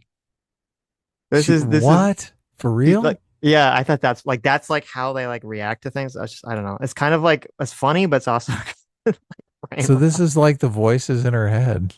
Yeah, it's like just to react to. Oh, chat, am I cooked? Yeah, to talk to non-existent chat. I thought it was kind of funny. Like it was said in that like is a funny hilarious. Way, but so just a nice little moment of levity there. Video deserves the bullet. Did Trump disavow violence in this country ever? Did he deserve the bullet? Yes, he's disavowed violence. But again, I just did. Now your turn. Now your turn. It's your turn. Did Donald Trump? Did Trump deserve the bullet? I never said that. No, I never said that. No. Okay, except you did to your co-host. No, I didn't. Oh, wait. When did Donald Trump disavow? Wait. When did Donald Trump disavow all violence in this country? Your co-host, you lying sack of shit. If he wanted to kill Trump, the worst thing that could have happened Donald Trump was the disavowed all bullet missing. Political violence. And that's what you said. And this is, bro. Yeah. And this is where when you're putting YouTubers and tweeters on the same level as the president of the United States, this is why conservatives are absolutely brain broken when it comes to violence in this country. And that's why it'll continue. But There'll be more deaths. Maybe it'll be me at the next event. Who knows? Didn't Destiny blacklist Andrew Wilson? I believe he did. I don't know. Maybe. I think he did. Andrew Wilson does a good job of giving him a taste of his own medicine. So that's why he's like, I'm going to blacklist Andrew Wilson. Well, that's why Wilson I said does the same thing that I do. This is the exact thing, is that, Sam is like watching this and she's like, oh, Andrew Wilson sucks. Why is he being such a piece of shit to Anna? And now he's like, oh, well, I'm glad Andrew Wilson is sticking to Destiny. So it's like, good job, Destiny. Look at what you've done. Yeah. You've completely self-destructed and done the exact opposite of anything that you would have ever wanted. Yeah. People are going to Graham's vote so hard for Republicans in the I know. midterms. Well, if this is the message that gets picked up, or AOC being a fucking retard in Congress saying, "Oh, I'm not gonna vote on some bullshit resolution that has no impact other than to say that it was bad that Charlie Kirk died." Like, it was great. That's a wonderful, AOC. What a fucking dumbass. And also, like, what an immoral thing to do on top of it. Republicans are going to have a lot of fun making ads in the midterms because there's so much crazy fucking content on the left. And I do think a big part of why Trump won is the overreach of the left. Yeah. It's insane. I'm seeing these videos in my feed of people talking about the right overreaching. And I keep thinking, well, if the left hadn't overreached, I don't even think Trump would be president. We'll see. A year's a long way away, right, for a midterm. So, yeah, people have very short audiences. They have very short audiences, short attention spans. Sorry, I'm tired. Very short attention spans. And Trump is already complaining that his attorney general is not trying to arrest, go after legally Democrats. So we'll see. You think? I mean, we could have a left overreach leads to Trump. Trump leads. Then, has a right overreach, which leads it again to the left. Like, it feels like that's the pendulum, right? Both sides just keep overreaching and then it swings back because people get mad at the overreach. So we'll see what happens. Just think of that one comment that Kamala Harris made about transgender inmates and how they turned that into a complete loss for her in the election. Sure. I think AOC definitely has stuff inside that thing that she said to Congress that could definitely be weaponized against her. 100%. I think quite effectively. Yeah. So we'll see. As I said, a year's away, and we'll see what happens. Right. Graham for $20. Thank you. Says, are you familiar with Italy's years of lead? Personally, do not think that we are close to civil war, but a similar situation to the years of lead seems more feasible to me. What do you think? I'm not familiar with that. But I'm going to say yes, it is feasible based on your super chat. So, Daniel Irish for $20 says, why is there more violence when the right is in power? Why would the terrorists commit terrorism when they're getting their way? Yeah, that is a good point, which is why it was kind of stupid for Destiny to bring that up.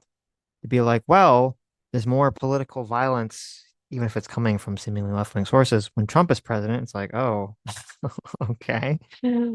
I guess. Is that really is that the point you want to go with? Huh? Not sure. Yeah, it's not bright. Not great. There'll be Destiny. Destiny. Are going to turn around and be like, I can't believe it. What's going on? What's happening here? Okay, Destiny. If you care so much about political violence in America, why don't you lead the way yourself without mentioning anybody else? Why don't you, Destiny, right now, just outright condemn the murder of Charlie Kirk? Because we've been doing that for a decade. One side can't turn down the temperature. You can't do it. Can't turn down the temperature. If Donald Trump can't, then the left shouldn't until he does. Got it. Republicans you don't want to do it. need accountability for their actions. They need some responsibility for the insanity. He had it coming, even though you take none yourself. Let me bring in Jack Posobiec. We absolutely, Democrats. All right, that's enough, Destiny. I'll bring in Jack Posobiec. Jack. Okay. Nice. Both sides it. Jack. Yeah. What is your response to this? I mean, Piers, this is exactly what I'm talking about. You know, this type of ideology where you've got someone who's willing to mock Erica, who's been standing strong for her family, for her children, who's just, she will never be able to grow old with Charlie. She will never be able to be with them again, have more children, to have grandchildren, to have those memories, to raise them. It's all gone. Every single moment of that future that they had was gone because someone fired a bullet at Charlie Kirk that said, "Hey, fascist, catch." And now you have people celebrating it. And when you ask people That's about not even it, the they bullet say, that was fired. "Oh, How are you lying about this? Shut even? up, Destiny. Holy Shut up. shit! You're so Shut shameless, up. dude. Oh my god! You're not even inside the right bullet. You're such a disgusting Piers. piece of shit. Holy. Yeah. You want to respond to that, Sitch? Christ. I mean, do I even need to say anything? It just the level of autism in his audience to think, oh my god, he got the bullet wrong. It's like peak the internet, like the peak the Reddit like meme, like the fat guy at the store, like, well, you said the wrong words on the bullet that shot and killed your friend, so you're a fucking piece of shit. Yes, yeah, What? exactly. You know what? I think Destiny 100% has to be on drugs. He has to be on drugs. No undrugged up person could ever think this would be even if you're like the most sociopathic person on the planet, a sociopath would know not to say this because it's so fucking stupid. Right. And makes you look like a sociopath. The only explanation is that Destiny is on drugs and he is just fucking blitzed out of his mind and whatever the fuck he's doing. Because this is so fucking stupid. Yeah, sociopaths don't feel emotion, but they know how emotions work. This is just completely devoid of how actual emotions work. Yes. You got the wrong bullet that killed your friend. That he died in front of his wife and children. Checkmate, retard. Fuck you. Yeah. Jesus Christ. Insane. God, but that's the clip, and he showed anyone if ever Destiny's trying to be mainstream, just like, oh, look, this is this person. Look, and he's so proud of himself too. I know. He's like, look, I know the details of every bullet. The thing is, this completely gives away his bullshit about how he didn't know anything about the shooter. Because obviously he knows everything written on the fucking bullets. Oh my God. And the order that they're in. You're right. Oh, you're so right. Oh, Pierce, what do you mean this was a left wing? We don't know the facts. Oh, actually, I do know the facts well enough to know which bullet was fired and which wasn't. He's such a fucking liar, dude. He is such a liar. That's a good catch. I was so disgusted with how like fucking immoral this was that I didn't even catch. He's a fucking liar. He's a liar. He has that information in this conversation because he presents it. Oh my God. Oh shit. It's so true, huh? Jesus Christ. So fucking true. He knows. He knows what all the bullets say. He helped the shooter write the bullets. There you go. Oh, it's impossible for me. We're going to find out more about this kid because obviously the Republicans are in charge, right? And Kash Patel wants to come out and say, They're "Oh very yeah, he motivated. listened to Yes. Destiny. Right. He watched Hassan. These are all like they're going to have his whole YouTube history. This kid. They're fucking. They're going to go deep on this kid. Yeah. Maybe. I know the track record is really disturbingly shitty for us finding information about shooters and their motivations. It seems like, doesn't it? The Butler guy, I mean, the thing is, if he just seemed like a complete slop ideology, didn't really follow anything, they're not going to come out with that. If they can really pin the ideology on the left, they're going to definitely come out with it. Why wouldn't they? Yeah, maybe that's the case. I think there's if it's gray in any way or shape or form, they'll probably just let it go. The thing is, there's a cost to coming out with it because you can get copycat killers. So a lot of times they don't really want to talk a lot about the motivations of the killer. The two forces at play here, though, are obviously they want to say this ideology is a deadly ideology. The Republicans do. I mean, the left wants to do the same exact thing with Republicans, obviously. So yeah, there you go. Destiny knew what was up. Obviously, he was lying earlier in this skit of this performance. His I'm so pissed off performance about how we don't know anything about the killer. We know nothing about the killer. There's no way to tell he was on the left. He was probably on the right. And then later on, he knows everything all the bullets say. So. Fuck. What a pedantic point. What a It's not pedantic. This guy's a fucking professional liar. Why didn't Andrew Wilson catch that? That would have been a good catch. Hey, you said earlier you didn't know anything about the leftists. Total pedantry. Total pedantry. I would like to let Jack finish his point, please. Yeah, and they'll claim there's no leftist connection. They'll claim there's no there, and then go so far as to lie and say there's some kind of Christian conservative connection when you could see the writing on the bullet casings. And so, Jack almost got there. He almost did. These are very common symbols associated, whatever. The point is, right, it should be very, very clear. Are we connected with our humanity or are we not? And some people are willing to do that. Anna's been willing to do that. We've done shows together. They've been fine. They've been good. We've jousted. We've done the back and forth. Destin and I in the past have had shows together where before he kind of took this turn, and you think there are people who can just be willing to stand up for humanity. Jack, it reminds me a bit of the journey I've gone on, very different circumstances, but the Israel-Hamas war. The reason I asked everybody on the pro-Palestinian side for months after the war started, do you condemn what Hamas did, is I think it was very enlightening as to the humanity of the person by how they responded. If their immediate response was, of course I do, the mass murder of civilians on October the 7th was a horrendous atrocity, then we can move on to an intellectually honest debate. If they refuse to condemn what Hamas did, it's a completely different debate.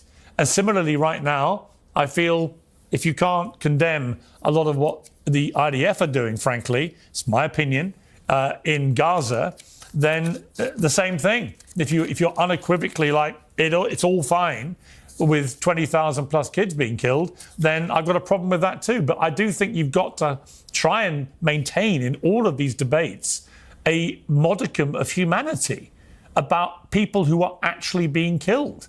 And what is terrifying about the mindset of a lot of people on the woke left I've seen since Charlie Kirk's death is the brazen glee that they're taking to his murder. And then when I see even Destiny, who's a very well-followed person on the internet, well-known, when Destiny, frankly, if you can't bring yourself just to say the murder was horrific and should never have happened, it's a very simple sentence. It's just basic humanity. It really makes me despair for where everything is going, because it's indicative of the mindset of, I can't give an inch to my political opponents, therefore I lose my humanity. How can that be right? Because you can't give an inch to political opponents that won't recognize or acknowledge anything they've done is wrong. It's all it's done is gotten us here. This is where we're at because of that exact mindset. Will any of the conservatives here acknowledge the... What's up, Sitch? You gotta unmute yourself. That's how it works. I don't know. I had muted both my mic and Zoom. The argument doesn't make any sense, because how are we at a position where he's saying we're at the position now where a far left person killed Charlie Kirk because the right won't denounce violence? How does that make any sense? Like logically, it was the logical train of thought there. Doesn't make any sense at all. It's completely divorced from reality. Yes. It's just a subterfuge to obfuscate from what's actually happening here. You need a third big word. Destiny is trying. He wants to use this insane rhetoric so that he can continue to voluminously gaslight the there you go. the entire audience. I like it. So that's what he's trying to do. The end. Murdered Melissa Hortman and her husband and shot the other senator in Minnesota. I hate when they bring up this example because it's completely different. She wasn't targeted with some kind of violent rhetoric. Nobody was going around saying Melissa Horton's a fascist who thinks black people should be in chains. There wasn't a concerted effort to savage this woman. So it's completely different than the situation we're dealing with now. Well, and then also now, because everyone's pointing out that, when they honored her death in Congress, everyone voted for it. You didn't have a bunch of people on the Republican side say, oh, we're not going to vote for it because we don't like her position on XYZ or whatever. Right, yeah. Where everyone on the left with Charlie Kirk has to buy into the gaslighting that they've been putting into the world for years now. It's sick. It's sickening. Yeah, of course. Yeah, just that it was about a all conservative political shooter. violence. That it was a conservative shooter. I don't know the details on that particular case. If I did, and it turned out that it was the case, of course, I would say that such violence should be disavowed. Thing is, you can't hold your entire moral standard based on what you think Trump is doing or not doing. What does that have to do with you, Destiny? It has nothing to do with you. You can easily just say, you can lead by example and say, let's all tone down the violence. You can't lead by example. That's what you I'm not want, the president right? of the United States. That's what Democrats have been doing. Wait, for you the can't last lead by decade. example because you're not the president? That's the stupidest thing I've heard if today. one side wants to fight and the other side doesn't, then you're going to fight. One side can't decide not to fight. If the other That side makes no decided sense. to. What does that have What to do you do mean with it you? makes no You sense? can- If you some can guy comes up to easily- you to you fight, can easily and the just other say it side now, says, I don't Destiny. want to, you don't really have the choice there. It's- Lead that's by how fighting example works. then. Lead by example. The irony here is that exact logic that Destiny used is the logic, which is stupid, is the exact logic that some of the people on the right are using about why, they need to escalate things. They're like, well, if the left wants to fight, we have to fight too. So I just thought it was kind of ironic. Destiny's using the same logic from the side that apparently he fucking hates. Destiny's giving them that argument. Destiny's Yes. saying to them, we can't stand down. Yes. Yeah. He's saying you guys are correct.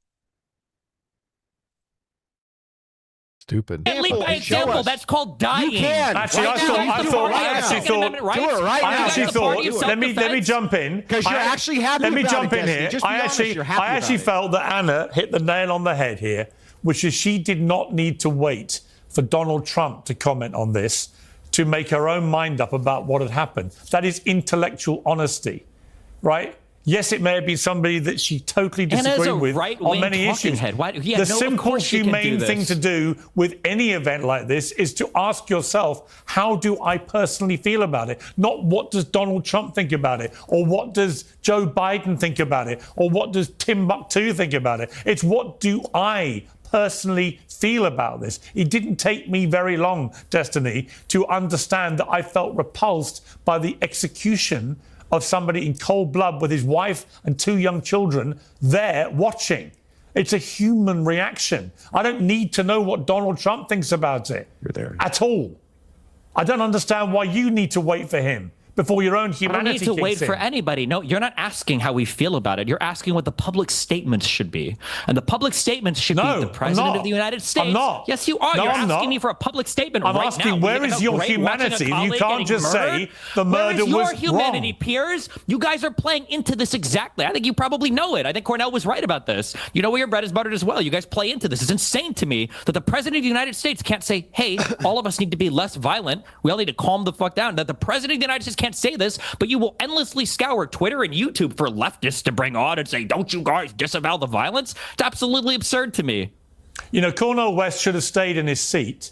We were debating free speech, actually, and whether You're not debating free and speech. whether It's not well, let even me an equivalent finish. Let me conversation finish, here. and whether the It's insane. overuse of words like Hitler, Nazis, and fascists was actually empowering deranged young minds to think they were battling actual new Hitler, Nazis, and fascists. And actually, when Andrew pointed out to Cornel that he had used the phrase neo-fascist about Trump, that's when Cornel decided he couldn't take part in the debate anymore, when he was reminded of something he had said. He didn't try and deny it. He just said, I don't want to have this debate, and left. Piers, how long have you been in the United States, like following our politics? Over 20 years I've lived and worked in America. Okay, if you've lived and worked in America, I grew up as a conservative listening to Rush Limbaugh and to Glenn Beck and to Billy Cunningham and to Sean Hannity. You're going to sit here and pretend like Democrats are the ones that started the name calling? I heard them call Obama and the Clinton socialists and communists. When did I say that? I heard them call...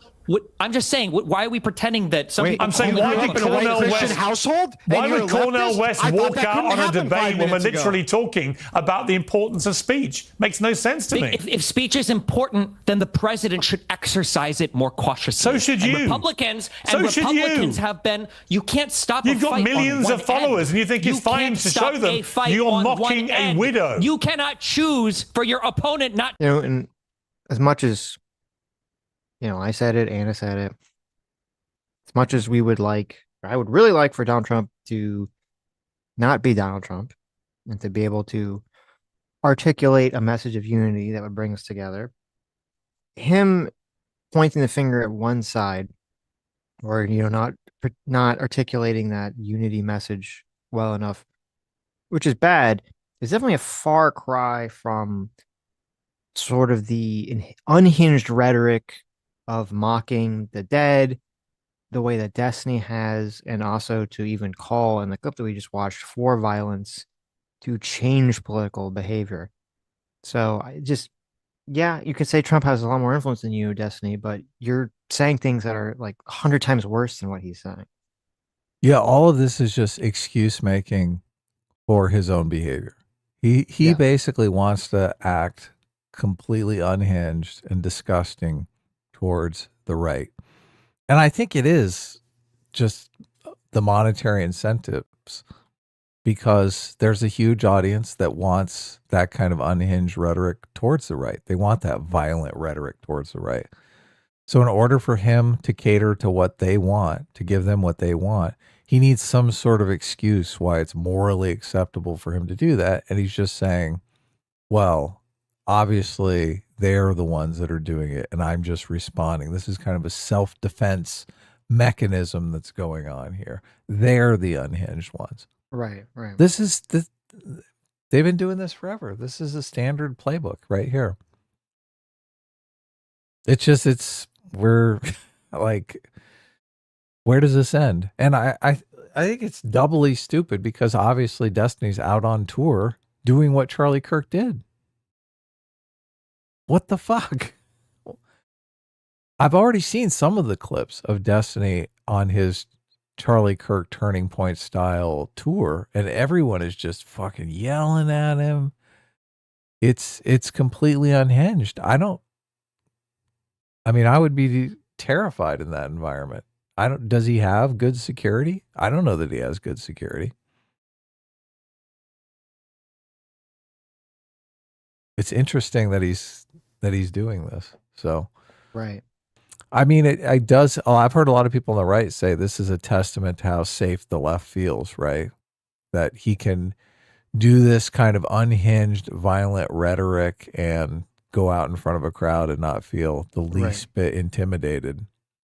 But I mean, I don't think I think Hassan is going to think twice before he gets in front of a crowd. He seems to have some level of understanding how much people hate him and his own self-preservation. He's like, look, I got a $250,000 Porsche and like a dozen girlfriends. I'm not ready to pack it in Charlie Kirk style just yet, right?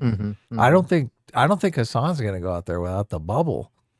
The Pope booth. Yeah, the Pope booth, exactly. Right. Ben Shapiro is like, okay, well, we can't do outdoor events anymore. My wife is going to fucking kill me. Like, the wives always come in, right? I guess like Destiny doesn't have a wife, so he's like, yeah, set me out in the Coliseum. Put me up on a perch. Did you see any of the clips of the unhinged people yelling at him? Yeah, I just saw yelling and yelling and screaming. I mean, it was kind of, it is funny if it's yelling and screaming at a heckler, but I mean, we're in a situation where both sides want to ratchet up the rhetoric to some extent, and I would not bet money that Charlie Kirk is going to be the end of this. I'm hoping. Look, I'm an atheist. I don't think God listens to my prayers, but I'm praying. I'm praying that this turns out well. Mm-hmm. I'm focusing a lot of positive energy towards this being a turning point, an actual turning point in the discourse. But I mean, this conversation, Anna gives me a little hope, right? Well, Anna gives me a lot of hope, but it's just, it sucks that the reasonable people are so overwhelmed by the unhinged people. And I don't know how we're also in a situation where so much of social media caters to this kind of violent rhetoric in a way that even if Congress tried to do something about it, it's going to be characterized as fascist, and more violent rhetoric's going to come out of it. And I don't know how much they can do about it because of the freedom of speech and stuff. So it's a fucking tough problem. I don't know how we're going to solve it. To fight you. Fine. If Republicans You mocked won't a turn grieving down widow. the rhetoric, then who cares? Donald Trump Who shouldn't have cares? used the rhetoric that led her to being Who cares? killed. 2 days before she Who dies, cares Donald that you Trump's mocked tweeting a out grieving pictures. widow? This is all. It's just virtue signaling. There You it guys is. are making fun. You guys are. What were the pictures that Donald Trump tweeted out 2 days beforehand? The pictures of what? Donald Trump tweeted 2 days before. Donald Trump tweeted out some pictures, some incendiary pictures that. I don't know. I don't know what you're talking about. I don't know what Destiny's. I wish Destiny would bring up some clips or something, or point us in the right direction for where all this incendiary rhetoric from Donald Trump is. I mean, the stand back and stand by, I think, was not good in the context of the conversation. But I understand. I mean, Destiny will never talk about the actual context of that situation. I think they were asking Donald Trump a question about denouncing white supremacy or something. And he's like, I've denounced white supremacy 1,000 times. You want me to denounce it again? Who do you want me to denounce? And she's like, how about the Proud Boys? And he's like, okay, right here. Proud Boys, stand back and stand by. You think it was just like a senior moment, just a misspeak?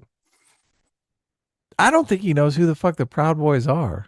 No, but I mean, in terms of like, the issue wasn't the Proud Boys. The issue was the people that took issue with the stand by comment. Yes. Well, no, I think he was trying to have it both ways. I think he was trying to say something that some people would see as a denouncement and some people would see as like interesting. an encouragement. You think that was very interesting? You thought it was intentional. Well, look, he did the same thing with the QAnon people. He was like, well, I don't know anything about QAnon, but I hear they're voting for me. So as any politician, he's like, I don't want to offend these people, right? Right. And she said, look, in the debate, she said, denounce these people. They're all white supremacists, right? And he's thinking, well, they might be white supremacists, but they might not be, because the media calls everyone white supremacist, right? It might just be some youth group or something. I don't know. So he did the same thing with David Duke too, or he pretended he didn't know who David Duke was. Well, and then they had like I think some later old clip of him. Like I think later exactly he did actually. I think later, once it came to light that David Duke was a white supremacist or whatever, he did denounce David Duke. Eventually, no, it was the opposite. He said, "I don't know who that is," and then they had an older clip of him denouncing David Duke and knowing exactly who he is as part of the. Oh, really? Yeah. Oh, okay. So it was what you were saying. He just doesn't want to. He doesn't want to alienate the voters. Yeah, exactly. Yeah, he's like, no, David Duke could be voting for his supporters. Could be voting for me. I don't know who that. I don't know who that is. I don't condone it on neither side, right? Right. Because obviously, everyone wants as many votes as they can from as disgusting and detestable people that they can get votes from. Yes. Right. Unfortunate. Excited about it. You guys love it. How is it? How is it that you said this guy can't possibly be a leftist? It's exciting to you. It's insane to me. Yeah. No. How is it that you said this guy can't be a leftist because he grew up in a white Christian household when you grew up in a white Christian household by your own admission just now and you're a fucking leftist, Destiny? I'm Can you explain that 36 to me? years old. This guy was 22, and he lived at home. What does that have to do with basically his entire anything? life. What does that have to do with Because anything? I'm 20 years. And then Andrew Wilson changes the topic when they should be focusing in on the violent rhetoric. He's like, look, you turned out to be a leftist and you had a good mom and dad. Where did they go wrong? Where did they fuck up? Well, it's weird. He's not even a imagine? leftist. He's just like an extreme. He's like an actual extreme liberal, which is weird because it's usually not the way it is. Can you imagine someone sending you a clip of your son saying that you deserve to die because you voted for Trump? I'm sure it happened, and I'm curious as to what the response to that was. Can you imagine? Not great. See, she's probably like, Mom, I have to say stuff like that so I can make money. And she's like, okay, you go ahead. Maybe. We're making America great again, but you go ahead and throw me under the bus if you have to earn There some you go. money. There you go. I'll just take care of your Nazi son. I'll just babysit your Nazi son on the weekends. Not Years great. to separate myself from my parents' ideology. I didn't live with them still. Jesus. So 6 months, 1 year, 20 years? Why does it matter how long it took to separate? You just got to say it was impossible, and you yourself are a leftist who grew up in a. They're still arguing over whether or not the guy was a leftist. I would go to the fact that he could read that he knew the phrases on each number bullet. Yes. That would be the tact. Christian conservative household, dude. You're the worst hypocrite I've ever seen. Hold on, You're the I'm worst sorry. hypocrite. You think that a 22-year-old has as much time to separate himself from the ideology that he grew Did up I with say as that? a 36-year-old? Didn't say. Well, and also, like, this is just, how so much of what happens to children is they rebel against their parents anyway. So it's a stupid fucking argument in the first place. And you just made It's the a comparison, pedantic, dipshit. stupid Of course point. you did. It's not Let me pedantic. ask, I made the comparison You're that a absolutely person can be opposite. radicalized. What a Look at stupid you. point. Let me You're the jump most in. radicalized Let me fucking jump in. Let me jump in. Let me ask Jack. Jack, you know the Kirk family well. You've been around the Kirk family, I think, since this is appalling murder has happened. When you hear Destiny saying, who cares, about the fact that he openly, publicly mocked Erica Kirk, a grieving widow, within literally a day or two of her husband being murdered, how does that make you feel as a friend of the family? How does it make you feel to be a friend of the person who died horribly, that this guy is a total piece of shit? How does it make you feel? I know. This is really like trying to milk the daytime TV aesthetic here. That's like the news anchor who's just like the person has witnessed some horrible tragedy to a loved member. Your family member was just like murdered. How does it make you feel? Well, I don't know. How do you think it makes me feel? Yeah, your friend was brutally murdered, and this guy thinks it's funny. Yeah. How does that make you feel? Is there anything you want to say to this piece of shit? Right. It's very angry, Piers, and here's the thing is she's seeing all of it. She's going to see all of it. Her kids are going to watch this video one day. It's just, that's sort of the nature of reality now. They will see all of this and they will see the reaction. And I just hope that those of us who knew Charlie, worked with Charlie, who knew Charlie beyond the, TikToks and short videos can also be there for those kids as they grow up, to let them know who their dad was.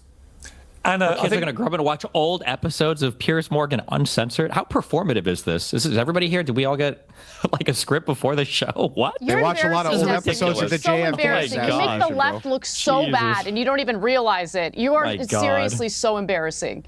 Okay, yeah. God. You can talk to your best friend. You really Glenn are. Beck about I mean, it like, later, you have do you another feel 30-minute conversation about it, Anna. Maybe I will. Maybe I will talk to Glenn Beck about it. Twitter, is that is that naughty? Is it How naughty many to have conversations have you had with people Nick? across the aisle? You had more conversation with Nick than anyone. So mean. Oh no. Look, Destiny was sucking everyone on the right's dick so he could talk to Ben Shapiro and Jordan Peterson. Okay? Like, what the fuck? All of this is complete nonsense. Destiny has done all of the things Anna has done. And Destiny didn't go into Jordan Peterson and cut him off at the knees, or go into Ben Shapiro and cut him off at the knees. He was very respectful, and he tried to have a respectful dialogue and do all of that stuff. He just stepped in it with the Butler stuff and completely derailed his entire career. Right. Because he did stupid shit. So I don't know. This is like completely trying to rewrite history, where Anna is actually on a trajectory that's a trajectory that Destiny is envious of and wishes he was still on himself. I think he might have been on that trajectory. Remember, he sat down with Ro Khanna and had those conversations. He was going to be like a big wig in progressive victory. He was going to get a lot of turnout. He was like canvassing for politicians. What politician would want Destiny canvassing them for them now, right? What politician would say, oh yeah, the guy who went on Piers Morgan and was talking about all the incendiary and bad taste jokes he made about Charlie Kirk's widow. Yeah, I want that guy canvassing. I want him to knock on people's door and tell them about the Democratic Party for me. That's never going to happen. And not look, a great look. They as a child of Charlie Kirk, I'm sure they're probably going to watch incendiary shit like this just to see the levels of evil that existed in the world that killed their father. They're probably going to be super curious about it. And this would be number one specimen to go to for the evils that killed their father. This would be a great one. They probably will watch this one. To think that they're not going to watch it is just levels of insanity. It's look, and look, everyone on this panel knows that, but Destiny's completely in the dark to that. He's like, it's so weird. This is like the book The Stranger. Destiny just wants, by the end of this thing, Destiny just wants everyone to hate him. He wants everyone to just see him as the incarnation of evil. I think that's what's going on here. Maybe. Not the meanies on Twitter. I know. How many more lawsuits are you going to face from women that you allegedly secretly recorded during intimate moments, Destiny? I can't believe anyone takes you seriously. Are you really? You're disgusting. You're embarrassing, and you should be shunned from public life with your disgusting treatment of all sorts of people, including young, left-wing girls, women You're turning that you more victimized blonde right allegedly. now in the window. That's who you're you like are. 2 shades away from being You're a Fox News host, embarrassing. Anna. You Keep embarrass the going. left. You're the type of person who pushes people away from the left. Make sure you understand that. You're embarrassing. There's no morality with you. What are the insults Destiny's saying? He's saying that she's so blonde that she's going to become a Fox News host or something. Is that what he's saying? Oh. Yes, that's the argument. There's no grounding values. There's no principles. All you want is attention, attention, attention, attention. That's all you want. Of course. All you want. Endless attention. Say disgusting, provocative garbage. Another friendly conversation with another mainstream conservative commentator about how you're such a leftist, but those people on Twitter are so mean. Having a debate or dialogue doesn't automatically mean that you agree with everything they have to say. It means you're coming No, it's together when you sit down and you're exchanging ideas and then debating you agree with everything them. they have to say. No, I don't agree with everything they have to say. do. What are you talking about? Yeah, you do. I don't Of course agree with you do. What everything do you they have mean? to say. But I'm When an you adult. sit down and all I of can your sit down and criticisms have a are mature for the debate left, or conversation. and you have no disagreements about anything on the right, yeah, that's called I do agreement. have criticisms for the left. I have tons of criticisms for the right. Tons of criticisms. I'm obviously they don't seem to come out pro-choice, much for when you're instance. talking to your I obviously have a conservative huge friends. Oh, the big problem guns, yeah. with the unending, unmitigated support for Israel, regardless of the genocide they're engaging in. I have all sorts of disagreements with the right. That doesn't mean I'm going to dehumanize them and cheer on the slaughter of my. Oh, wait. That's where Destiny completely agrees with the right. Whoops. Yeah, remember how Destiny was saying that Israel just basically needs to commit a genocide in Gaza? That's really the only way that Israel can deal with the threat, the Palestinian threat. What? Is Destiny a right-winger? Oh my God, he has the same position as Donald Trump. What the fuck? He's even got the same edgy attitude. Destiny, when are you going to tweet out some memes about the new embassy in Gaza, the new American embassy? The resort. Did Destiny tweet out the Magaza AI video? He probably would. Isn't that strange how Destiny has the exact same position as the Trump administration on Israel? What the fuck? Is he a right winger? Holy shit. He's a secret right winger. Yep. How can he? Only Anna is the good left winger who hates Israel and loves the Palestinian people. True. But Destiny, bad fucking right winger. Why? How come it? Why is that? Why is that? Why can Destiny come out and support Kyle Rittenhouse and nobody calls him a right winger? I guess it's because he goes unhinged on Trump. So yes, that's really all anybody cares about, right? Yes. Yep. Even though he has the same exact position on Israel as Trump, as long as he's unhinged about it. Fellow Americans, because we have disagreements on politics. You're I embarrassing. wish anybody here had the same energy for the president of the United States, but that's good. I'm glad you guys are focused where it really counts on Twitter and Dude, YouTube, you have which is what the like conservatives want you to be TDS, focused like on, you know? you are like the prototype TDS, of TDS. yeah, there it It's comes, yeah. unbelievable. The You TDS, wake up every yes. morning and you decide your Yes, behavior is going true. to hinge on Trump. Tell me Well, more about who the are you as dancing an individual? Israelis and Building God, have 7 a little bit and of how the humanity. Jews all knew about 9/11 You're a and they all sociopath. want us to go to war in the You're a Middle East. Yeah, of course. sociopath. I'm Let me I bring never in- once said the okay. Jews Let me were bring in behind Jackie. 9/11. Look, now he's adopting the Trump talking points. Look at this. Why are you against AOC? Not once. Don't make things up, you disgusting prick. Let me That's bring okay, in don't Jack worry. again. Let me bring in Jack again. Jack, Peter Navarro earlier was talking about directly to Elon Musk about, in his view, the urgent need for Elon Musk to Clean it up. detoxify X, given that he owns a platform, and that he blamed X for a lot of the toxicity in Clean public this discourse. shit up, What do you feel Elon. about that? It's a great idea. I think there's Delete in wokeness. obviously a tension between, standing. Well, yeah. Wait a minute. Yeah, he can't be in favor of getting rid of anonymous counts, can he? It's a little bit of a Yeah, problem. what's going on? Uh-oh. I thought you had to put your standing face and to that wanting shit. free dialogue and freedom of speech, but also maintaining a line beyond calling for violence and calling for direct violence or direct criminal activity. So, X in its original Twitter fashion, if you go all the way back to 2012, 2010, when it was really getting going, they used to pretty much the main things that were banned or would get taken down or get accounts banned were posting of direct addresses of people, so doxing, or posting direct threats to violence. And so I think there needs to be that line set of this is acceptable discourse, this is a back and forth, but the idea that a direct call for violence should be banned, I think that's something that I would support. Andrew, what do you feel about the social media aspect of all this? Do you think that it is culpable to a degree in the surging toxicity of debate about these things? No, it's the left. Look, social media is a tool. And what social media has done right now is it's allowed us to get a glimpse into leftist ideology, finally. Yeah. And we get to see the insane madness that was always there. And the fact of the matter is that, here on the panel right this second, you have a guy who celebrated a multitude of these types of things, including telling his co-host that basically Trump, the worst place that the assassin could have put the bullet was anywhere other than Trump. I mean, I got the clip of him doing it.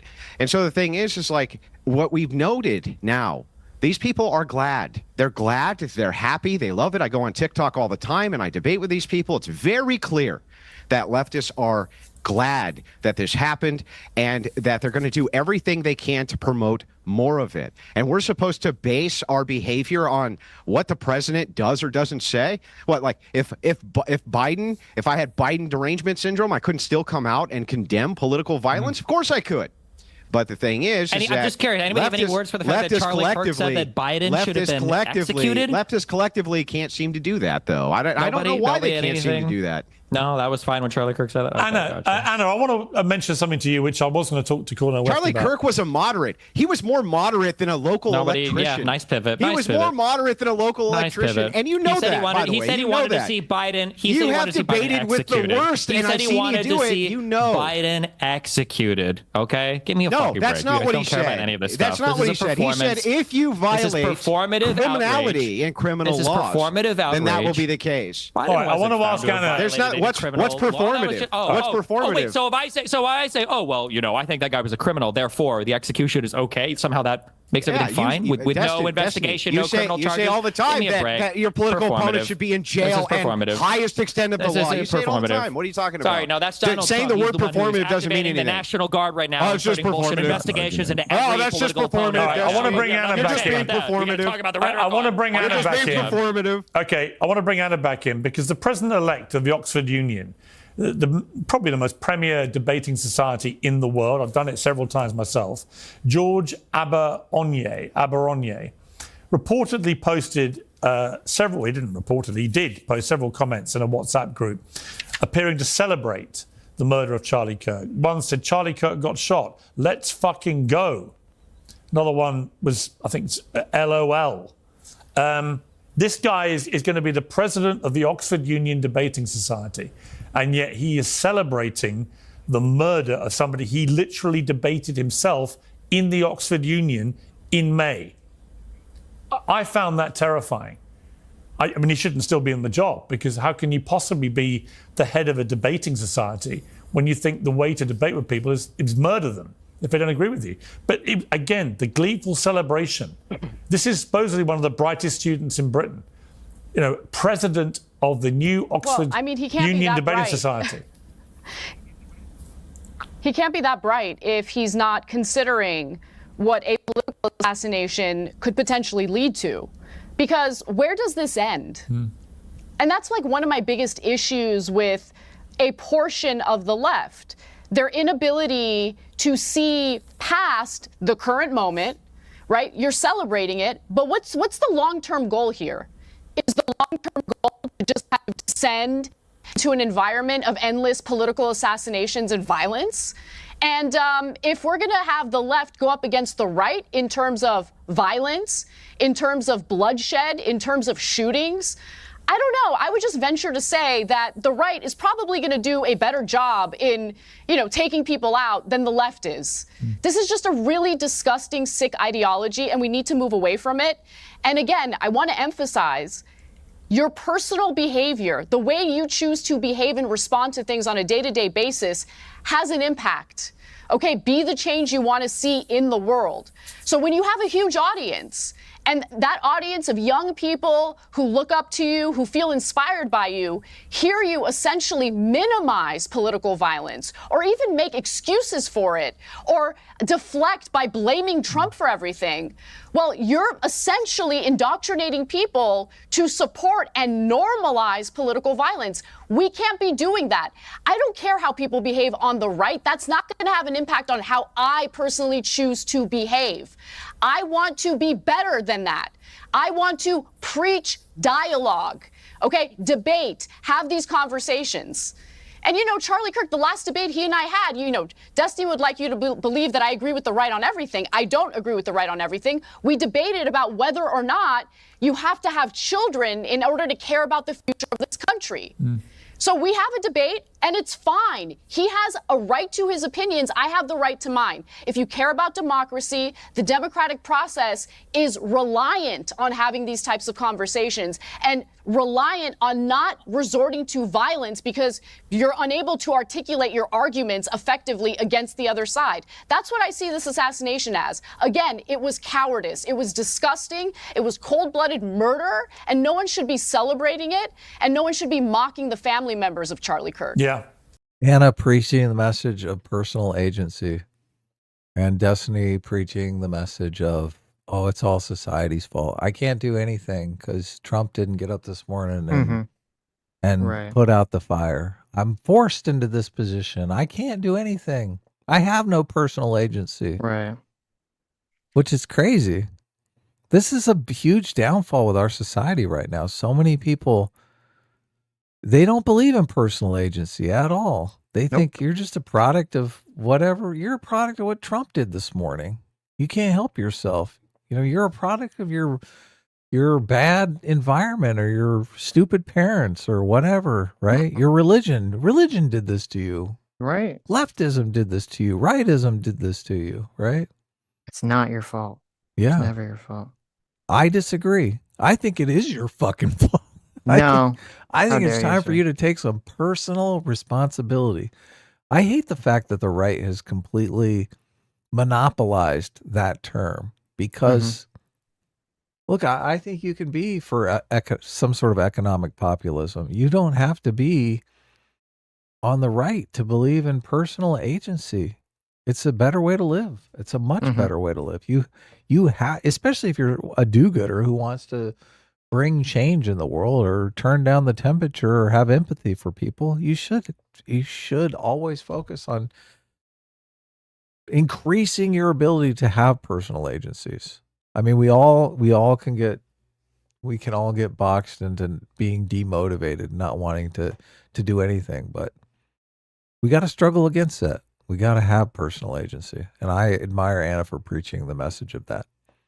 And I despise Destiny for being against it. That's hard. What you're saying is hard and annoying. Okay. I'd rather just have blame a ready-made society excuse and my parents and the world and, everyone else. And be able to do whatever you want. Be able to be just a dick online to whoever you want to be a dick to. Yeah. It's so nice to be a dick online, Adam. I don't know. Yeah. Have you tried it? I do occasionally. I mean, it's okay. It's definitely not near as fulfilling as setting yourself a goal and accomplishing it. That to me is much better. Like I'll say, look, I want to do a comic book, or I want to paint a picture, or I want to make a video about the movie Him, right? Right. Setting a goal and accomplishing it. I want to start a YouTube channel. I want to make a video about this situation and see what happens. Even if people don't watch it, because obviously there's a lot of content out there. And when you're starting from zero, it's a little bit demotivating. Do it for you. Do it to better yourself and to get better at doing it. To get better at every video, you'll get better at making. So every project, it doesn't have to be a video. I mean, you can fix up an old car. You can do, there's lots of things you can do. You can clean your room.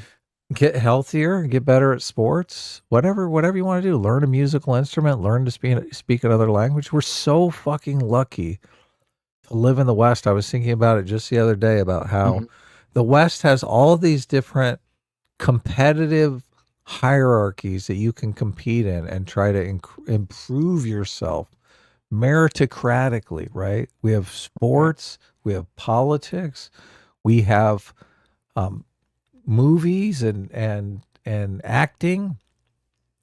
Video games weren't even a thing like 30 years ago, right? When were video games invented, right? And now video games is a whole nother competitive thing.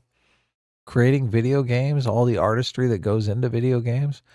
We're just constantly creating new ways that you can succeed. Yep. Don't compete in the hierarchy of being the biggest piece of shit online. That is a hierarchy that I don't think you should compete in. That unfortunately we kind of have Destiny competing in that hierarchy.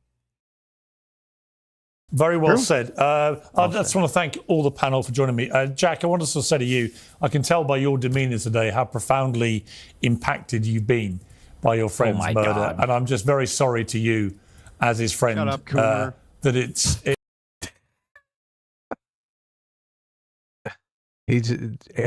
So obviously Destiny. So Pasabic has looked kind of demoralized through this whole thing for those of you who are just listening. So Destiny is obviously being a huge piece of shit to Pasabic. So this is the apology portion where Piers is like, I should have never invited you on with this piece of shit Destiny. But then Andrew Wilson calls Destiny a Coomer, tells shut up, Coomer. Did you catch that? I missed it. No. Andrew Wilson's like, shut up, Coomer. Of course, Destiny's going to respond here and make it even worse. You've had to endure what must have been a hellish week, and actual ghouls. I'd like to send my very best. Actual ghouls. He calls them both ghouls, right? Which is interesting because that's very lefty coded. Yeah, how do you get back on Piers Morgan's show when you call him a ghoul? You're a ghoul. What is that not also like the cringiest insult ever? Yeah. Like when leftists and it's when the leftists be like, you're a ghoul. It's like, oh, you called me a ghoul. Oh no. I'm a ghoul. I'm a spooky ghoul. You're a zombie. It's just so lame. Yeah, ghouls. The ghouls are out. They're super into ghoul now. Ghoul is like their go-to insult. Well, it replaced Chud, which was also like Chud was stupid because no one knew what it meant, but at least it like sounds gross. You're like, ew. Like it sounds like it's shit related for some reason. You're like, ew, you're a Chud. Like, okay, gross. Ghouls is like fucking lame. Ladies and gentlemen, the party of empathy. Yeah. The ones who can't stand that Donald Trump has a nickname for everybody have just dropped a new nickname for all conservatives. The ghouls. Ghouls. To the family who I know you talked to, and I'm sorry for some of the things you've had to hear from Destiny in this debate, but thank you for coming on despite what you've been going through, so I appreciate it. Thank you, Piers. I'll convey that to them. Thank you very much. Thank you to the panel. Thank you. Yes. I'll convey that Thank to the you. people in power that I talk to, Destiny. And you go back to your Discord and talk to a bunch of anonymous trolls. Right. Doesn't that just say it all? It was like, look, I'm at the big boys table here. The ghouls. I'm going to dinner at the White House. Where are you going, Destiny? Are So you lame. going to Take it over. go? Are you going to hang out with the ghouls on your Discord? Ghoul versus demon. That's fair, yeah. The right's like the demons. It's just I don't know. To me, it's equally cringe. Yeah, I don't like the demons. You're a either. demon. You're a little demon. It's like okay. So here, wait. Let me send you. Here's a. Someone did the zoom in on Destiny when. Oh, I when know. Anna's reading him the riot act. I think I retweeted that. Oh, okay. I sent it to you. It's like the zoom in, and you be like, "Is Destiny on drugs?" Because it looks like Destiny's on drugs. Definitely seems like he's on drugs. That's great. Yeah, I'll bring it up. Toxic Mix saying so much for $20 says the craziest comment that got lost in the chaos was Destiny suggesting a 22-year-old was too young to break from his parents' politics. His own son destroys this point. 100% bad faith. Kind of wish I stayed unplugged. That's a that's a good point. That's a great say. That would have been the real. Oh God, I didn't think about that. That would have been the real. Like, bro, what? Your son? How old is your son? Isn't your son a Nazi? Right, but then see, and then his defense would be another self-owned because he's like, well, my son doesn't live with me. And it's like, oh, well, why not? Yeah, it's like okay. Yeah, Has your son that would have been ever pretty lived with bad. you? That would have been pretty bad. We can't play this. This is a Hello Darkness Smile friend. No, right? there's no music. Oh, there's none. It's just Anna Okay. talking. We got 25 seconds. Yeah, if you're just listening, this is the zoom-ins on Destiny's face, and he looks like he's kind of spazzing out. 3, 2, 1. Pull your phones out. See Destiny spaz. Go. If someone assassinated my husband, I would not be able to have the level of composure she had during that speech. I would be out for blood. I understand why she's angry and why she said the things that she said. Okay, you need to understand what being a human is, what it's like to actually lose someone that you love, that you chose to spend your life with, that you chose. If someone. Oh my God, that's so bad. So either Destiny has like 20 different monitors in every direction in his room, or he's on drugs. He has no monitor. I think he doesn't see the people on the panel. That's why he's. No, but I'm sure he's got chat, right? He's got chat open. He's got a bunch of he's doing, research on the fly or something. I don't know. This is weird. His eyes are darting around the room like crazy. Right. Yeah. Very, very drug coded. Very suspicious. Yes. There you go. You're right. He's playing Factorio. That's the real thing that's going on. feverishly typing. Yes. Spiro Floropoulos, thank you for 20 Canadian, says pushing this message is the right play for him and the left. Why? Let the worst scenario that the right could enact on Destiny on the left, then the next worst, etc. Either way, they win by their own viewpoint. I hate it. Oh, I see. You're going to say like, oh, the goal is to try to get the right to overreach so that then the left wins. I mean, I don't. I mean, that could happen, but I don't think that's Destiny's or anyone's thought process. That's too comic book villain for them to like be trying to plan that out and game that out. Is it going to? And it wouldn't even work with Destiny. Martial law and suspension of habeas corpus. I mean, right. Is that really a win? Well, and also with Destiny, I mean, I don't think he would be. He's putting as you were saying, he's doing his like little torch. He's putting a giant target on his back or his face when he's like, by saying all this, obviously he doesn't want to, die. So, or you think he doesn't. So he is putting a giant target on him. Right. I mean, I try to be nice online. There's too many insane people out there. That's I true. don't want to become a target for everybody, right? Squeeze Louise for $20. Thank you so much. Says Destiny literally sucked off Nick Fuentes and he tries to attack Anna for doing interviews with the right-wing commentators. That's a great point. Allegedly. That's a great point. We don't know if that's actually true or not. Well, he did. Yeah. There you go. Allegedly. He, quote, allegedly sucked off Nick Fuentes. It feels true, though. Yeah. It feels true. Has he ever explicitly denied it? I don't know. Our Hilt's Hurt for $5 says, start a YouTube channel unless you want to put background music in it, then you should walk into incoming traffic. Adam. Ooh. Oh, yeah. We're not promoting violence on this channel, but those of you who put music in your videos. Mm-hmm. Actually, look, I saw Shu in the chat earlier, and Shu does put music in her videos, but she puts the extra effort in to make the music actually go with what she's talking about. It's not constant, is it? It's like it's no, to accentuate or to punctuate emotion, which is the way you're supposed to do it. Exactly. Yeah. But there's a super serious tone in her last video because of the Charlie Kirk stuff, and her last video is just so good. So good. Right. Yeah, you should check it out. Yeah, This is a real scary thing about the Charlie Kirk situation. She goes through a long list of reasons she's been called a fascist or a Nazi, and they're just insanely ridiculous things. And that's the place we're in. There's a lot of people, probably in Soy Pill's audience, who think you and I are Nazis, think you and I are fascists. Right. Which, I mean, that's not fun. That's not fun at all. Not good. Yeah, and they do it on purpose. They do it to make you a target. They're like, and it's as cynical as Destiny was in the Butler situation where we were saying Destiny said the firefighter deserved to get killed because he was voting for Trump. And it's just one vote. That's how much they care about your life. Look, and I didn't even vote for Trump. I thought about voting for Trump, and they're like, oh yeah, well, that's good enough. Insane. These people are fucking crazy. Oh my God. And not only that, they march around on TikTok like they think, oh yeah, we're the normal ones.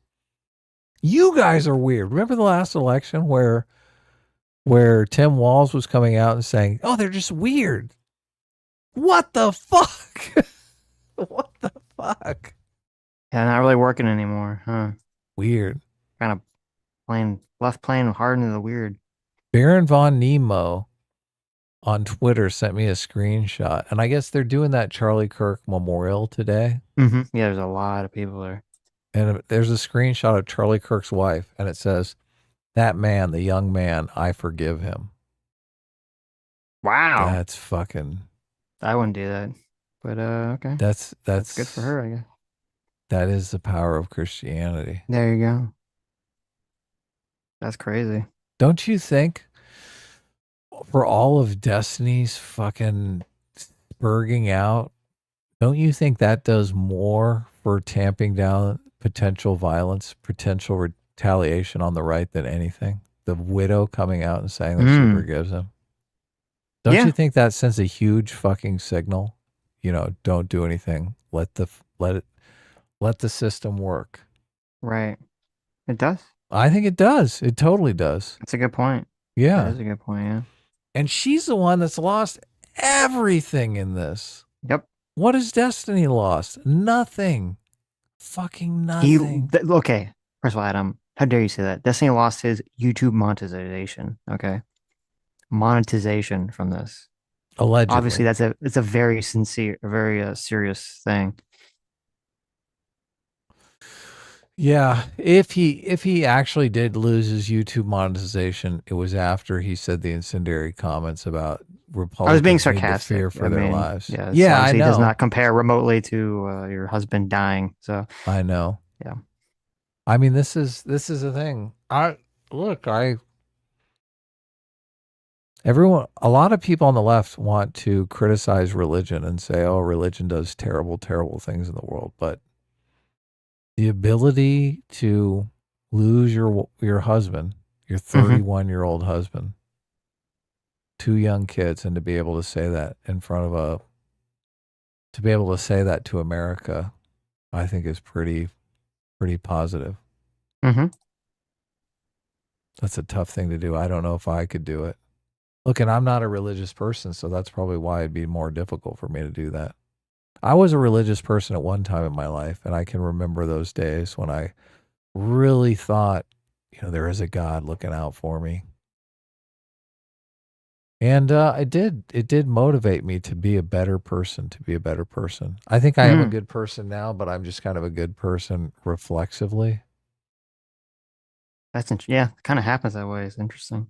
I know if I do things that are wrong, I end up dwelling on them and feeling like shit about it, and days later I'm just like, what the fuck? Why'd I say that? You know what motivates me to be a good person? What's that? The fact that our Hillsford does not put background music in their YouTube videos. Oh yeah. That's a very motivating thing. I was looking for a video on the Robbers Cave experiment.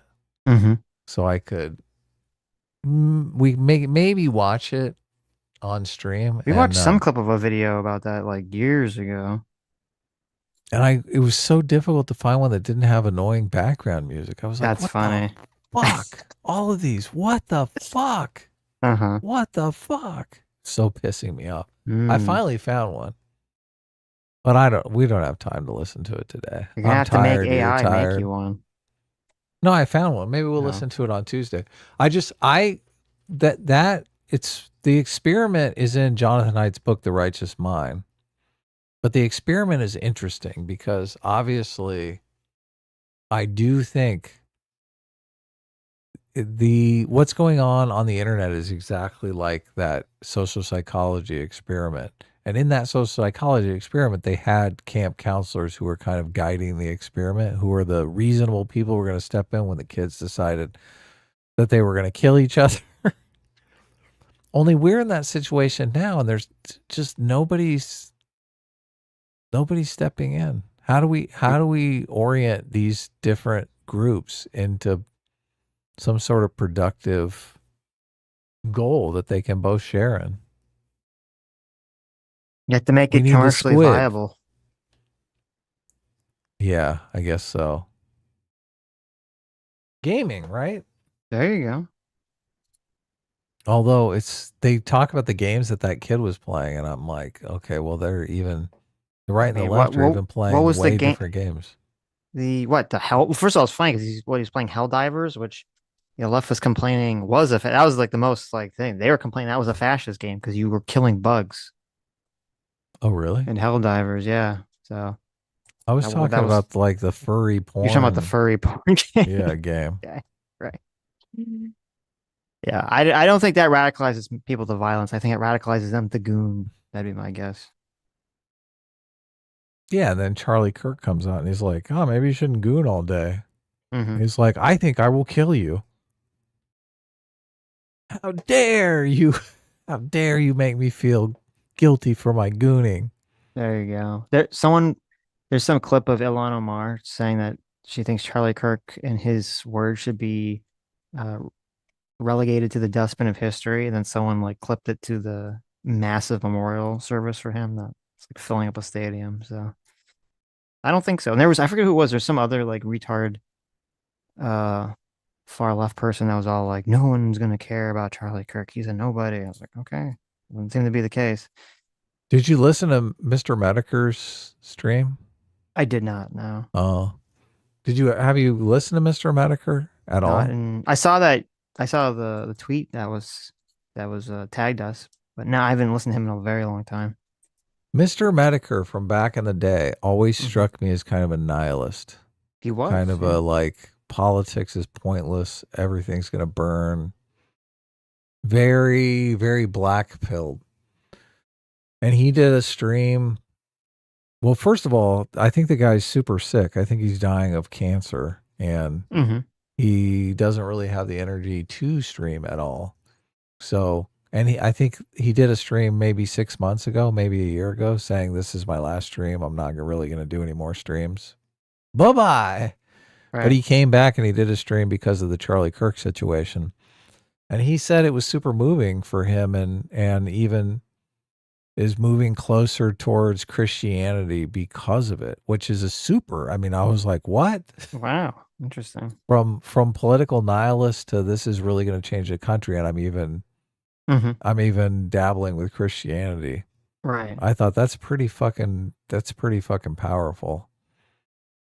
So I don't know. He did a stream and even got choked up on the stream. It was very uncharacteristic for Mr. Mediker, but interesting. Yeah. I thought it was a good stream. I thought he had a lot of interesting, poignant things to say. Okay. I mean, that happens too a lot when people are dying. You know, they become more religious. He talks about that in the stream because obviously he has been battling cancer for a long time and hasn't really had that revelation, dealt with his own mortality until recently. I mean, it could be a combination of both. Right. I just, I got to admit, like after the Charlie Kirk thing, I mean, I couldn't stop thinking about it for a good 3 days afterwards, where I just was like depressed about it, really depressed about it. And I don't get depressed. I'm not a depressive person at all. So I feel so bad. I feel so bad because I love life and all the things I've done since I was 31. I just think, oh man, totally fucking robbed. Totally robbed. Yeah. He's robbed of his. Yeah, it's just bull fucking shit. Bullshit. It is very depressing. Yep. Yeah. Super depressing. But look, if a lot of tangible societal change can come out of it, and we get to follow Destiny's cope spiral through all of that tangible change. If the Republicans can clean house in the midterms, at this point, I'm thinking I want to see it just to see Destiny lose his fucking mind. I mean, that would be the ultimate payback. Right. You don't need to shout Destiny. I mean, the way to really get back at Destiny is not to go shouting at him at his events. It's to not go to his events. Just don't go. Right. It's interesting because the crowd I saw in the one clip was not very big at all. It's easy to have a large crowd online because obviously you've got people distributed all over the world and there's like 7 billion people in the world, right? Getting all of that 100,000 people that watch all of your videos into the same place is a little difficult because they're hundreds of thousands of miles apart.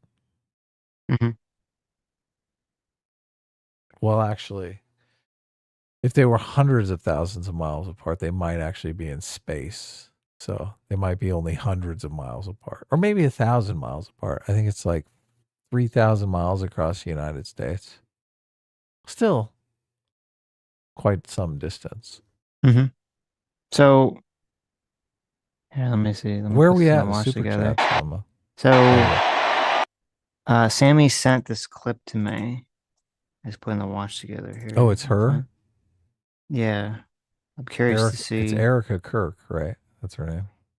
Yes, I'm curious to see what the Trump was speaking at Charlie Kirk's memorial.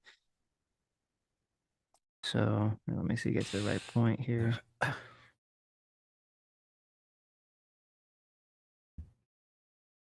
Okay.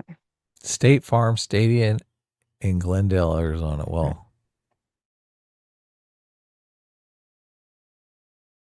know them and love them, and I want to reach them. And wrote back to the staff member saying, I'm not here to fight them. I want to know them and love them, and I want to reach them and try and lead them into a great way of life in our country.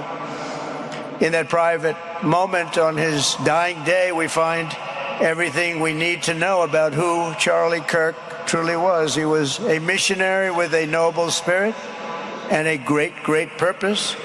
He did not hate his opponents. He wanted the best for them. That's where I disagreed with Charlie.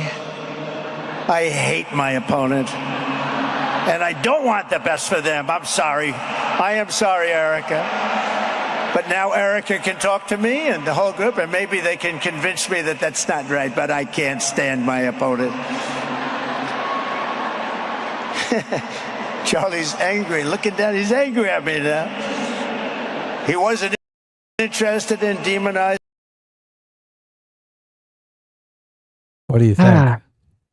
Jesus. It is. This is a tension of being human. It really is. Mm-hmm. As a human being, as that animal ape, every fiber of my being wants revenge. Yeah. That seems like the natural way to me. I said that's so. Sammy sent this clip to me. And I guess we can maybe watch more of it to see if there's a but here.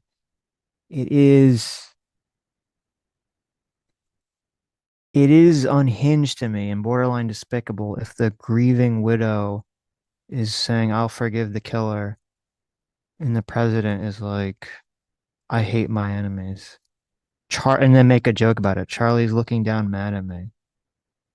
And so, like, I don't know, that just really rubs me the wrong way. Yeah, turning his memorial into like a comedy show. Yeah, that's really. It's not. I mean, I'm not going to go as far as distasteful. saying it's disgusting. I would say distasteful. Yeah. But I wouldn't. I mean. Okay. It really makes me. There was a clip that was making the rounds that I thought was unfair, which was, I was guessing was unfair. I mean, I didn't really know, which was, I'm sure you saw it. It was Trump was being asked questions while he was boarding the airplane. Someone asked him a question about Charlie Kirk's death, and he made some comment about like how wonderful the ballroom was. Yeah, I saw that. Right. And I assumed that he just didn't hear what the person said. There's an airplane in the background. He just didn't hear what the person said. But now I don't know. Because this is. But in that clip, he responds to the. Does he? Yeah. I just immediately started going in the ballroom. I was like, what? Okay. I mean, I don't. He had. I don't know that he's best friends with Charlie Kirk. I mean, Charlie Kirk was part of his coalition, definitely. Yeah. Let me play a little bit more. Again, I haven't seen any of this, so I don't know. Maybe there's some saving context here. Maybe just say, listen, that's like if he said what you were saying, like this is part of the human condition, and we need to overcome that. And Charlie was a better person than I am for doing that. You maybe cut him boom. off. Right. Yeah. So we'll see. He's in the middle of that. Yeah, we'll see. Maybe he's cooking. I'm sure. Maybe he's cooking. Okay, let's find out. Let him see. cook. Yeah. Okay, let's let him Sammy cook. says, let him cook. Right, let's see. Anyone he was interested in. Charlie's angry. Look at that. He's angry at me now. He wasn't interested in demonizing anyone. He was interested in persuading everyone to the ideas and principles he believed were good, right, and true. Before each appearance, he prayed these words: God, use me for your will. Always said the same thing: use me for your will.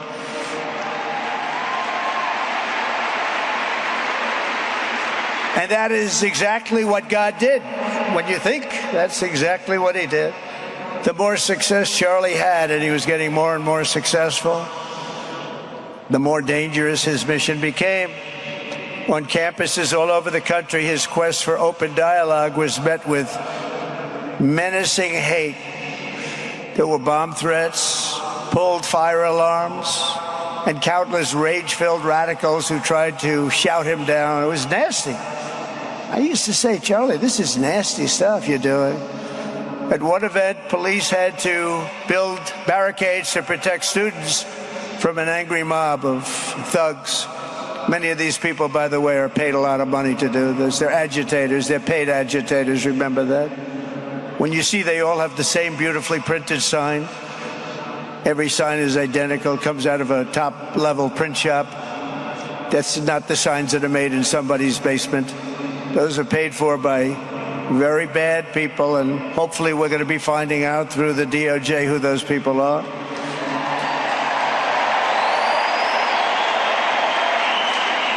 At another college, Antifa terrorists shattered windows, threw rocks. So there was no saving the Cook. It just left bad, left bad, left bad. Okay, that was really bad. Hold on, you don't know. He could wrap up with a message of unity. So at the end. 10 minutes later, it'd be like, and that's why I was wrong. So you'll get there eventually. I don't think so. Now we're on to the Charlie. He talked to all these people, and they're all violent pieces of shit. Send me the link. I want to look at the transcript. Okay, here. Let me send you the link here. You can find the turnaround point, maybe. You gotta search the right words. Right, Search words right. like unity, kumbaya. Right. I can't imagine Trump ever saying the word. The words kumbaya? Probably not.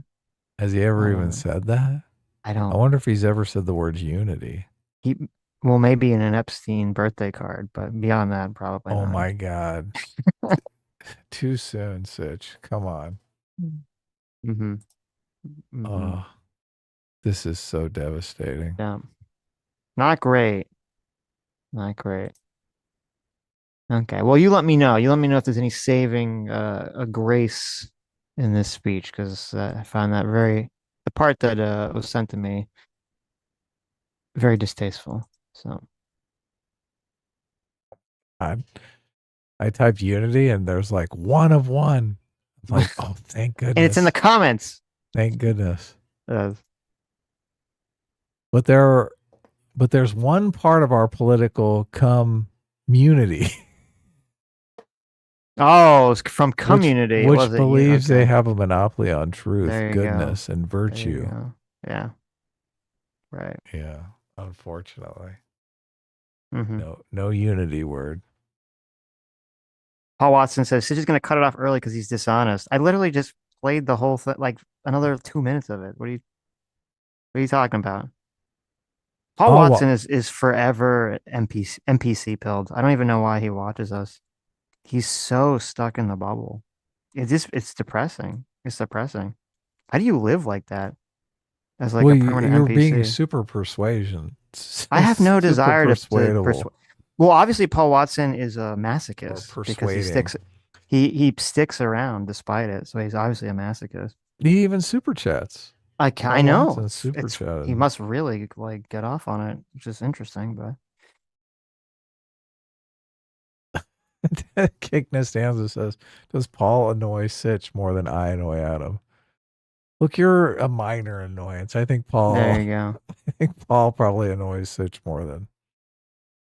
I think Sitch gets annoyed more than I get annoyed. I get annoyed by it's just blatant NPC stupidity because I'm like, why, Why what would you what are you why doing? would you let that annoy you? That is Why does anything annoy anyone?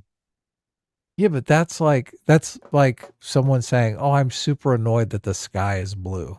Well, it's like, what the fuck? That's a fair point. I The should just, sky you're right. is, You know what? That's a what great the point. fuck? I How should do you just assume. What do you do? How do that you the live your Paul life? Watson mentality is the general mentality of humanity. That's a good point. Yeah, I'll try to keep that in mind the state of the world going forward. That's true.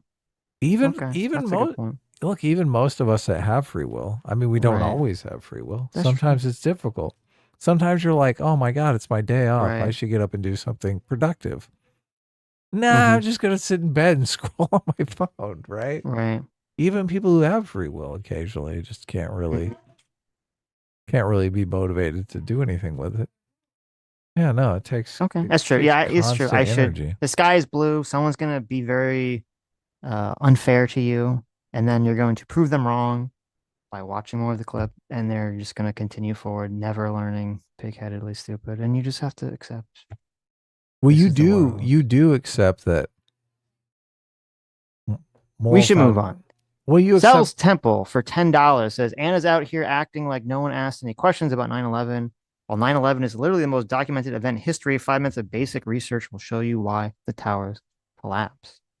Well, obviously, I don't think either of us support any sort of 9/11 revisionism or any of this stuff.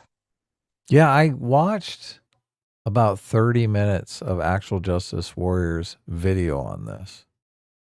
And Anna, the smoking gun of Anna coming out and saying Israel did 9/11 is just not in the clips that he's showing. And he is saying, look, this kind of rhetoric implies that. Like this, you say this rhetoric and people think Israel did 9/11. That's where it leads. But I don't know that Anna believes Israel did 9/11, or I have not heard her say that. John did a video on the topic, so you can check it out. Did you watch it? I Did you watch watch it, the yeah. video? I Oh, you watch did? it. Yeah. Do you think it's like a compelling video, or? It was a good video, and I do think that Anna and Jank are being irresponsible with the rhetoric they're using about the subject. Okay. So. Because it does give the impression that Israel did 9/11.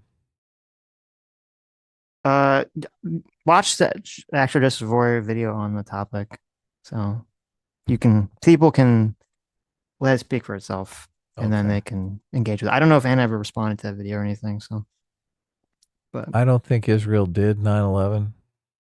I do think the claim that Netanyahu was thought 9/11 would be good for Israel's foreign policy is like obvious. So it doesn't mean he was happy 9/11 happened.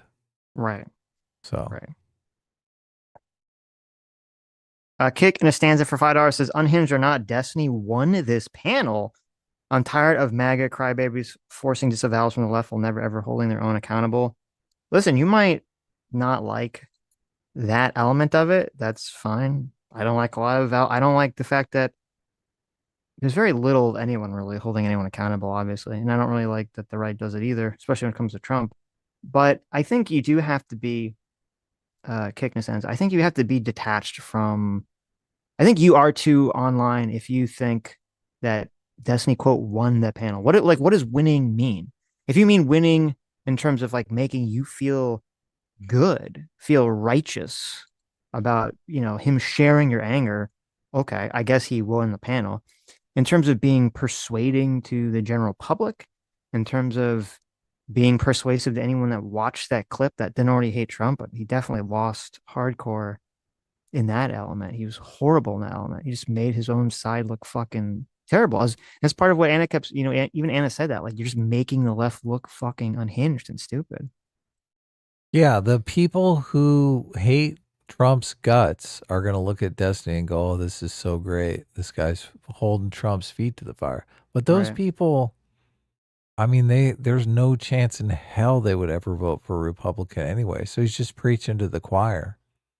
And I do think a lot of moderates who may vote Republican, may vote Democrat, depending upon the situation, they're going to look at that and go, oh my God, I'm never voting for another Democrat again. Right. I've seen a bunch of videos of people saying, you know, I voted for Democrats and I will never vote for another Democrat again, just over the fallout from this. So I do think, look, I'm in that situation. I don't know if I could ever vote for a Democrat again after this situation. I'm like, when we have conversations with people on the left, like Soy Pill, it's hard for me to imagine that Soy Pill wouldn't have a party if anything happened to me or Sitch. Like if Sitch was gunned down in the street, Soy Pill would be celebrating. What the fuck? Why are we even talking to these people? The fuck? These people are fucking insane. Kick the Sands in the chat said, I have to be honest. I said that. Yeah, he says early. He actually sent this to us 125, so I guess before the stream even started. I have to be honest. I said that before we rewatched it. I actually think no one won. I agree with Destiny's main point, but no, he came off super unhinged. I do walk back my chat a smidge. Okay, well, good. Well, at least we got a smidge, so there you go. Look, and if you hate Republicans, if you can't stand Republicans, that's fine. I think the best we can hope for with people like that is that, you know, they're denouncing political violence and that we can fight it out with our words, with our debate. So I get it. I totally get it. I just, I think it's divorced from reality. You sound like a crazy person when you're Kamala Harris and Anderson Cooper asks you if Trump is a fascist and you say, yes, he is a fascist. And then you come out and denounce an assassination attempt on him. Right. You sound like a fucking crazy person. You sound like you've got schizophrenia or something. Right, right. If someone is really a fascist or someone's a serial killer or someone's a pedophile or a fucking rapist, you should try to get that person out of society. So we incarcerate these people for a reason, to get them away from the normal people. So putting a target on someone's back saying, oh, that person is reprehensible, that person should be separated from society, you are encouraging violence. And to just say, oh, brother, of course I call Trump a neo-fascist because that's fact. Well, fuck you. You're a retard. I think you should be separated from normal society, and not in a violent way. Just people shouldn't talk to you because you're a detriment. Cells Temple for $5 says, if y'all are ever interested about the Twin Tower collapse, I'm a structural engineer. We'd be happy to come on and talk about how things break. LOL. Well, look, I think Bush did 9/11, right? There you go. Yeah, no, obviously we're joking. Yeah, right. I mean, we weren't really planning to go into 9/11 conspiracies, but if we ever do, or we need to talk to structural engineer cells, we'll be happy to have you on.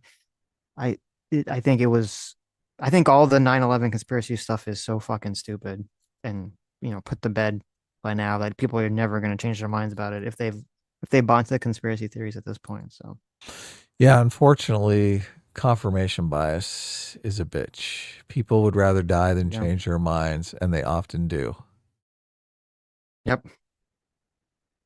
Kick Nasanza for Jar says, here's $2 for Adam not banning me yet. So we'll look at that. I did a poll, I think before you went on, that the third poll result was permaban Kick Nasanza.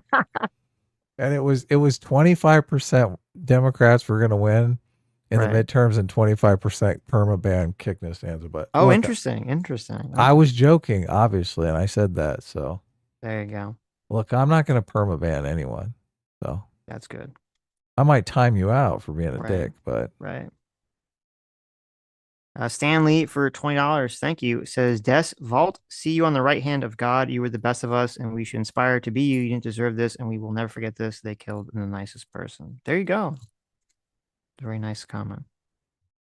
Yeah. Pig Venus for $10 says, YouTube won't let me send my super chat, so I tweeted or X'd it to you guys instead. Did you get it? I got it. You can. I didn't get it. You want me to send it to you? I'll send it to you. Yeah. Here we go. Right. Here it is. This was my chat that it was too scandalous for YouTube. Bitch, Adam. I have something I need to confess to you. I slept with Destiny. No, not that Destiny. It was a girl I met on Hinge. She was a biter. Anyway, that was the first time I got chlamydia. Wow, there you go. So thank you, Pig. You had me. For a second, I was like, oh my God, we have breaking news. But no. Someone that slept Sadly. with Destiny. No. No. Well, I guess that's why. It was probably chlamydia that was hitting the sensors or something. Yes.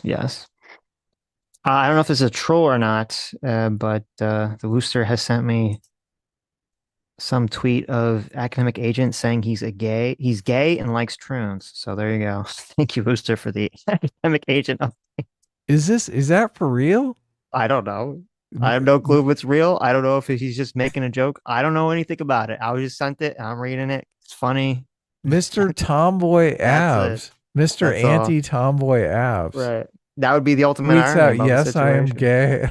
Yes. What? There you go. Look, good for him. All right. I'm glad. I'm happy for him. Glad he can come out in public. All right. He finally came clean, huh? Yeah. There you go.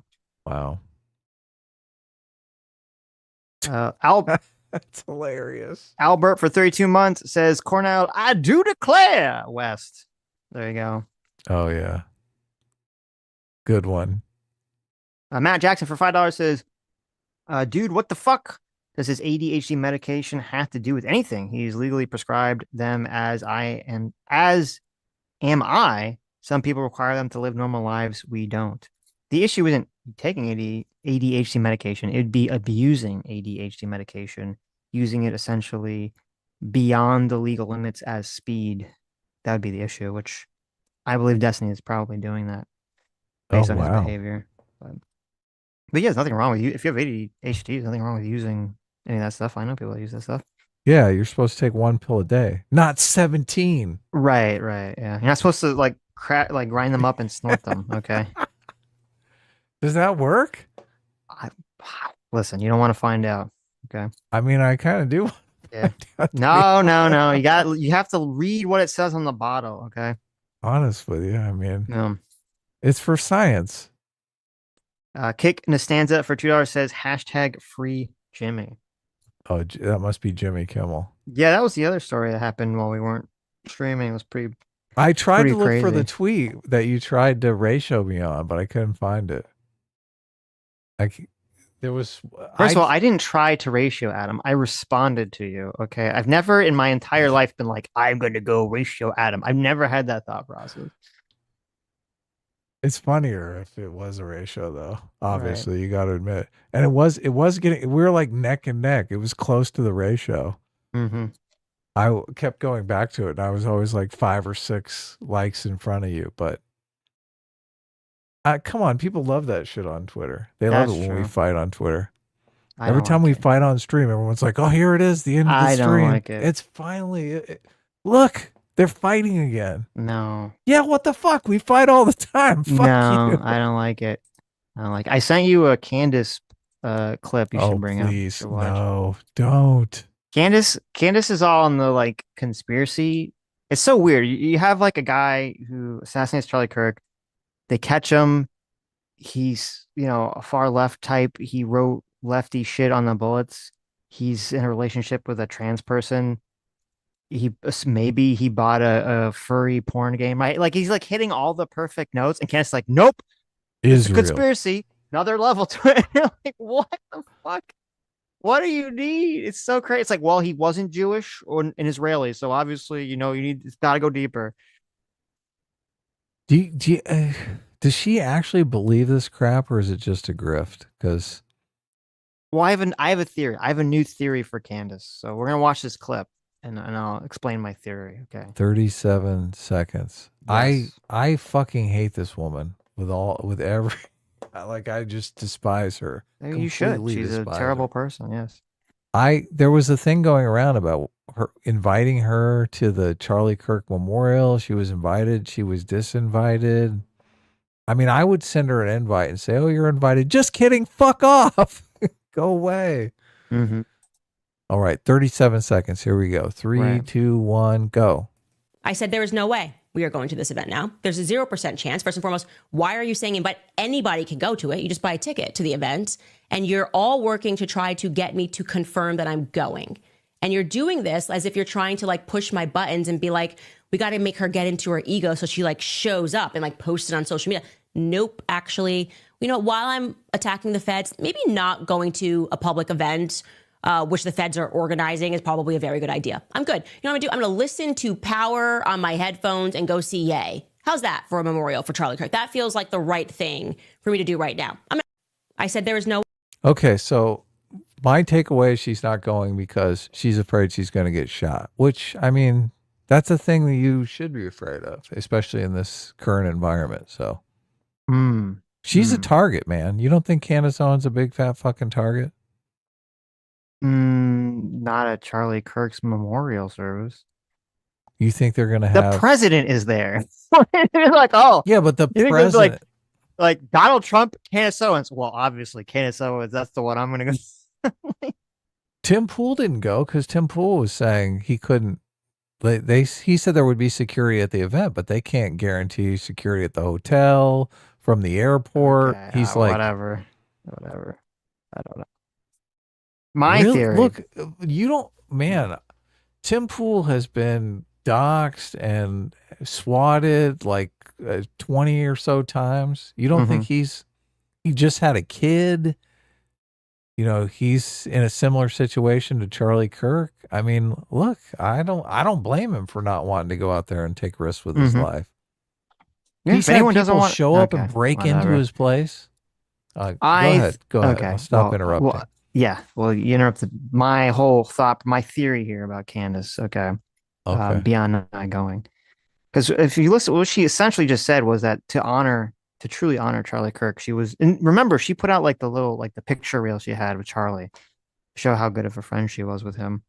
So it's weird to me that she's essentially saying to honor Charlie Kirk, she's going to not show up. She's going to ditch his memorial. Instead, you can bring up security concerns, but instead of hanging out at Charlie Kirk's memorial, she said she's going to go hang out with the guy who said he loves Hitler repeatedly, which is a little weird to me. Here's my new theory. I figured out Candace. Candace's entire career has been her doing a multi-year-long Colbert-like character where she's just mocking the right the whole time. That's her that's an entire ploy. But nobody's in on it. They all think she really is on the right. Sometime in the future, she's going to be like, psych, I got you. I was really making a commentary about how evil the right was this whole time because I would say crazy shit and they would keep supporting me. I do not think she's that smart. That's what's going to happen. Mark my words, Adam. Okay. Mark my words. I think she's a little bit of an NPC. I really don't think Candace Owens is that intelligent. Okay. We'll see. I think she might be a grifter, and I think this whole I don't want to go is excuse making. Think of it. It's so social autopsy. Everyone chat saying social autopsy. That's where she got her started. Oh yeah, look, she was a total woke SJW in the day, right? Oh, it makes sense. It was all she's doing the extreme long game. Okay. I think obviously Zoe Quinn and her were in on it from the beginning, Adam. She has a reputation of a tough guy who's not going to take no nonsense from nobody, right? If she says, look, I'm not going to this event because I can't guarantee my safety and I got a young kid, everyone's going to be like, oh, you're a cuck. Turns out Candace Owens is tough talk, but when it comes down to it, she's just a cuck. And she's not going to do that. She's going to find some third avenue. Yeah, why is she going to hang out with Kanye, though? There's nothing to do with safety concerns. What is this video really about? What did she even really honestly say in this video? Candace says there's no way she's going to Charlie's memorial. Instead, I'm going to go listen to Power in my headphones and go see Ye. Yeah. But she doesn't really give an excuse why she's not going, or... Well, she's not going to go to the event that the Fed set up, and it says going to hang out with a guy who thinks the Jews are behind everything. So what is the not so subtle messaging about I guess about the situation. I always seem to forget that Kanye went full. The Jews are responsible for everything. Yes. Okay. Yes. So she's saying that the feds and the Jews might firebomb this event, and she's not going to be. Well, there or just that she thinks that obviously the Jews were behind Charlie Kirk's death. Mm-hmm. So. Yeah, but shouldn't she go tell everyone that at the thing? Well, I figured out who did it. There you go. She goes on stage.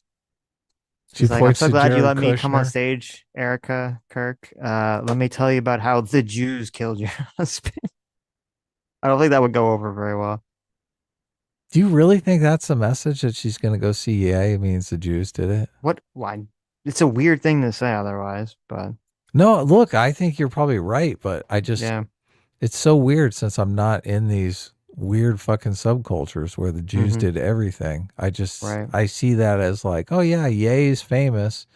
And she's saying, I know famous people that I can hang out with, and I don't need to hang out with you non-famous people because I'm Candace Owens. I'm the superstar. Oh, that's interesting. That's, you know, it's funny because that's a very like, that's like how people act in LA. You know, so that'd be like, hell yeah. Right. I had dinner with Jay Leno just the other There you night. go. I don't know if you know. Yeah. But Jay Leno totally cucked on Jimmy Kimmel, so. But see, fuck this him. I'm not having dinner with Jay Leno anymore. This would be very so it's just that's like a Larry David sketch. It's like she just wants to brag about meeting like going to hang out with a famous person. Unfortunately, the only famous person she knows thinks the Jews are behind everything. Right. She's like, I didn't mean it like that. I just wanted to show that I was cool and hang out with famous people. It's like, whoops. The only famous people she knows love Hitler. Oh no. Oh what my a mistake. God. What a mistake. We should have that. We should have that clip ready to go at any time because that clip, it's so insidious because that clip can cheer you up out of just a deep, dark depression. Right. There's something so funny about Kanye West in a full face mask, like the Gimp from Pulp Fiction, right, yelling out about how much he loves Hitler. Yes. And to and Alex Jones. A very upset Alex Jones, yes. Alex Jones in a panic, sweat dripping off of his nose, trying to say, "Nah, you don't love him. You don't love Hitler. Come on. Stop it. Come on." And then pans to Nick Fuentes with a big smile on his face. Oh, I know.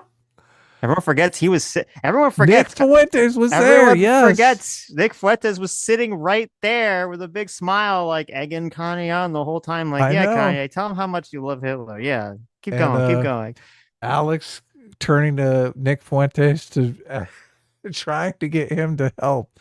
And Nick saying, "No, I kind of agree with Kanye on this." Right. Yeah. Alex is there. He's like trying to put the fire out. Nick's there with a giant thing of gasoline. Like, what? What'd you say, Alex? Make it hotter? Oh my God. Yeah.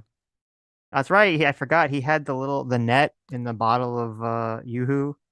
He kept saying net and Yahoo for some reason. Remember that? He's like, I got my net and Yahoo here. I was like, what? Can you imagine? He's like, Nick, we have to stop at the 7-Eleven. Why? I got to buy some stuff. I have an idea. I have an idea. Where the hell did he get that little net? Right. Some children's game? He is Kanye West. He asked for a little net, and a little net is given to him. All right. My net and my Yoo-hoo. Yeah, exactly. Yeah, that's right. I don't know if you saw Alex Jones. He challenged Destiny to a boxing match. I did see that. Yeah. Maybe see now that would be a way to save the next creator clash: Alex Jones versus Destiny. Oh yeah, that would. I mean, I would pay to see that. Yeah. Now, see, Destiny's much younger, but Alex Jones is a much larger man than Destiny. So. Yes. Is he? I don't know that Alex Jones is a big guy. Not tall. I mean, he's like he weighs a lot more than Destiny. Destiny's like a twig. It seems like back in the day when Anna Kasparian spit on Alex Jones, it seems like she was towering over him. Wow. And Anna's only like 5'2". How tall Alex Jones' height? Yeah, I have exactly. no clue what. Yeah, it says he's 5'10" on the Google. Oh, box, really? Okay. Which is that's exactly average. Yes. 5'9's average, I think. He's taller than Joe Rogan at 5'8". Look at that. Wow. So there you go. And Destiny's tiny. Isn't Destiny like 5'6" or something? I don't know if this is true. It says breaking Charlie Kirk's memorial is now comparable in attendance to the funerals of Martin Luther King Jr. and John F. Kennedy. Wow. Is a number of people? That's I guess. Look at that. Candace Owens is not there. No. She missed out. Yeah. She really missed out. She's hanging out with Kanye West. Also lover breaking. Of Hitler. Also breaking. You sent me this. Destiny says the Charlie Kirk Memorial is indistinguishable from a Nazi rally, and fuck anyone who wants to pretend it's not.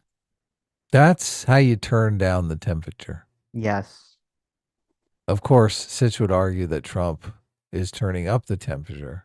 Yes. Now, we only watched 2 minutes of it, so I'm guessing it's not a Nazi rally, but obviously Trump did turn up the temperature there. So I'm curious. I didn't really have an interest to go watch it, but now I will. I mean, obviously, if every person going up there speaking is saying, "Oh my God, go, turn up the temperature," like that's not great. I'm skeptical that's the case, especially with his wife forgiving the fucking killer. So I think most people know how to act at a memorial properly. I mean, this is only 47 minutes. Well, no, that's just Trump speaking. The whole thing's like 5 hours or 6 hours. Oh, it is? Yeah. Okay. Lyndon Does Waltz for $5 says this is a Zero Fucks appreciation post. He has the most calibrated base setting of any individual on the internet. There you go. Yeah, I like Zero Fucks. Right. He's a smart guy. We got to have him on to talk about generations theory. True. Zero Fucks is smart. He can sell you on it. Oh, God. What? You need an open mind. Sitch, watch it with me so you can have another opinion. You want to watch the whole 6 hours, or you mean just Trump's And what does she mean by another opinion? Is she gonna change her mind? Yeah, she's gonna give me the good version. What Trump is saying is good. She's gonna browbeat you until yes. So you are. Look, I tried browbeating him, and I didn't get anywhere, right. Sammy. I'm sending Sammy the link. Well, maybe we. I think I said this, and I'll say it because Sam likes to remind me. I did fall into a trap when I saw that first clip of Trump. I think I said this on the last stream, didn't I? When I saw you said it to me. I don't know if you said it on stream. Okay, I saw that clip of Trump on Fox and Friends, and he made that comment about how he's going to get in trouble. Yeah. Yeah, he said, I forget the exact way where he said something like, I don't really care. I know it's going to get me in trouble, but I don't really care. And then he kind of continued the comments about whatever he was talking about in regards to Charlie Kirk. And it like at first to me, it sounded like, and I saw other people respond to it, so obviously I wasn't alone here. It sounded like the question was something, because it's a question was something about like turning down the violence or the rhetoric so there's not violence on the left. And at first it kind of sounded like to me that he was saying, I don't really care if there's violence on the left. I was like, what the fuck? And then Sam was like, no. Like, you have to watch it again. He meant like, I don't really care what I'm going to say is going to get me in trouble. I don't really care. I'm going to say it anyway. And I'm watching it, I'm like, oh, you're right. That is what he meant. He didn't mean it the way that I anticipated or interpreted. I think even Bill Maher, he made some comment that was the same, where he interpreted it the very, very negative way. So there you go. Thank you, Sammy. It's hard because I think I'm neutral on Trump, but maybe I do like him just a little bit. And so I give him charity. And I think people who don't like him at all give him no charity. I think it would bother you a lot if Trump gets as bad as he could, as people want him to get or think he could get, it would just you'd be like, it'd be like sitting on nails, because that peace go and all those people are going to be like, we told you, Adam. We told you that Trump was the fascist. And you defended him. I mean, not really. I don't give a fuck what those people think. If Trump went for a third term or something like that, Right. I wouldn't be thinking about what Pisco said. I mean, we'd be in a much more fucked up situation. It wouldn't matter. Right. Like Pisco saying "I told you so" wouldn't even be on my mind. Okay. But I mean, I yeah, think it's Ace is far going more. to remind you. I think it's far more likely, though, Yeah. that Trump is going to leave office in 3 years. Mhm. And I'm going to tell all these bitches I told you so. All of them. And constantly. good. I'm going to remind them for years. For the rest of Right. their lives, I'm going to remind them. I told Mm. you so. I Mm. told you so. I'm going to say that over and over again. Okay. I'm going to say, listen, you neo-fucking-fascists, okay? He left office. Yes. What if? What if, besides passing off these burgers as my own, what if Donald Trump, what if there is an election, it is JD Vance, JD Vance loses, they try to do an elector scheme, JD Vance is the vice president, he tries to make himself president. I'll bet you $5,000 that never happens. It's not going to happen. I'll bet you $5,000. I don't feel very confident that that's going to happen. I'm just saying. Do you still get to say "I told you so" in that situation? Or? Yeah, of course. I'm going Okay. to say I told you so in all these situations. No. If it does happen, does that? If it does happen, yeah. you can say I told you so. Okay. I don't think that is going to happen. I don't really believe the whole Trump running for a third term thing, and I never really have. It's completely ridiculous. Trump, this is they're so brain broken by Donald Trump. His legacy is already cemented as a 2-term non-consecutive president. He did what none of these other 2-term cucks did. Mm-hmm. So why would he destroy a country that is already going to put him in the history books? He wants the country to survive so that they can all suck his dick for eternity about how fucking great he is. There you go. Look, and there is a lot of dick sucking going on in the media now. It's completely changed. The environment is completely changed. And so many of these people are blind to it. They're completely blind to it. They still got their Trump derangement glasses there you on, go. and they think everybody thinks like they do. There's Sammy in the chat. Sammy in the chat says, Sitch, Sammy, you wouldn't vote for Trump to have a third term. Me, ... Sitch, right? Me, fingernail painting emoji.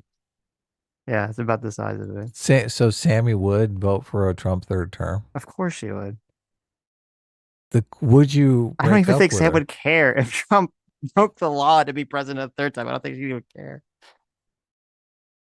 I mean, you'd have to break up with her at that point. No. Really?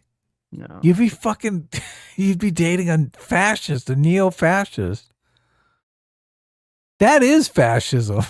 Yeah, but at least she's cute about it, so it's okay, right? She's a cute fascist. He's a cute fascist, so it's fine. Right? Oh my God, it is true. Men will do anything to get laid. Exactly. See, there you go. It's not about that. It's about love, Adam. It's about love. How dare you? All right. Wow. How dare you? Wow. How dare you, Adam? Wow. I certainly hope this gets clipped out and put on the Clips channel.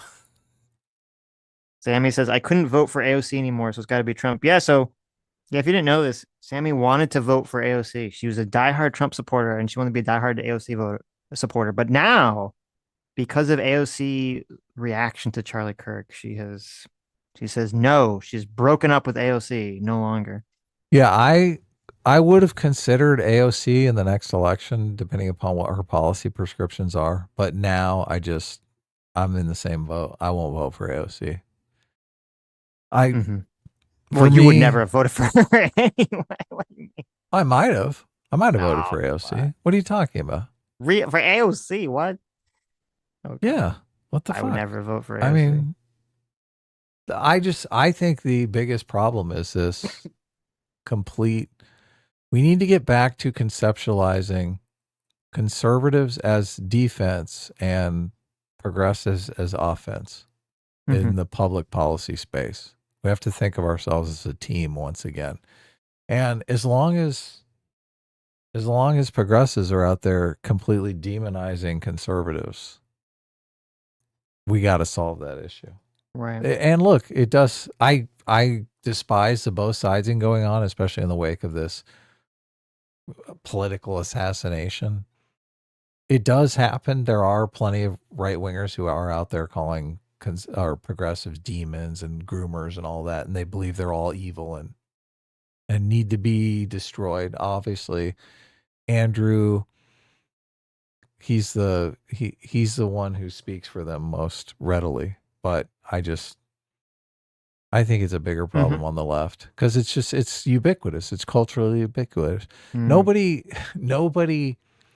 Anderson Cooper didn't go up to Trump and ask him, do you think Kamala Harris is a pedophile? Right? They asked Kamala Harris if she thought Trump was a fascist. That's what they asked. So that's the situation. I think if they did ask, do you think Kamala Harris is a groomer? I think Trump would have said, yes, of course she's a groomer. But thank God we're not in the situation where the media asked. There you go. I got to run to the bathroom. I'll be right back. You go to the bathroom. Ace for $5 says Anna has begun her 9/11 journey. Could have been an inside job arc, even though she's 40 and supposedly a journalist. Has she? Is she still going on about the... I don't know if she'd continually make comments about 9/11 outside of the ones that were in Sean's video, but I hope not. I really hope not. Sketch for 38 months says AOC 2028 presidential campaign be like, big booty Latinas are a human right. Government provided Latinas for everyone. There you go. True. Especially when you get the sex bots up and online. Noel Screaming the Void for $5 says, thank you to whoever gifted me a membership. I saved my money to chat. So thank you. I could only afford one or three others. Well, look at that. Look at that. That's great. Ace for $5. Jeez, Ace really doesn't like Anna. Says Anna has Iraq war syndrome and sees every conflict through that lens. Her foreign policy is Hassan levels of bad. Look at her Ukraine and NATO takes. Airman 502 for 2 says, with an onion on his belt, which was the style of the time. True. That is true. That was once the style of the time. Yeah. Nice little Simpsons reference. Ace for another $5 says Anna has blamed Jew Zionists for all Western conflicts in the Middle East and radical Islam in Europe. Shank has her on a lash, assuming you mean leash, it seems. Boo for $5 says should see the FBI files Senator Grassley put out recently. Tons of people on the right were being investigated, even Charlie Kirk. It started in 2022. Oh, really? Okay, let me check that out. FBI files. Here we go. FBI targeted Charlie Kirk. Turning Points USA says Chuck Grassley drops at Cash Patel here, and I'll check that out. David Scheffler for $10 says that's exactly Jesus' point. Quote, you have heard it said, not it is written. Christ isn't quoting the Torah. He's criticizing those who take revenge personally over personal slights. Good. Look at that. Good for Jesus. Catcher $5 says Peter is correct about the but. It should be I disagree with but tremendously, and he shouldn't have gotten shot. Okay. Landscape Horror for $2 says turn the other cheek. DM sense. Oh. Okay, I'll check that out at some point. Thank you, Blaine. Nux HB6 for thanks so much for joining the Free Will Seekers.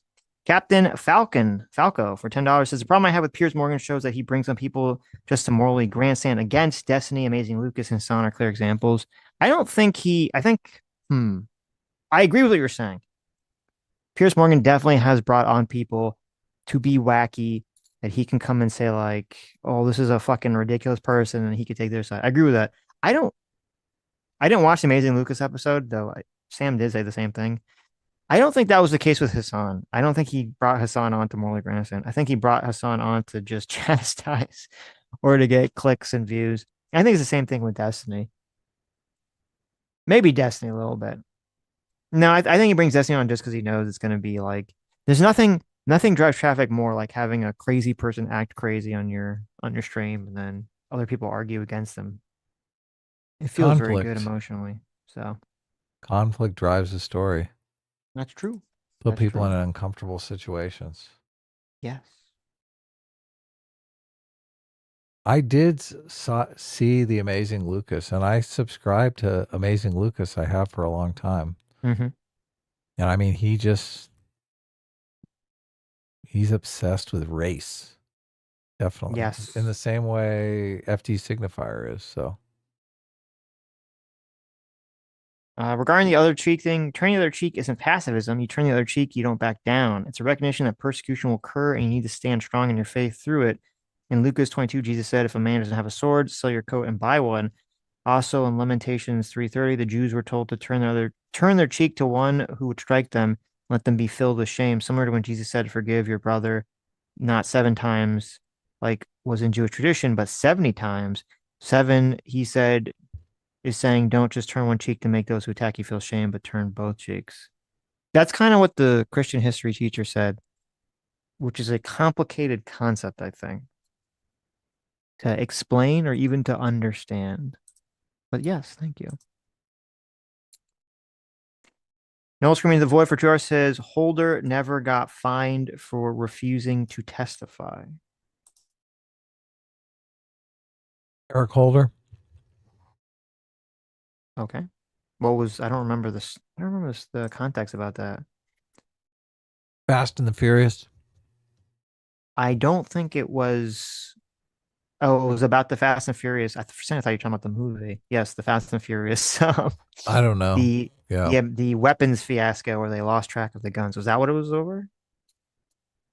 This is the thing. Sitch and I are not right wingers, as much as people like to characterize us that way. So we didn't follow all this Eric Holder and Fast and the Furious and know all the details of that. It was in 2012, so it was a long time ago. Yeah, Sitch was 10 years old. I was 5 years. I wasn't even born yet. Okay. I was an infant. I was an infant. Yes. Interesting. Lynn does well for $2 says anyone in chat have camping dinner ideas? Chat camping dinner ideas. What's a good good camping? Trouts. Look at that. You got to have a good trout dinner. You go fishing, get yourself some trout. There you go. I like it. Yeah. Somebody asked ChatGPT. ChatGPT. Rainbow trout. Tell me what to eat while I'm cooking. It feels very ironic that I'm asking a robot, but tell me. Maybe some baked beans and cottage cheese. There you go. I don't even fucking remember what we used to say in Boy Scouts. Oh, it's been purged from my mind. Squeeze Louise for $10 says, imagine being 2019 and hearing that Anna Kasparian is one of the most base people in politics and is absolutely dunking on Destiny on Piers Morgan. That would be, yeah, you'd never believe it. Never believe it. She should have slid in there with a, you're asking me if I think I'm better than you? Hell yeah, I think I'm better than you. There you go. That would have been the ultimate meme dunk. That would have been nice. PC for $5 says, I guess SCOTUS didn't think, quote, my dog ate my executive privilege was worthy of review. Maybe, quote, it got lost in the mail. He's trying, though. Peter Navarro should have said that. He should have said, my executive privilege got lost in the mail. Like my ballot. I saw the documentary on Blagojevich, and it does seem like that guy totally got railroaded. So, and every time I've had to do jury duty and I've been forced to be in a courtroom, I think, oh my God, never get in trouble with the law because it's totally fucking rigged system. Right. The Royal Halt Standard for 13 months says, just tuning in. Are we going to talk about how the FCC threatened ABC's license to get Kimmy fired and how it's a massive First Amendment violation? Thank you. We're going to talk about that. And then we somehow got sidetracked. Yeah. That was pretty. It was pretty fucking weird to see that situation. So you have, I assume everyone knows, but in case you didn't, Jimmy Kimmel went on a show. He lied, or I got in a argument with my father about this, strongly implied, if you want to twist it as much as humanly possible, that the shooter that shot Charlie Kirk was a a right-wing MAGA bro. I will say that he directly lied about it, but some people want to defend So him will I. and say that no, he just strongly implied it, but whatever. He said that, and then he made fun of Trump, the way in which Trump was, quote, grieving about the Charlie Kirk thing. And so people were very upset, primarily not about the joke, but primarily about the whole. I mean, I'm sure people were upset about that, but the focus was on the lying about the motivation of the shooter comment. And this was after, like, it was, the press conference, and everyone already knew basically what the shooter's motivation was and everything like that. And in response to that, it was very bizarre. The head of the FCC, who I didn't realize was the guy who wrote the FCC section for Project 2025. So not doing great on the whole distancing yourself from Project 2025. Well, the election's over though, Sitch, so there you go. That was one of my big fuck ups in the elections cycle, was believing Donald Trump when he was talking about him, distancing himself from Project 2025 and then hiring basically everyone from it to be in his administration. But, well, you didn't vote for him, so I mean, that is true. I didn't vote for anybody, but so he has Brendan Carr on, and then it's very weird. So Brendan Carr goes on Benny Johnson, of all people's, YouTube channel, and directly threatens to engage in some sort of action against ABC or Disney or somebody up the chain of command if they don't do something about the Jimmy Kimmel comment. And he said, we can do this the easy way or the hard way. And I was actually surprised that I listened to this podcast I didn't even know existed. Do you know Ted Cruz has a podcast? I do now. Wow. Okay. Now, Ted I Cruz, won't watch that anytime soon. Ted Cruz, a person I really, really do not like whatsoever, though I have to give him credit. He said that how horrible it was and how wrong it was for the FCC to do this, to try to pressure ABC into taking some sort of action against Jimmy Kimmel, and how it was wrong for the government to be involved in doing this action, and how this would obviously be used against the Republicans in the future. And I was very pleasantly surprised to hear Ted Cruz take that position. So, couldn't he just meant that he should correct the record? No. I mean, couldn't he just met put a retraction out there? Or who, the Brendan Carr? Yeah, because the remedy the lie situation, right? Come out there and say I'm trying to remember. He made some comment about. I could have sworn he made some comment about like an apology wouldn't be good enough. Like later. Well, you can see if that. You can try to find that or not. The response to it would have been to do the Budweiser thing for people. Jimmy Kimmel lied. It was gross. It was disgusting. And I think the response would be to try to boycott, to force them to correct the record. The idea that the FCC is going to be involved with this and directly weigh in, not on a news broadcast, but on a late night comedian show for a fact claim he said that was wrong, just does not seem to be the correct way to handle the situation in terms of free speech issue or free speech society. To give the government the authority to start cracking down on television in such a way that you don't like seems rife and easy for abuse, which is why I think even Ted Cruz was against it. Yeah, look, I love the whole idea of the free speech and all that stuff, but we have to do something about the disinformation. So you're okay? You're fine with it?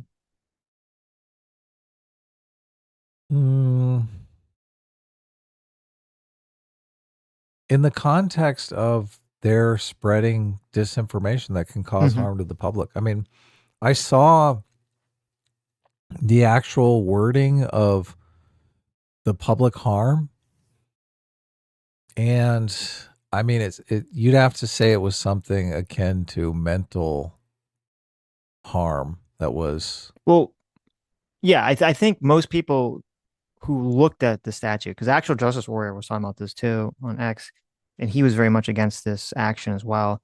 And he was saying if you read legally this idea that, people were throwing around this idea that the FCC had some sort of ability to do this, that it was full of shit, because they have to show that not only did the person lie, but that the person knowingly lied, and that it not only could manifest some sort of harm, but did manifest in some sort of harm.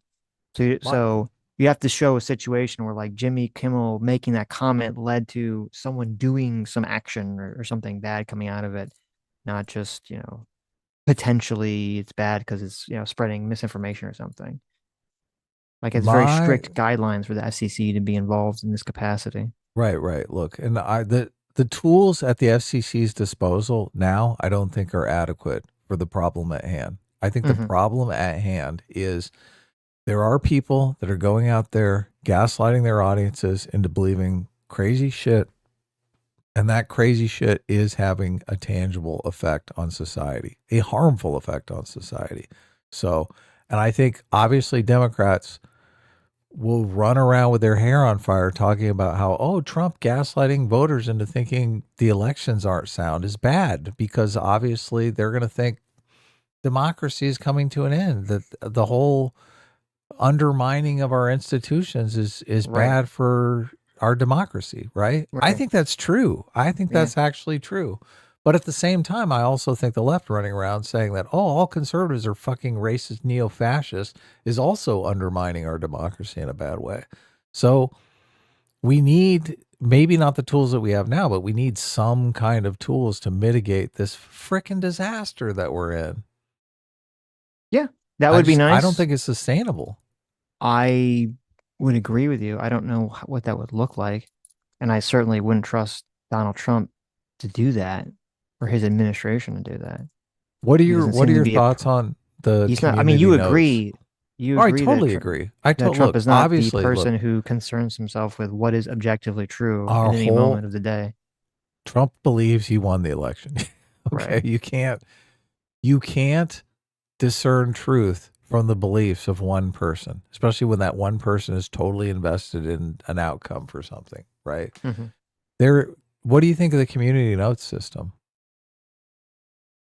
The community notes it's interesting, because now that ever since I got in the community note system, it's interesting because now you can see the arguments in the community notes, and you can see the proposed community notes before they actually go through. And usually they're pretty decent. The ones that end up being it takes too long. It was weird. I could have sworn when community notes first came out, it was much quicker. So I don't know, whatever. I don't know if it's because there's too many people now that can do community notes. Maybe it was better in a small group. Well, you can always do it, but this is the way that I would set it up. But wait, well, let me just say the only problem with the community note system is that that's essentially what Snopes was, or all these other things. And it feels like it's just so prone to corruption at some point. Like, maybe it'll start off good and then it gets corrupt down the line. So obviously that's a problem. I don't know how you could deal with the corruption. Maybe you could deal with the corruption if you had equal numbers of partisans on both sides and there had to be some kind of agreement. Maybe that's a way to deal with it. Maybe you employ people who don't have or who aren't partisans, who don't have any sort of dog in the fight of what is true, so they're truly objective. I don't know how you deal with that situation. The length of time it takes, I would deal with by putting the onus on whoever's publishing the comments and finding them after the fact. So they might put out some sort of public statement, and it may be adjudicated later through some sort of community note system that those statements were in fact untrue, and then they would be fine. Then you put the onus on whoever's putting the statement out to really double check those statements and triple check them and quadruple check them to make sure that they are accurate, instead of just posting some retraction. The retraction has no teeth. And the problem is it's kind of like apologizing for accidentally running over somebody. You're like, okay, well, the person's dead. Okay. Like, an apology is not going to do at this point. You fucking killed somebody. Okay. This is the problem with confirmation bias. People get this in their heads and it's done. It's over. Like, you can't go, change your mind, retraction. It's already set in stone. That's the way the public thinks. The public already thinks that Trump is a neo-fascist, and you're never going to argue them out of it. So there has to be some sort of ramification for tainting the fucking jury pool like that. Yeah, I agree. I think listen, that's the something problem. has to I be agree with done. you. It's super fucked up. There's so much misinformation, not just, in network television. There's so much misinformation in print journalism. There's so much misinformation in cable news. There's so much misinformation in independent news and internet news. We are swimming in a shit tide of misinformation every direction we look. Constantly. Right. We're being constantly assaulted with lies and misinformation and distortion, nonstop 24/7. Right. I agree with that completely. I don't know what the solution is. I don't know what the solution is. I wish there was a solution. I don't know. I know I don't fucking trust the goddamn government to be the adjudicator of what the fuck is true. And most people don't. And that's part of why we have a fucking First Amendment to say the government isn't going to tell us what is fucking true. And I think actually what Ted Cruz had suggested was if the comments were defamatory, against Charlie Kirk's widow or whomever, then they could just fucking sue. They could just fucking sue and it would come out. And the courts the jury would rule one way or the other. So you don't trust the Supreme Court. You don't trust the justice system. I trust them in terms of they have to make a determination about understanding what the law is. Sure.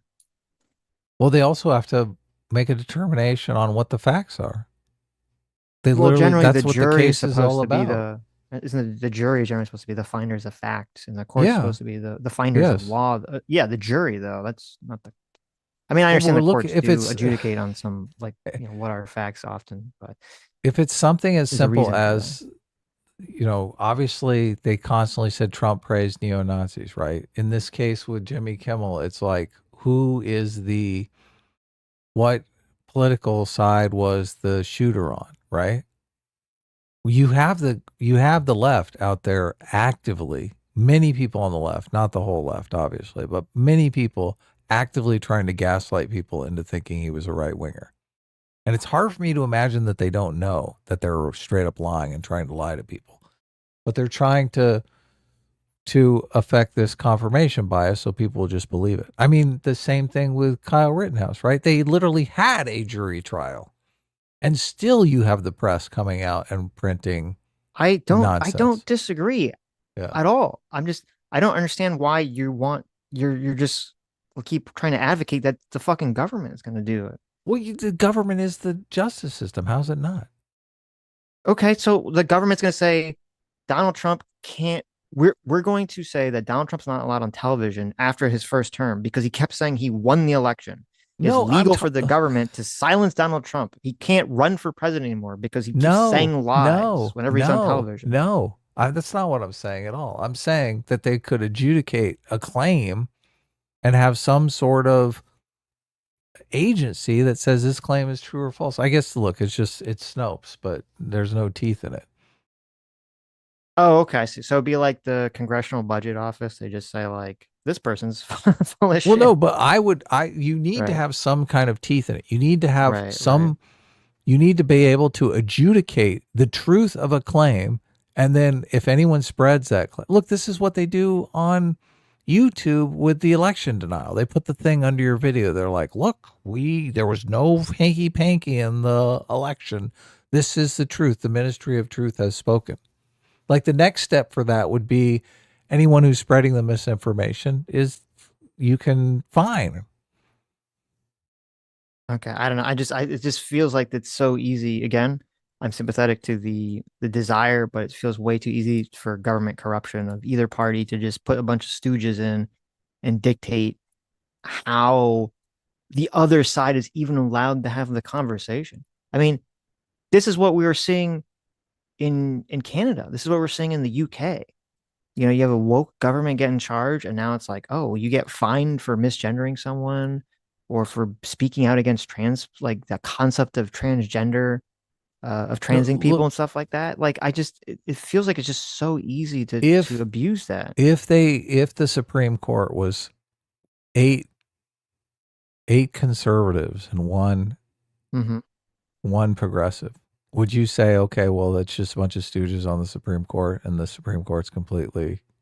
I'd have to see how they adjudicate things because a lot of the times the conservative justices here, I think rule fairly on things that wouldn't go on like a conservative, along conservative lines or ideological lines, I should say. Right. So I have to see. And our Supreme Court is also, its powers are reined in by the Constitution.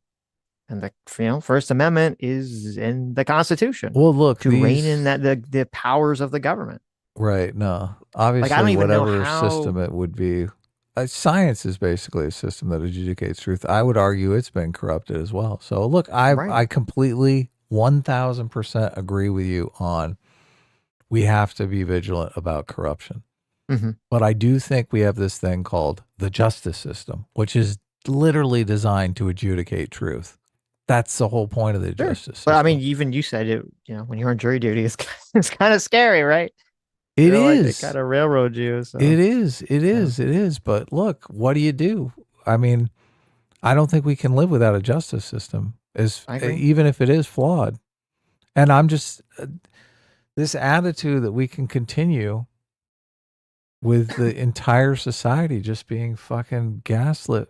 Look, if it would be easy if it was an outside force.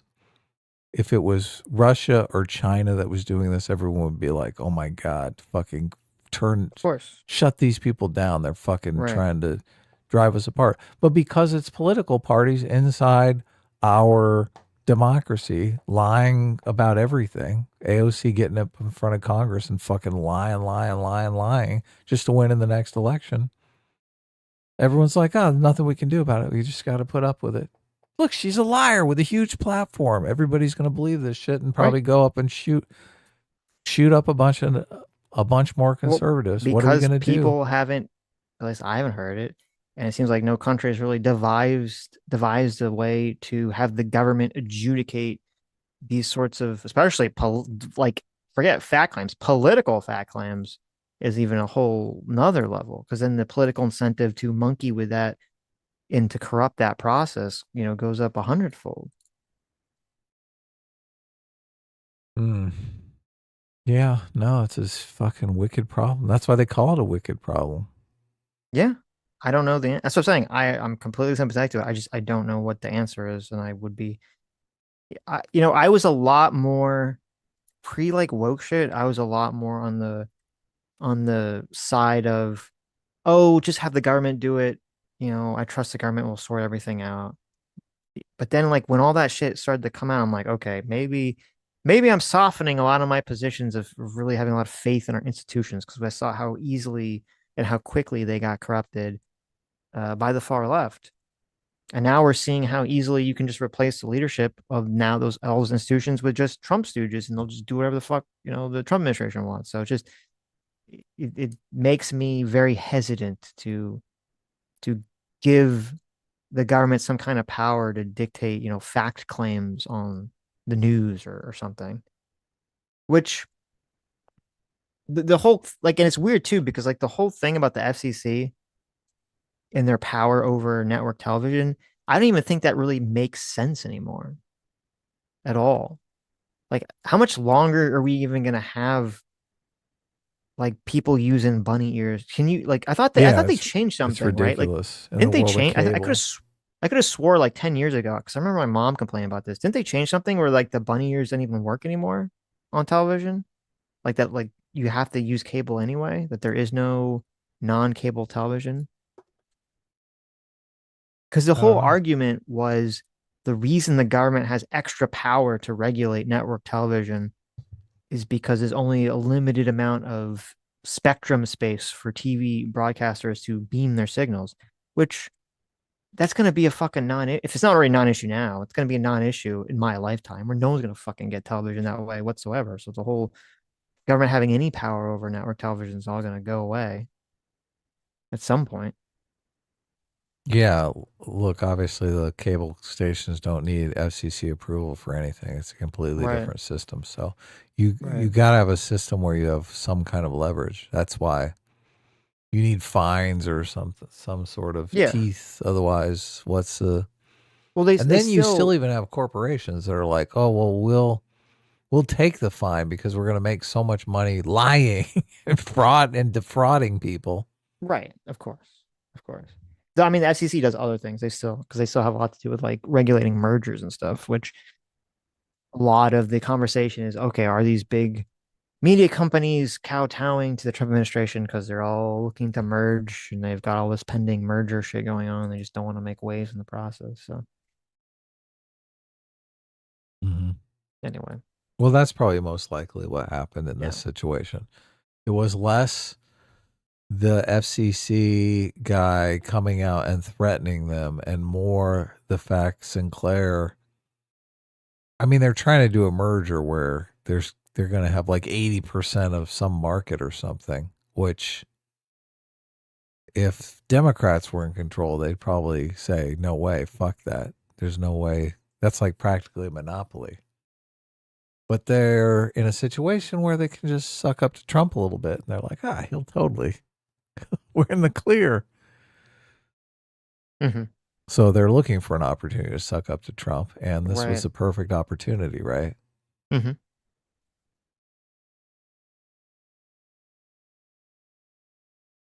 Yes. And also stupid too, because I mean, from just completely another perspective, just a lot of people pointed out, it's Jimmy was maybe losing the money anyway. So if kept his fucking mouth shut, maybe that would have happened regardless. We wouldn't even have this conversation, but couldn't keep his mouth shut. Had to go on a guy who was getting paid by Russia unwittingly, supposedly, to talk about this. So good job, FCC head. I don't think any of that panned out. Any of the accusations. Isn't roaming millennial back? She's back and she's claiming it was all lies, which you can believe that if you want, but I don't believe it. Caleb for 10 months says Anna probably believes Israel is somehow behind Charlie Kirk's death, by the way. LOL. I hope not. I don't think that's the case. That can't be the case. I hope not. Yeah.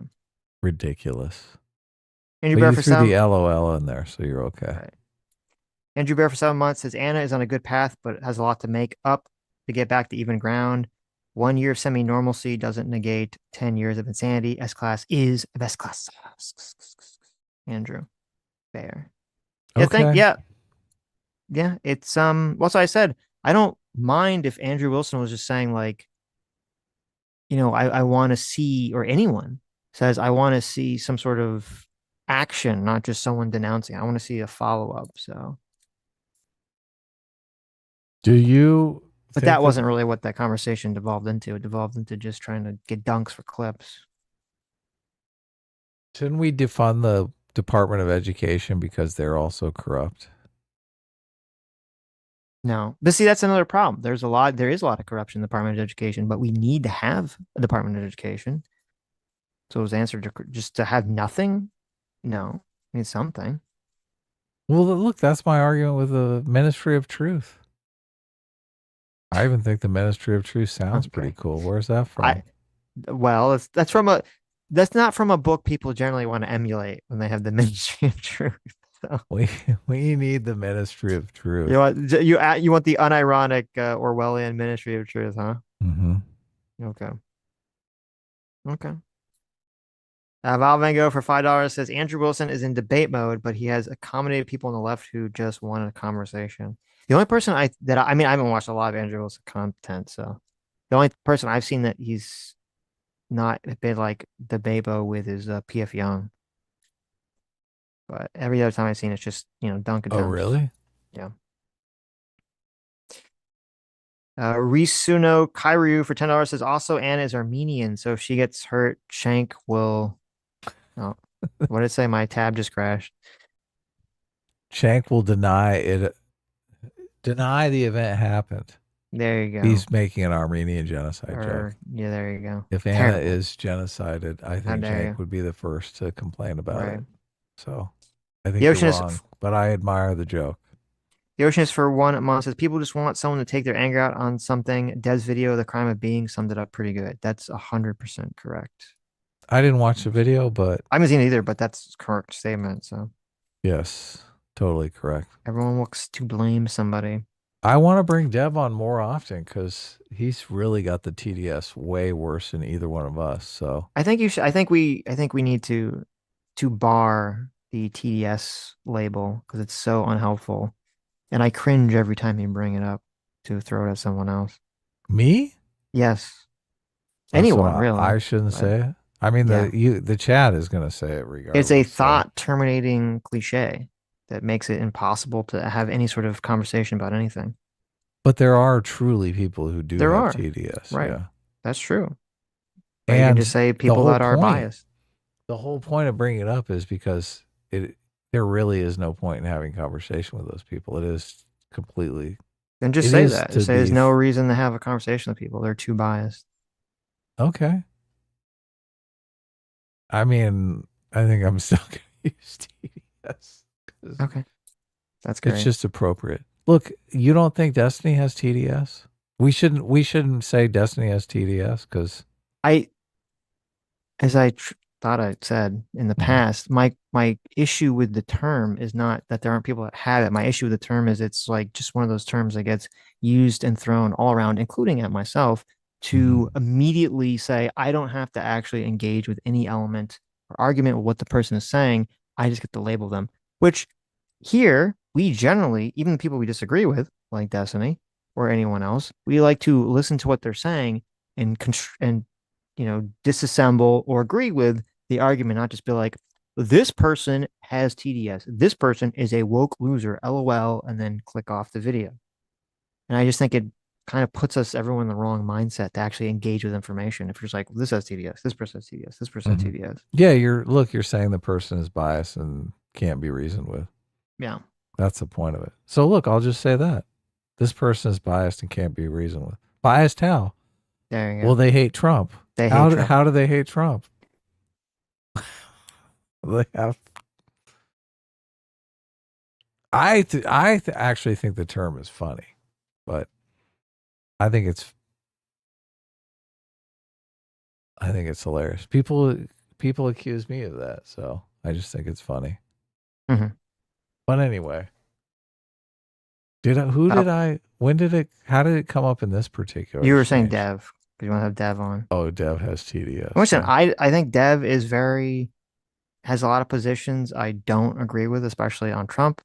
But I do like him. He is a friend. I think he says a lot of smart things about a lot of topics. So I don't like the whole just throwing Dev under the bus forever because there's one subject matter that we don't agree with him on. I don't like the same thing with Anna. I think Anna talking about the fucking dancing and Israelis is fucking unhinged.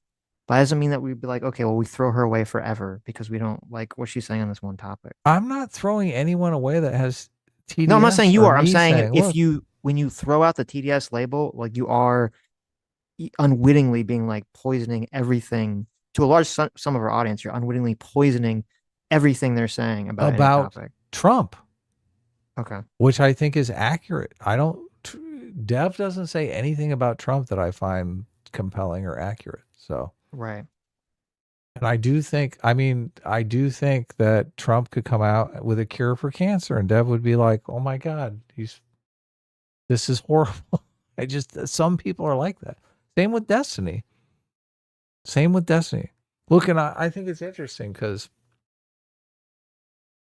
I mean, Trump is a mixed bag. I think Trump has done some good stuff. So obviously I think fighting all the woke stuff is great. But look, and maybe Dev is in favor of that stuff. Maybe I am being unfair with Dev. I don't know. I've never heard his position on that kind of stuff. So it's hard for me to imagine he'd be able to say, oh yeah, Trump did that and it's good. It's actually good. Dev really hates Trump. That's definitely true. But and look, I have so many friends, like a lot of friends. I'm in Los Angeles. You know, I live in Los Angeles. Okay. Do you know the concentration of TDS they really in Los don't Angeles? like Donald Trump in Los Angeles. It's fucking insane. Okay. Right. To say, for me, pointing out various friends who I love, who I would fucking do anything for. Like they ask me for a favor, I'm there. I'm not going to turn my back on them just because they see Trump and they can't think straight. Yeah. I understand that. That's you. So it's not a moral. That's you. Right. I don't think you mean it that way. Right. But other people, I'm unwittingly falling into the trap of other Yes. people who are like, oh, this is just, I use this to dismiss anyone.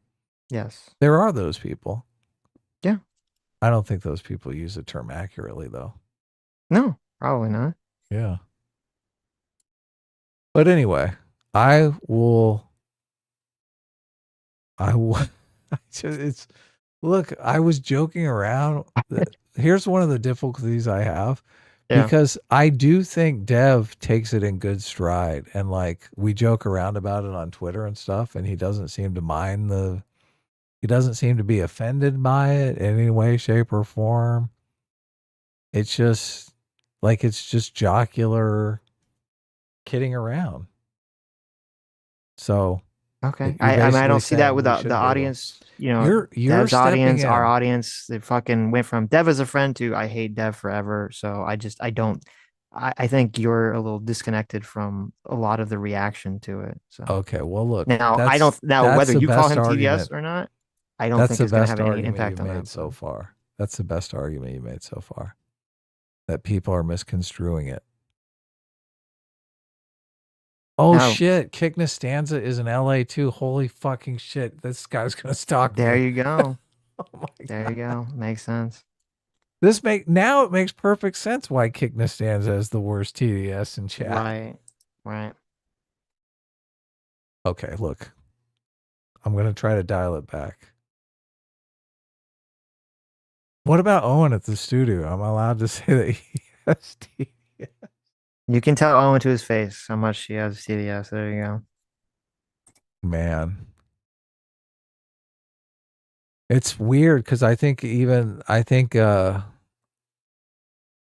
Charlie Kirk thing kind of got through to Owen too. Like even he was like, that's fucked up. Yeah. Mm-hmm. And he fucking hates conservatives. Oh my God, he fucking hates them. It's just weird because I do think a lot of it is like people who don't have any conservative friends or family or anything like that. It's very easy for them to fall into this othering trap, right? I've always had conservative friends, so.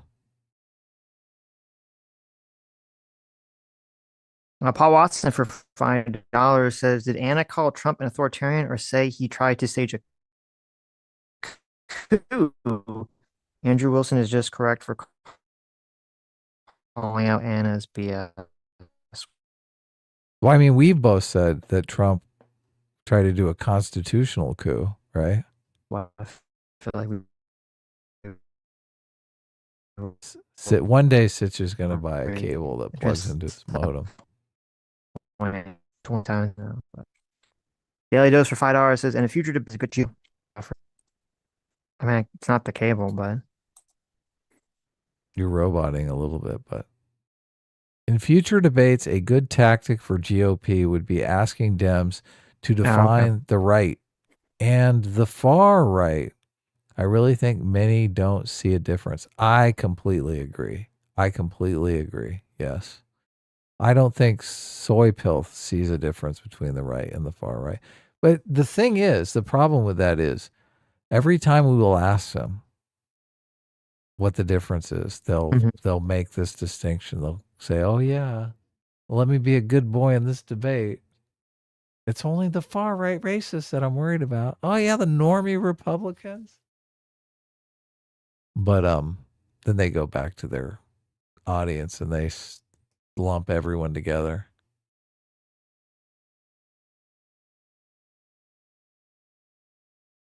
Wendigos aren't like Bigfoot.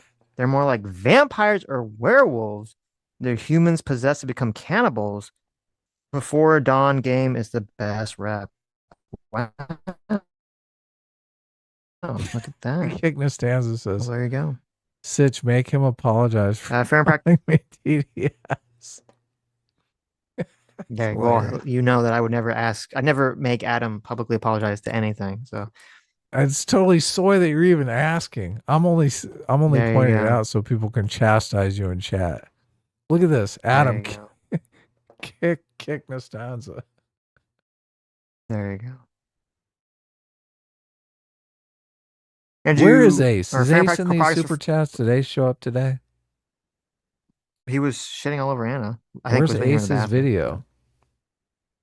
Ace was supposed Did to Ace do a do a video video? this week. Yeah. What the fuck? Oh, interesting. You got to peer pressure him into doing a video. Right. It's going to be horrible. We can make fun of him. Fair and Practical Progress for 5 Aussie bucks says, have you seen the fact check video that TYT uploaded regarding the last Ruben ambush on Jank, where he read out a list of titles and played an audio clip? No, but I would love to see that. We should watch that. I did see that clip. It was where Ruben was going through it. Yeah. But I didn't see I haven't seen the Jank's fact check rebuttal. video. Yeah. Yeah. What was the rebuttal? That's what I would like to see. Andrew Bear for $2 says, what if West/Mike East What if West/Mike E. Dyson fusion dance DBZ style? Kanye West, probably. Oh. But I don't know who Mike E. Cornel, Dyson no, is. Cornel West. Oh, Cornel West. Cornel West and Michael Eric Dyson. Michael Woo, Eric we did Dyson. it. Oh, there you go. Well, then they turn into, there's that guy on MSNBC who is that fusion. You know what I'm talking about? Oh my God, what's that guy's name?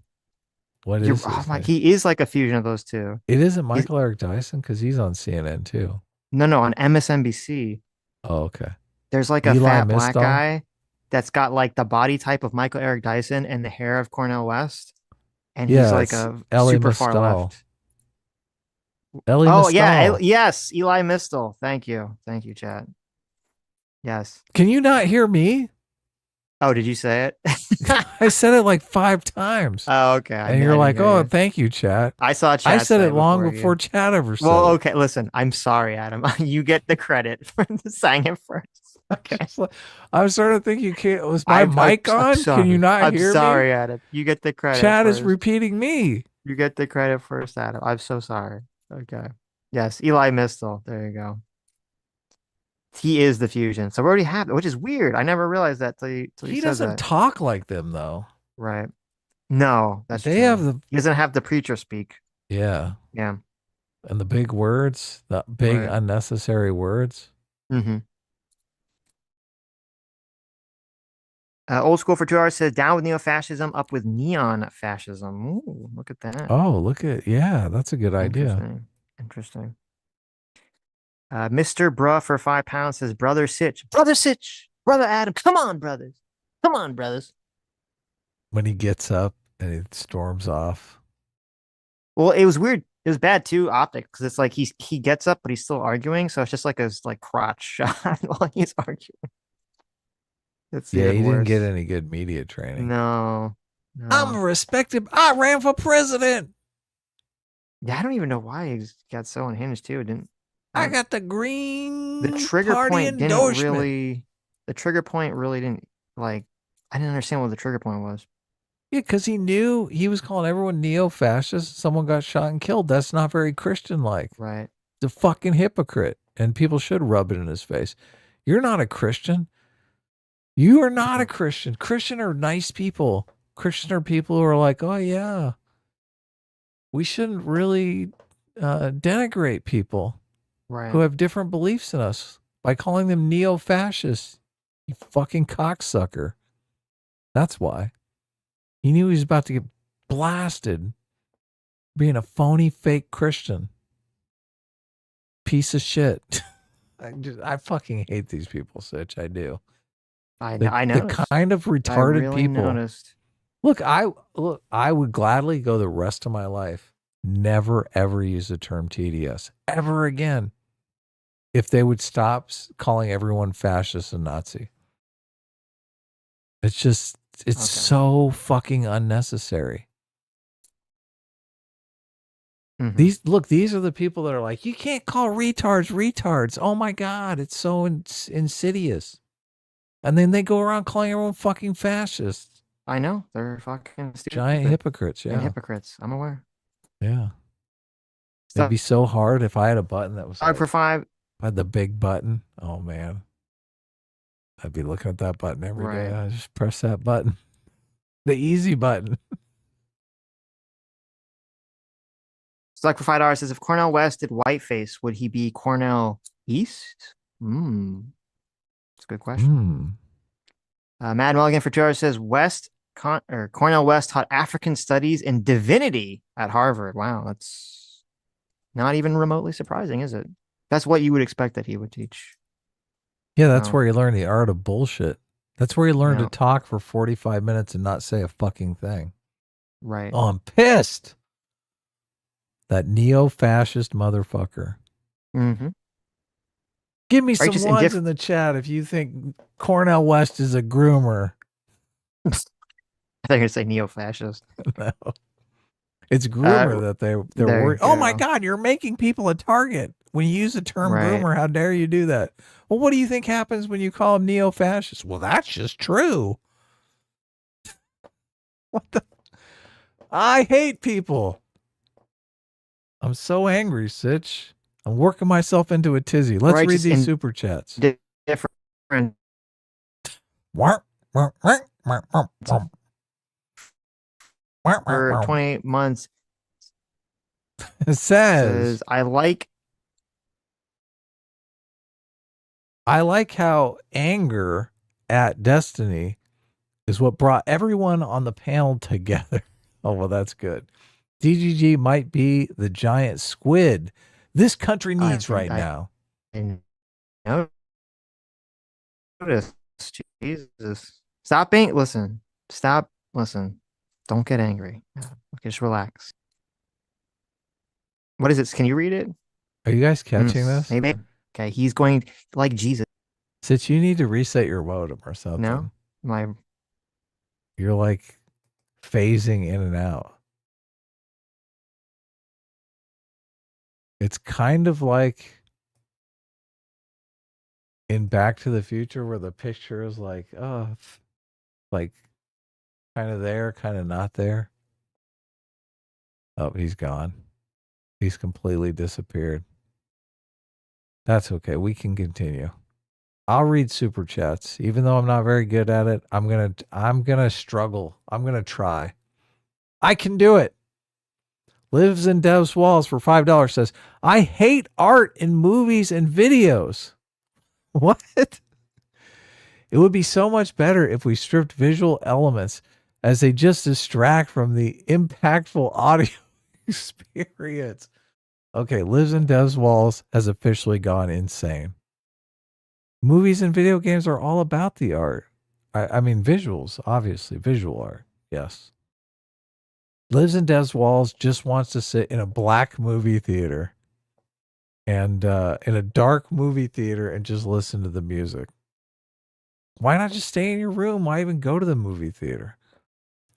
The Oceanist for $4.99. When I see that $4.99, I think about the 30% that the platform took off of that super chat. 1/3 right out the door. Then we get 2/3, and then we actually get 2/3 of that 2/3. Life is not fair. The Oceanist for $5. We'll just round it up.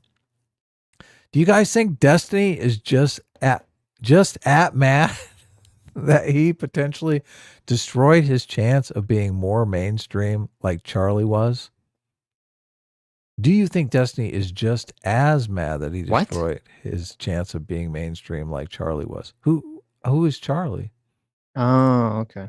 Like Charlie Kirk. Is that like a bad Charlie Kirk joke? It's not a joke. He's saying like he's jealous that Charlie was mainstream and that he was not mainstream. Oh, okay. That's what. At least I'm assuming that's what I mean. Oh, okay. Yeah, you're right. Yeah. I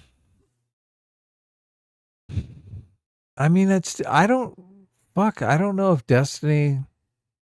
I know Destiny's audience was big time into him going mainstream because I would always see him posting about their, oh my God, this is it.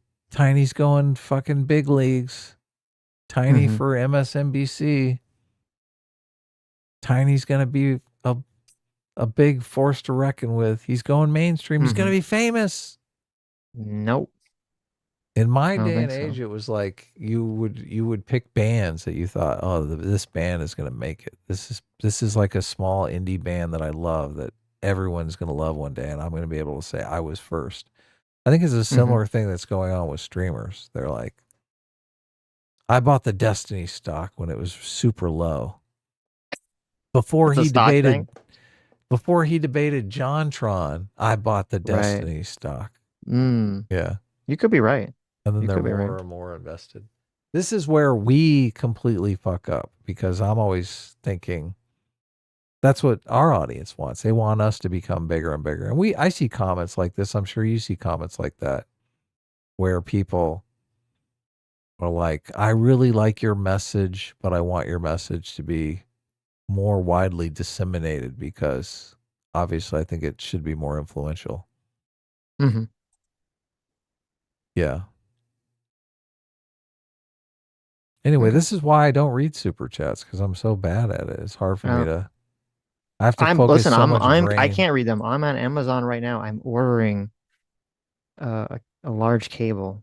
Okay, a very thick, large cable. So you can plug in. So I can plug in. Just dock that thing. Yes. Yeah. Plugging in is the key. I'm always plugged in. I don't get this shit. My internet speeds are lightning fast. The Red Dawn Batman. A wendigo is a Native American cryptic of people who get lost in the mountains in extreme colds and starvation and turn to cannibalism. Really? Oh, I didn't know that at all. That's interesting. Okay. So look, Native Americans. I did think anti-cannibalism. I think it was Dick Masterson that reposted Vivek's tweet that got him in all the trouble. Mm-hmm. And I noticed in that tweet, he talked about Native Americans, but he was talking about you and me as Native Americans. And I thought, that's fucking weird. Right? Mm-hmm. Now we're Native Americans. Oh. Never thought of myself as a Native American, but I guess I am now. There you go. Sammy G for $2 says, I think every day Sitch is not like Destiny. There you go. Look at that. Yeah, that's great. Thank you. I do too, obviously. Righteous Indifference for $5 says, the first domino in Destiny's downfall was not shaking Phil's hand. Here. That's exactly right. He had to spurg out on Phil. Phil Labonte, friend of the show. Yes. Why did he do that? So stupid. That's true. All he had to do was say hello.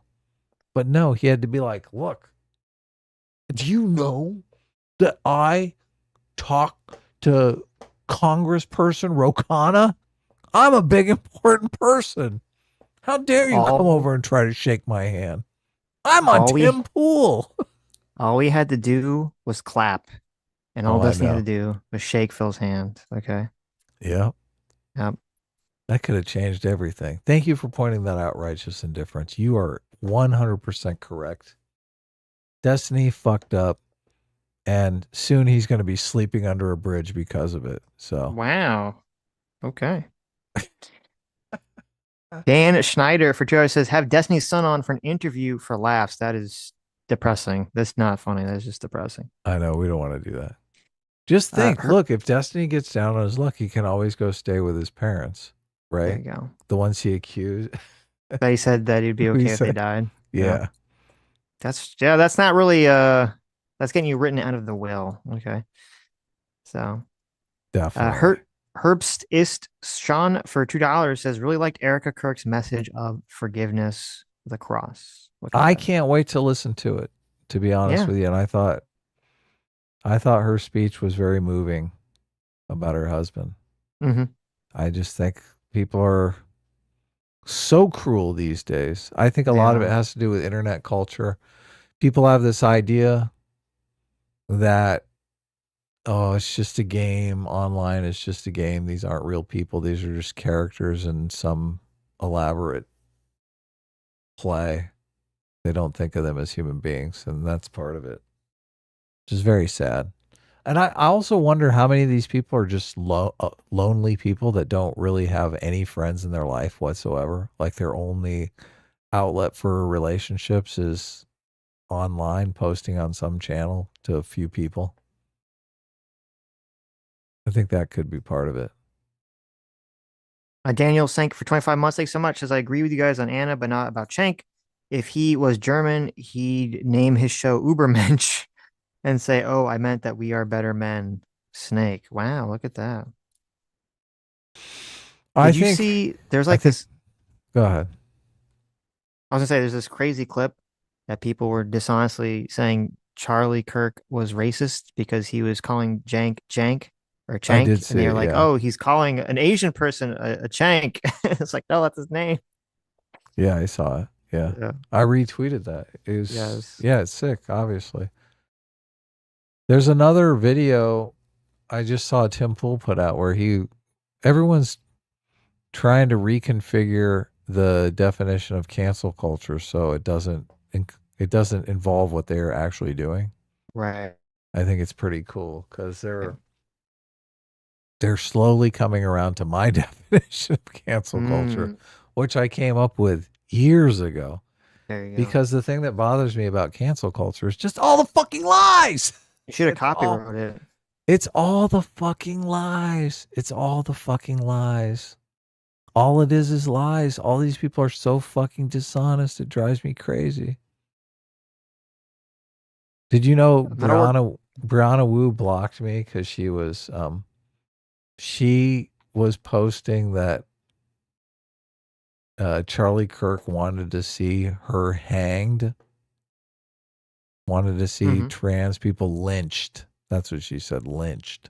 Wow. And what was that based off of? Nothing. Fucking nothing. Okay. Yes. I never heard him say anything like that. That's crazy. Actually, I went to Grok to find out what it was, and Grok outlined the whole controversy about what he said and how it was twisted. And it was like a whole social media cancel culture campaign against him. And he came out and said, no, that's not what I meant. Like, yeah. And I thought, oh, I wonder if Brianna Wu was part of that social media cancel culture campaign when it happened originally. Because like this might have happened years ago. It's fucking bullshit. It's total bullshit. It's all bullshit.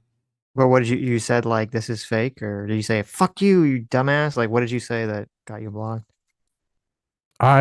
Look, I probably shouldn't have quote tweeted her. Like the quote. Oh, okay. The quote. You said this cunt over here. No, I didn't say that. Okay. I just quote tweeted. Yeah. And I said, I looked up the origin of this Charlie Kirk wanted to lynch trans people claim. Right. And linked to the Grok explanation of it. And that's it. And she went crazy and she was like, fuck you, fucking Adam. Oh my God.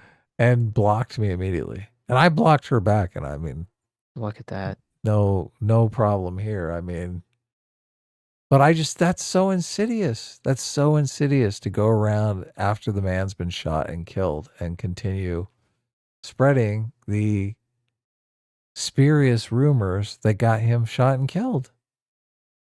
That's fucked up. That's totally fucked up.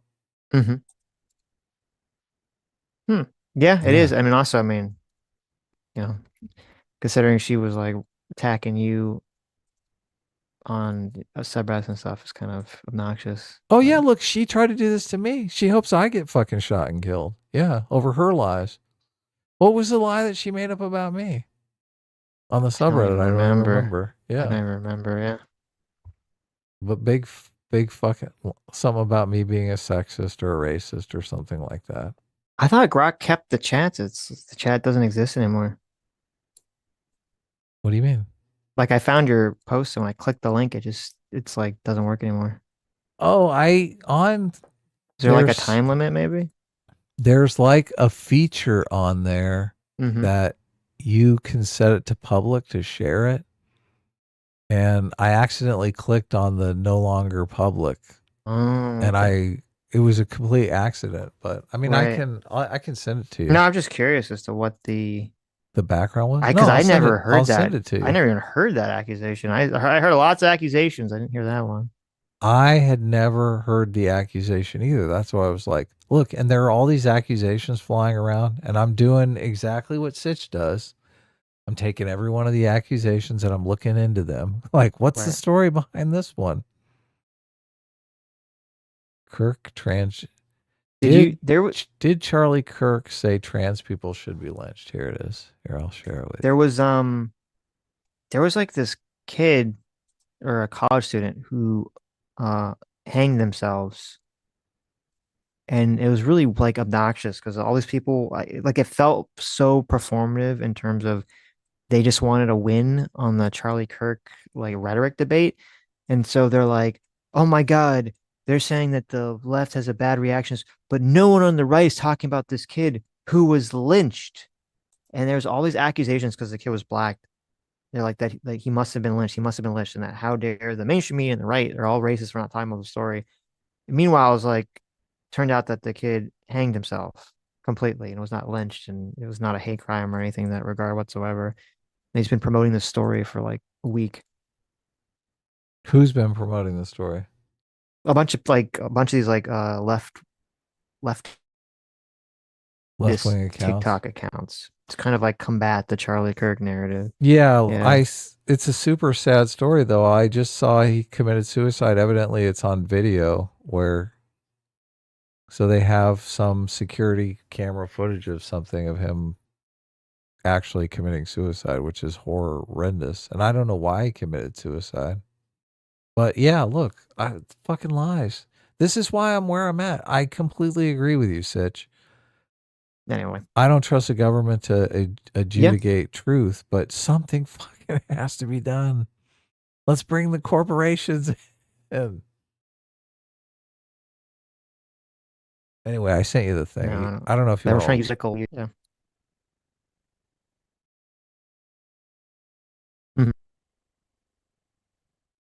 No, Charlie Kirk did not explicitly say that trans people should be lynched. However, he made a widely circulated remark in February 2023 during a Turning Point USA event that was widely interpreted as a thinly veiled call for violence against transgender people, including lynching, due to the historical context of how marginalized groups were dealt with, in quotes, in the U.S. during the 1950s and 60s. The original statement.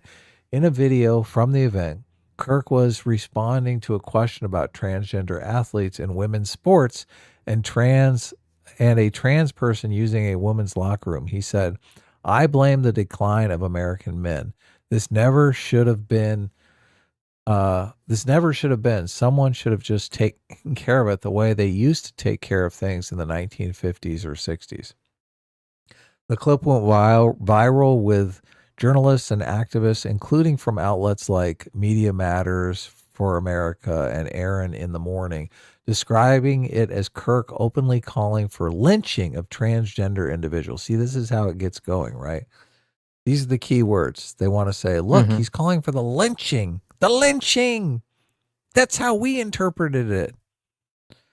Given that lynching was a common extrajudicial method of targeting black people, LGBTQ people, individuals, and other minorities during the era. Did they really have the Q in the 1950s and 60s? I'm going to say that they probably did not have the Q or the plus. So there you go. If you're in the 1950s and they're going to lynch you, be like, whoa, I'm not gay, I'm queer. They're like, whoa, okay. You're fine.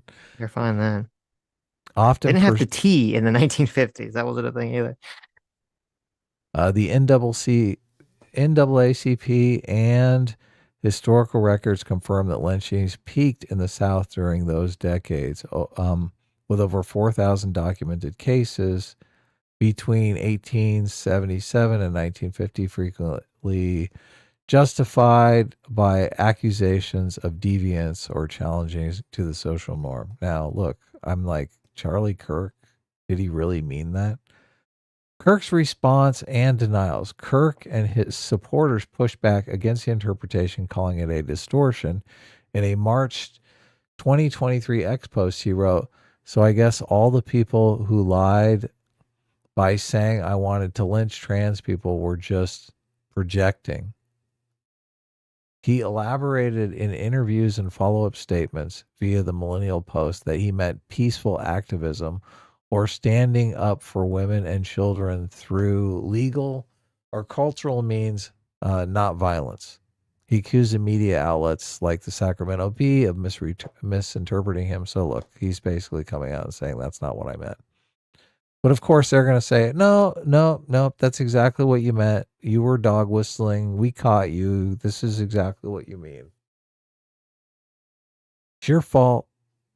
Go to hell. Mm-hmm. So anyway, you can read the rest later. Okay.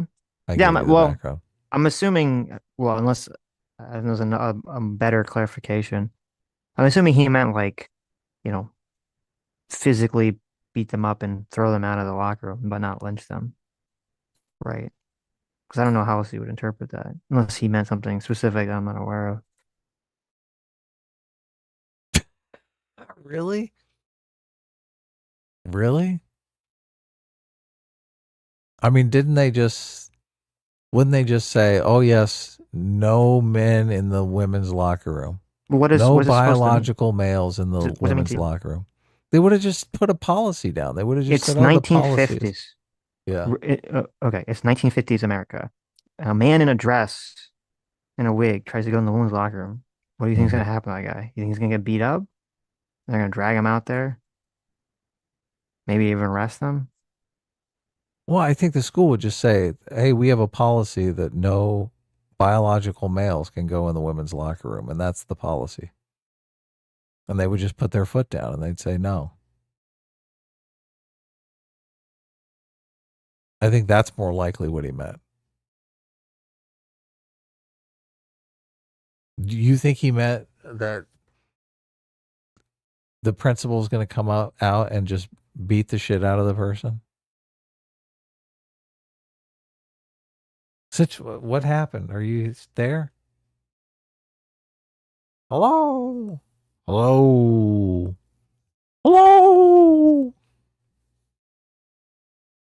Sitch is experiencing Wi-Fi distortions. So, anyway.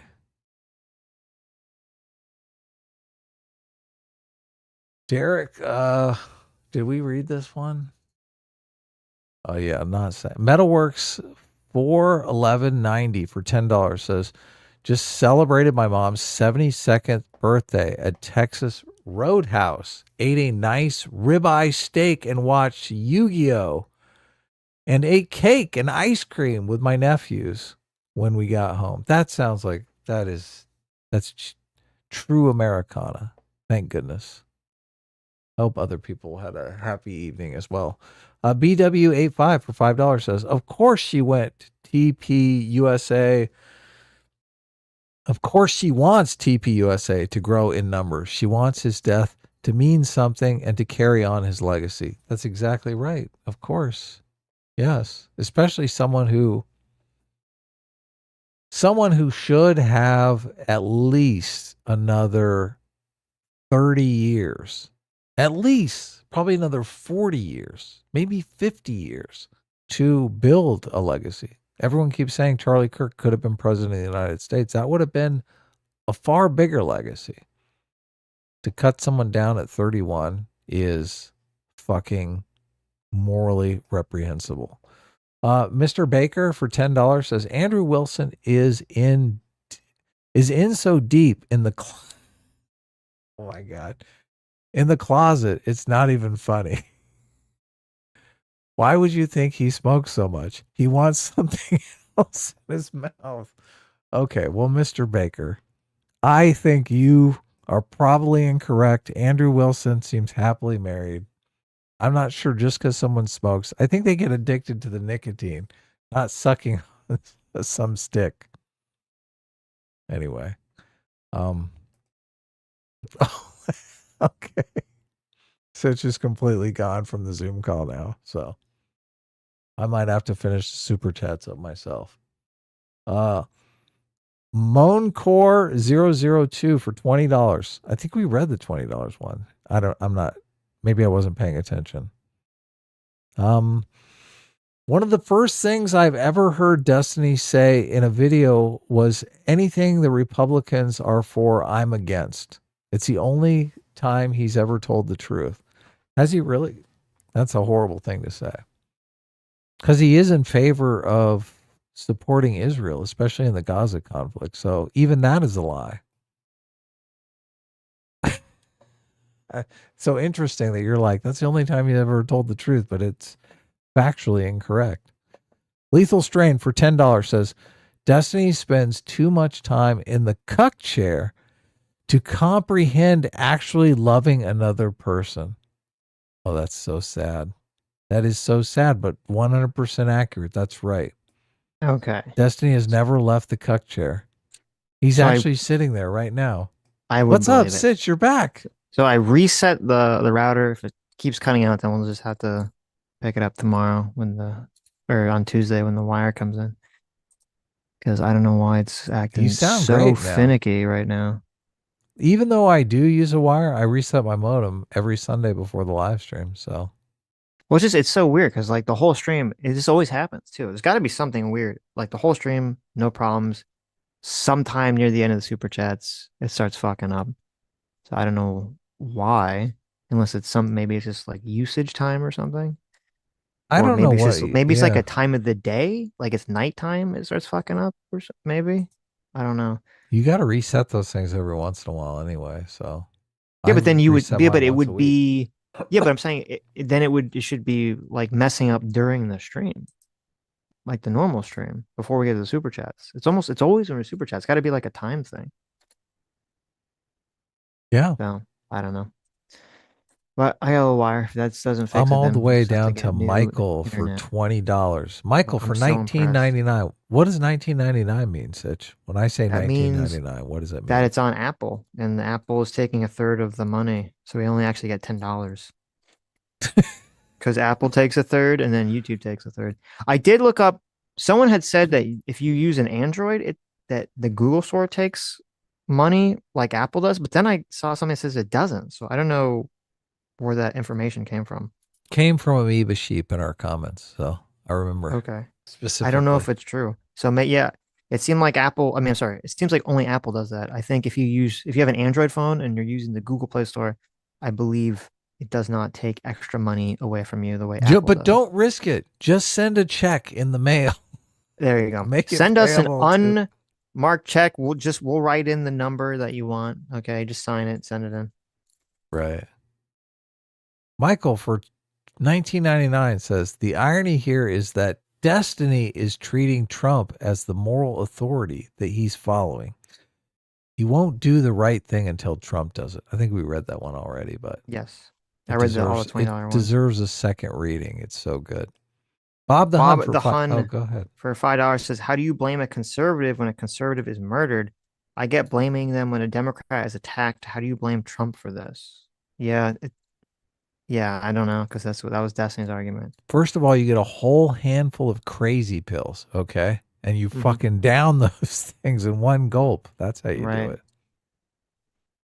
Saldre or Sadre, thank you for the £5, says, I think Destiny and radical Dems think that since Trump can be reelected after January 6th, that civility and moderation no longer mattered for electability. Maybe. I don't think most people understand anything about January 6th for them to come to that conclusion if that's the basis of their thought. I completely agree. Yeah. I think I'd seen their called Destiny getting more kind of unhinged as the Supreme Court. I feel like it was all like him and Pisco just ratcheting themselves up into a frenzy from every time the Supreme Court would rule in favor of Trump. They'd come out and be like, this is the end of America. They're going to give Trump unlimited power, et cetera, et cetera. So, yeah, it was like a slumber party for them where they were both freaking themselves out, staring into a dark closet going, oh, there's monsters in there. Holy shit. Oh, I see them. A Dib for 8 months says people watch Destiny for the same reason people used to watch Jerry Springer. There you go. He's definitely putting on his Jerry Springer I'm crazy routine. Well, the interesting. He's the guest. He's not the host. So yeah.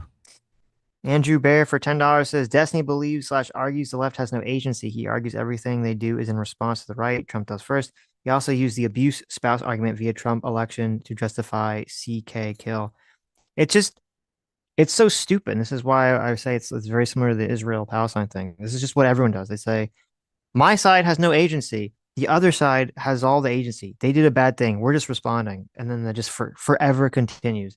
At some point, you got to say, listen, we got to actually make things better and stop forever reacting or blaming the other side for reacting and justifying our behavior.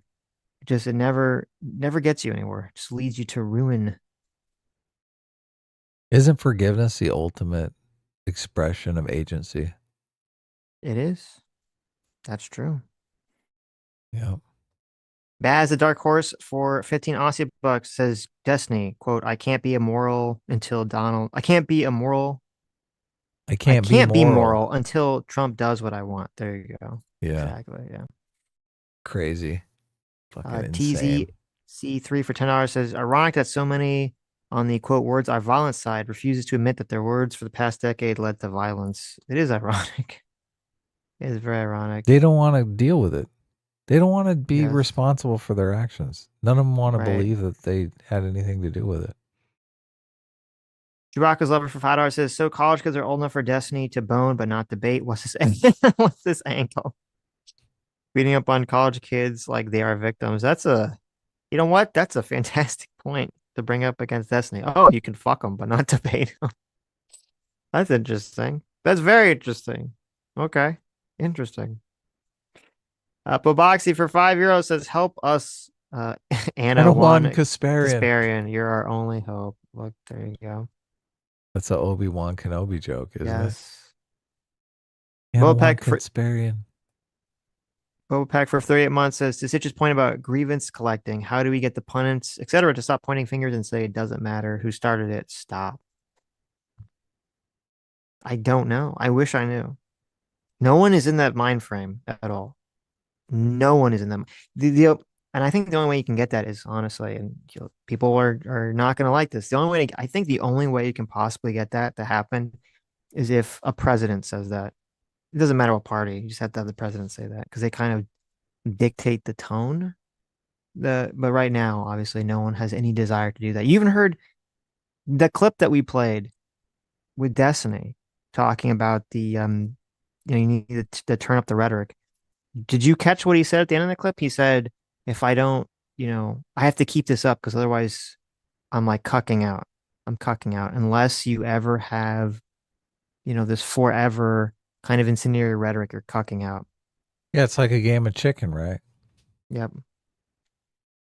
Well, it's just people feel there's been a cultural meme that has been adapted that is being reasonable is considered being weak. And that's a very dangerous cultural meme to project. I mean, isn't that coming straight from Trump? It's coming from everyone, but Trump is obviously also pushing it too. Guess who for $10 says we should lobby for Anna to be the Joe Rogan of the left. Yeah, that would be great. Bob the Hun for $5 says obviously crazies have gone after Democrat politicians, but is there an equivalent of what happened to right-wing pundits for opinions and not legislation? The equivalent of what happened to right-wing. What do you mean? Maybe I'm too tired because I'm sleep deprived. I'm having trouble understanding the question. Well, I think it has to do with, is there like a Charlie Kirk where violence are you saying was like used? Like with violence? Or are you saying with canceling or? Yeah, I'm not sure either. Yeah. Dan Schneider for Joe says, how hard do Trump and Kash Patel ream Destiny? Super hard. It's coming. Yeah. Michael Powell for $5 says, do you think Destiny's acting like a complete ass because of all the stuff that he's gone through and just wants to watch the world burn? I don't think he just wants to watch the world burn, but it could just be emotionally getting to him. And he's doing speed or drugs or something to keep up with it. So I wouldn't be surprised by that. It's got to be a lot of pressure on him emotionally to deal with all that stuff while being terminally online all the time. Yeah, I think it is a lot of pressure. Yeah. Audacity for $10 says, quote, opponent is such a tell. He doesn't see this for what it is. He sees it as a political game show. Same behavior after the Trump attempt. He's just upset the right has ammo. Yeah, that's probably the case. Yeah. Jack of some trades for 29 months says, hey guys, just got in. Destiny's making an ass of himself on Twitter after the memorial for Charlie. He's stuck in an unhinged loop. Happy Sunday. Yeah, we read one of those unhinged tweets. So shocking. MSNBC made the same claim when Trump had the rally at Madison Square Garden. Remember they did that was stupid. The news really program stupid. about how, this is just like a Nazi rally. Right. What the fuck? You don't think that aided? You don't think that added to the incendiary rhetoric? It did. I remember we talked about that. At the exact point. We're like, what the fuck? And that was after the assassination attempt. It was. And they had that comedian. Wasn't he on there and they're all complaining because he made some joke that was like insensitive to Puerto Ricans or something? Yes. Yeah. Audacity for $10 says he doesn't need good security because conservatives aren't animals. He will do these things under the blanket of security conservatives provide. I hope you're right. There's been no right-wing violence, none whatsoever. Never. Okay. Engineer for $10 says actual violence and threats are why Crowder had to stop to change my mind. Crowder recently came on and feels guilty for not making clear how dangerous it got publicly, both sides indeed. I did watch that. I saw that too, yeah. Yeah, that was the Don Lemon conversation, which was very cringe and hard to watch. So Crowder was sounding hellfire and brimstone. He wasn't turning it down. I think he even said, yes, I am advocating for violence, legal defensive violence, which, okay, well, I get what you're doing here, but it's definitely not turning the temperature down. But he did seem so flustered by the whole thing that I kind of forgave him a bit, because I'm sure he had a relationship with Charlie Kirk. They were practically doing the same thing, right? Yeah, I mean, at least I really don't like Crowder at all. But when I was listening to him on Piers Morgan, at least to me, it sounded sincere that he was actually emotionally upset and felt like, somewhat responsible emotionally for Charlie Kirk dying or being killed, being murdered. Yeah, I totally agree. So yeah, I understand that. But yeah, obviously he wasn't trained on he was making the argument that you should use. It was kind of unclear. He's basically saying that if he was doing some sort of event and someone was trying to disrupt it physically, that you should just beat the shit out of him. It sounded like is what he was sort of advocating for, which, that's not the best way to handle the situation and could definitely get you in a lot of trouble. So I wouldn't recommend that advice to anyone out there. It is interesting that he was kind of making the same argument that Destiny was making in this Piers Morgan thing. That we're in a fight. Yeah. We're in a fight. We can't stop. They're not stopping. What are we going to do? Yeah. Yeah. It's true. Kind of crazy, huh? That is crazy. Destiny agrees with Steven Crowder. I told you he was a secret right-winger. I knew it. The Oceanist for $5 says, I came from a conservative family. One of my brothers became a tankie before he moved out. Wow. Yeah, I think that's pretty common because you want to rebel against your parents. So true. Madney85 for $5 says, what is Destiny addicted to more? Attention, amphetamines, or penis? Or penis. I mean, God, do you have to choose one? Maybe he needs attention from penises while taking amphetamines. Mm-hmm. Could be all those. Maybe the amphetamines are driving his need for attention and penis. Right. Oh, there you go. I didn't know that was a side effect. Warning. Could turn you gay. Maybe that's what they were putting in the water that Alex Jones was warning about. Lives in Deswall specifically for $2 says, wrench Vinny so he can ban himself. Just saying. My God, that would save a lot of time. It would. I don't know if you can ban yourself. I don't think you can ban yourself, but it's a good idea. You should allow it.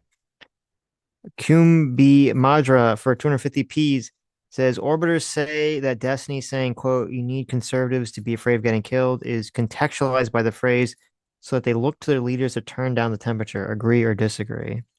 No, it's no, a hard disagree. It's stupid. Like saying because think about okay, from even the most generous interpretation of the statement, the interpretation of the statement is still he's saying that conservatives have to be afraid of dying in order to force their leaders to change. So the only way to get them to be afraid of dying would be to do what, class? Yeah, terrorist to increase on them. Yeah, right, to increase terrorist attacks. So it's actually so any Destiny fan that's trying to say that that's like a justifiable statement, all they're doing is they're giving like a weird Vosh level like ends justify the means, argument. I don't understand how that makes it a better argument or better phrase whatsoever. You're still advocating for violence, even if you're advocating for violence Right. for some good reason. Right. Which how would that be a good reason? It's not. They're not going to turn the temperature down. As Sitch pointed out, they're just it's going to be more of an excuse for them to ratchet it up. Of course. Oh, this is great. Everyone's fighting in the streets. We need martial law. Let's have a curfew. Everyone has to be home, but when the street lights come on. They've had curfews during the fucking riots. It's if Destiny's not going to turn down his unhinged rhetoric, why does he think that the other side that he thinks is evil and more unhinged than him, why does he think they would turn down their rhetoric? Think of the riots in Kenosha during the Black Lives Matter situation when you couldn't call the police because 911 wasn't working. They weren't going to show up. I mean, that was so recent. Mm-hmm. Bob Hunt said in here. the chat, I try to explain in my super chat. Yeah, sometimes it's because you have to squish it in. I was asking if a left-wing version of Charlie Kirk has been targeted with violence. That's not like a left-wing non-politician. No, I don't think so. I don't think so. There isn't like a clear equivalent to Charlie Kirk that I can think of on the left that is not just like a podcaster, but is also like a huge advocate in like getting out the vote and organizing things. I don't know if I don't think there's a left-wing person. Destiny was trying to go in that direction. Remember he was talked to Rokana and he's done canvassing and stuff like that. Yeah. And he utterly failed to do that. So yeah, I don't think that's happened yet, and hopefully it doesn't happen. He kind of had that girl Kayla trying to get him in line, trying to make sure, hide the drugs from him and get him up on time. Right. He's on his Unfuck America tour, which is just so poorly named.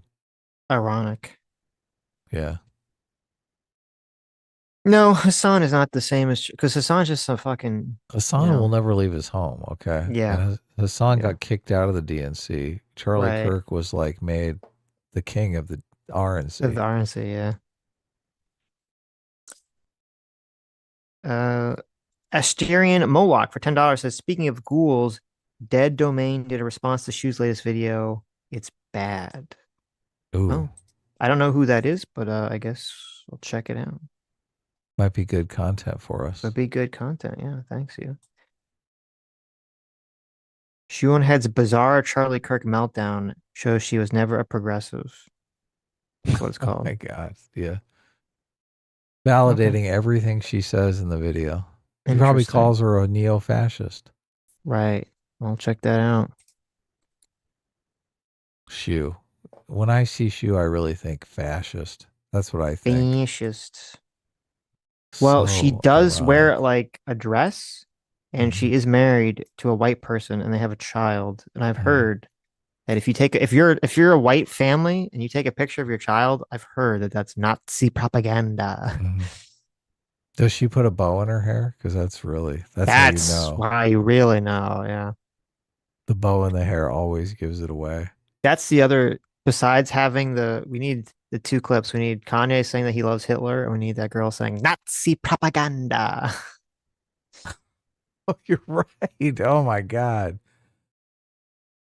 Oh yeah. Yes, That's for the fucking Sydney insane. Sweeney jeans thing. That's some Nazi propaganda. Yes. To have the clip up too, so you can see her face. This was before the Charlie Kirk assassination. They were was going nuts about the Sydney Sweeney in jeans. That's the true. jeans ad. Lucky no one tried to shoot Sydney Sweeney. Fascist Nazi propaganda. I know. I'm surprised Swaypill didn't bring that up as evidence that we're living on the verge of fascism. That's true. He completely ignored the whole jeans ad. What a fool. Clowny Moose Bean for 23 months says Destiny fans are like the Disney adults / Nintendo fans of politics. You can't and shouldn't be behind him on everything he does. Own the bad stuff too. Well, I think they're all 15 years old, so I don't know if Disney adults. Right. I do. It's weird. That's another thing that's weird about Twitter, because you don't really know the age of the person. And I don't want to be fucking arguing with some 15-year-old with a on child. Twitter. Yeah, or exactly. a drunk. Oh, that's another good point. You're like, oh my God. One time I was arguing on Twitter with Stephen Michael Davis, and it was so obvious. He was like blasted. He was so drunk. Yeah.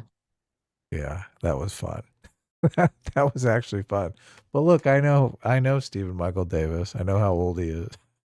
Mhm. I don't want to go round and round on Twitter arguing with a 15-year-old. Like you just Right. that seems like a waste of time, right? You're like, okay, this person's 15. They got a lot of growing up to do. Mm-hmm. But I think that's the typical Destiny fan, to be honest with you.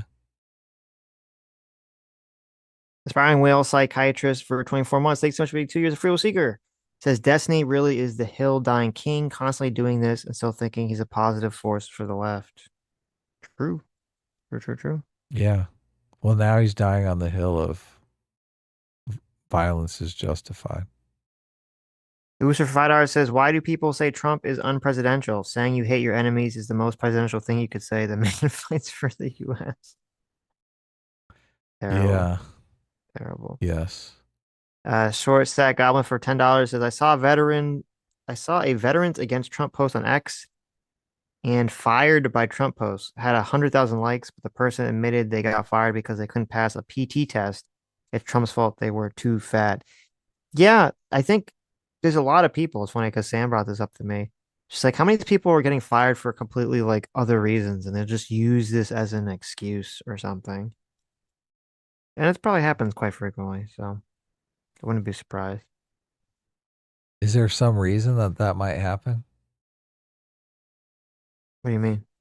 Well, is there some defining characteristic about the person that might be a reason they might do that?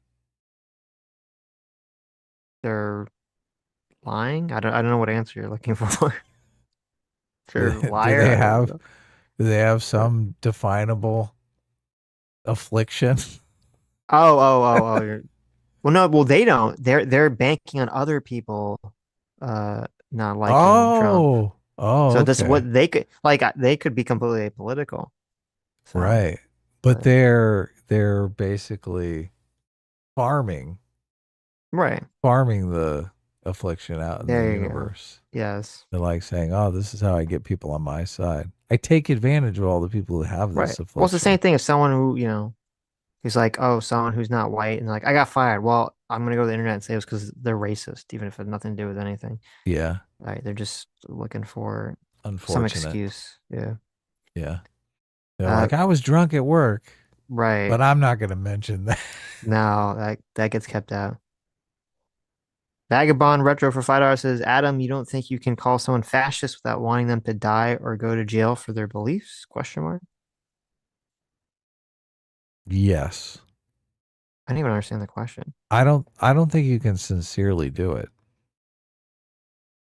If I call someone a pedophile, Oh, I got you. Yeah. am I not Like I wouldn't call someone a pedophile and think, oh yeah, but well, we just have a disagreement. Mm-hmm. Right. Right.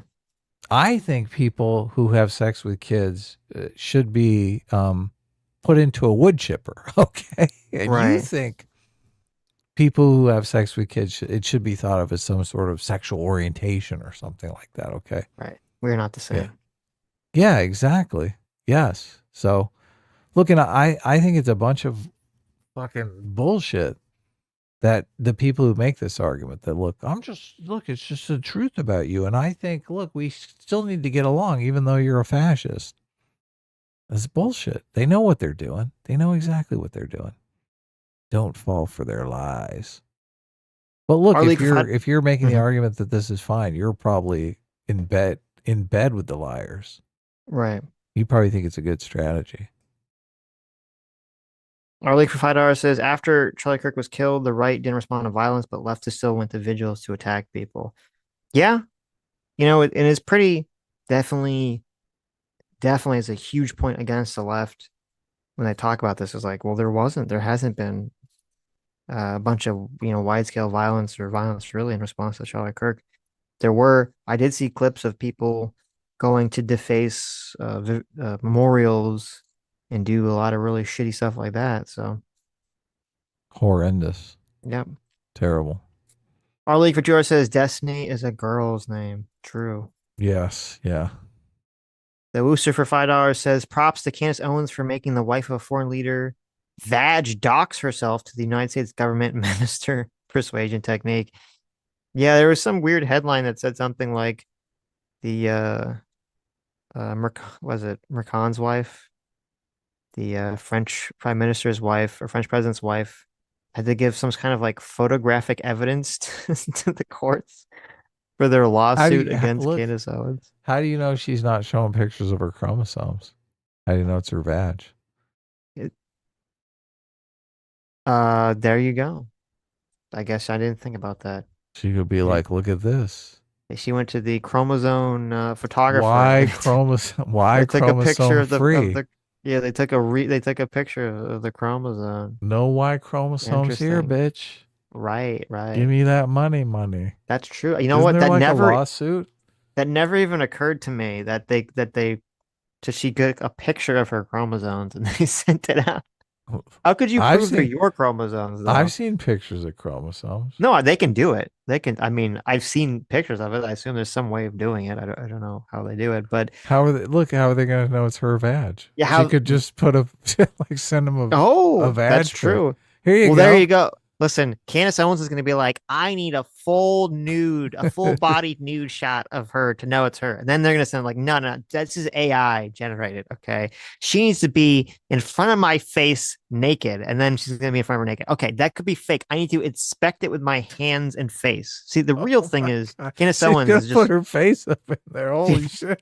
Candace Owens is just actually like really horny for her, and this is her like really roundabout way for getting her naked in a room so that she can work out her lesbian fantasy. She's gonna be all sniffing up in there. Of going down on Is this an inverted penis?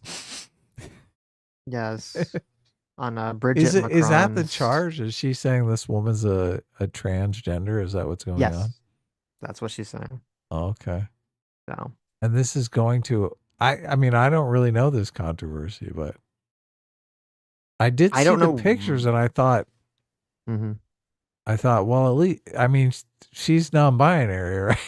That's not, you're terrible. All of a sudden, I thought the non-binary label seemed appropriate. Oh, okay. Yeah, so. What is this? The wife of a foreign leader. I don't know what foreign leader is. Macron. Bridget Macron. She's married to. She's the first lady of France. Oh, okay. She's Emmanuel Macron's wife. You don't know about this? Emmanuel. Oh, that's funny. I didn't even think about that.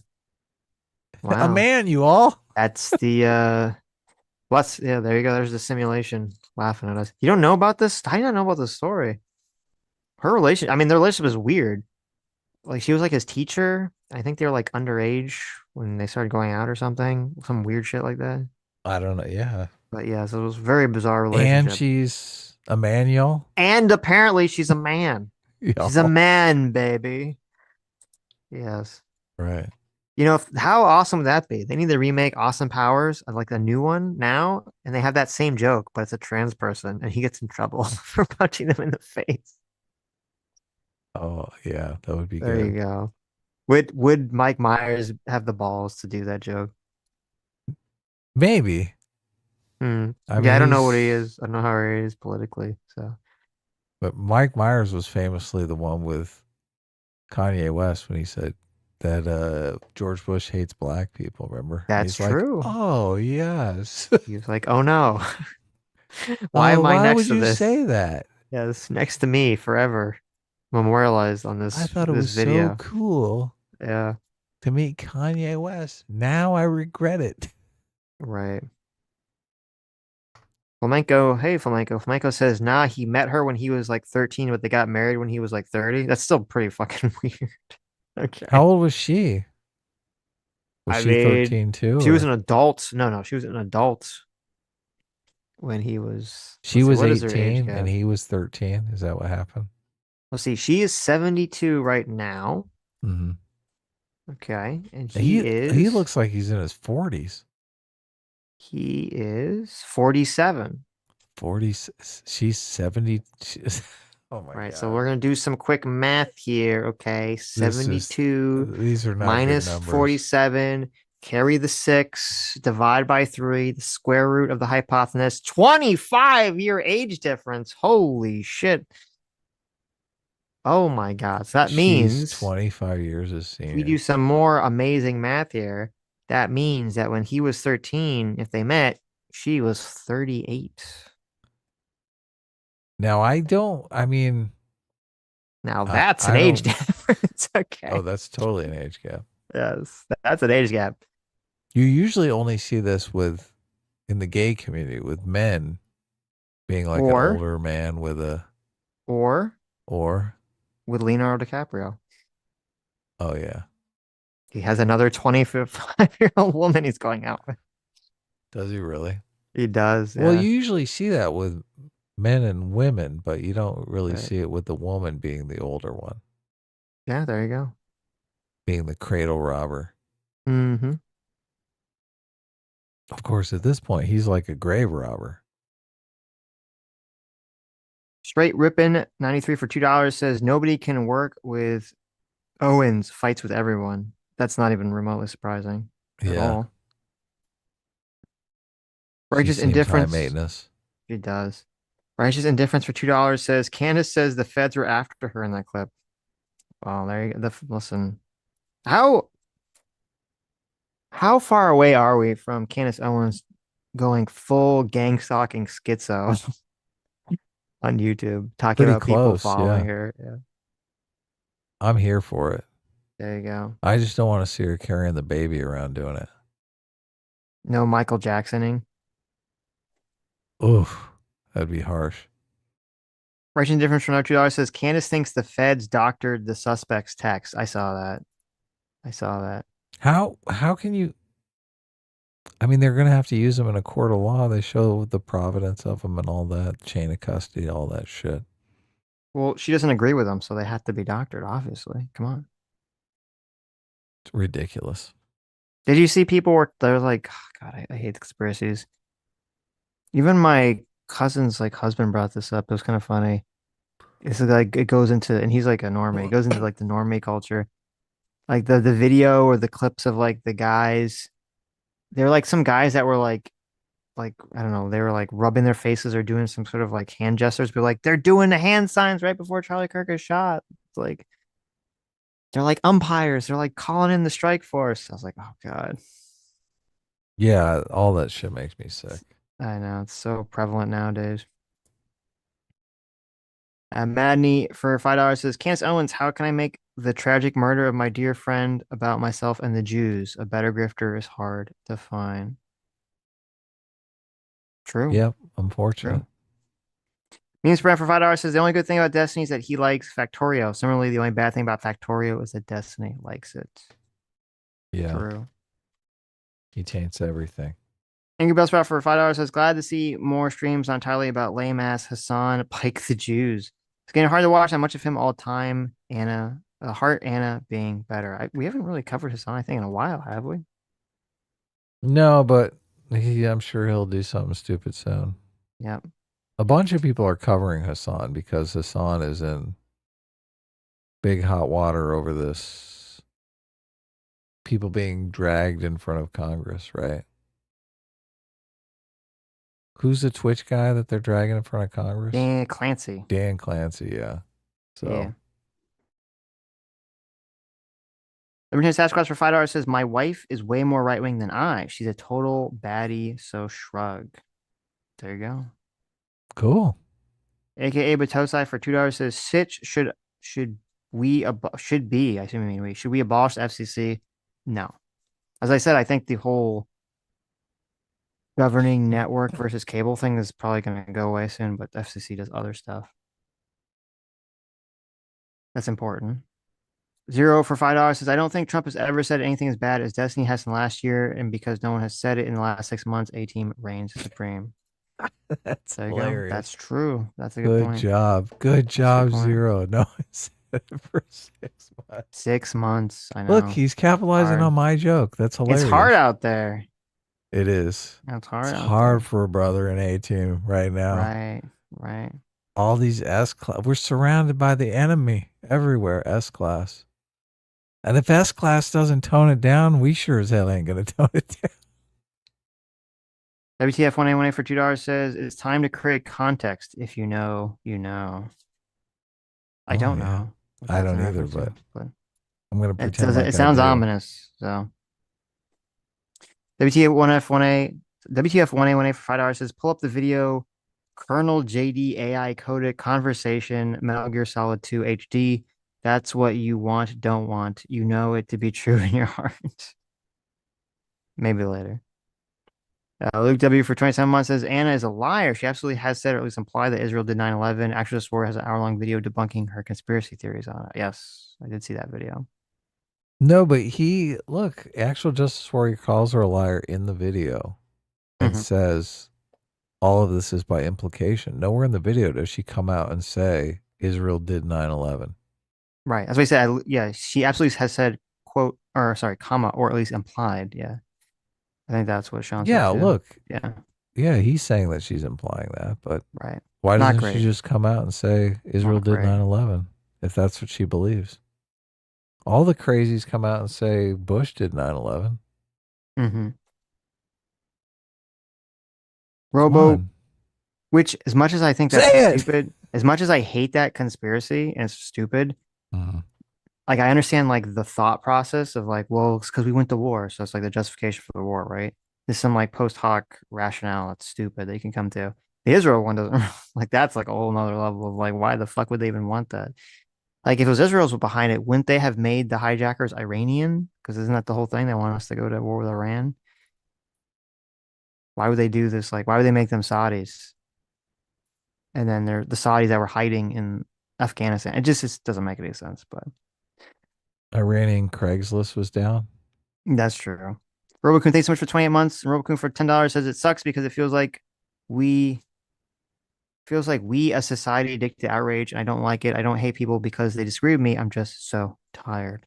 It's all so tiresome. It's true. I agree. It is tiresome. Andrew Bear for $2 says, Adam, Kick will kidnap your squirrel. Be careful.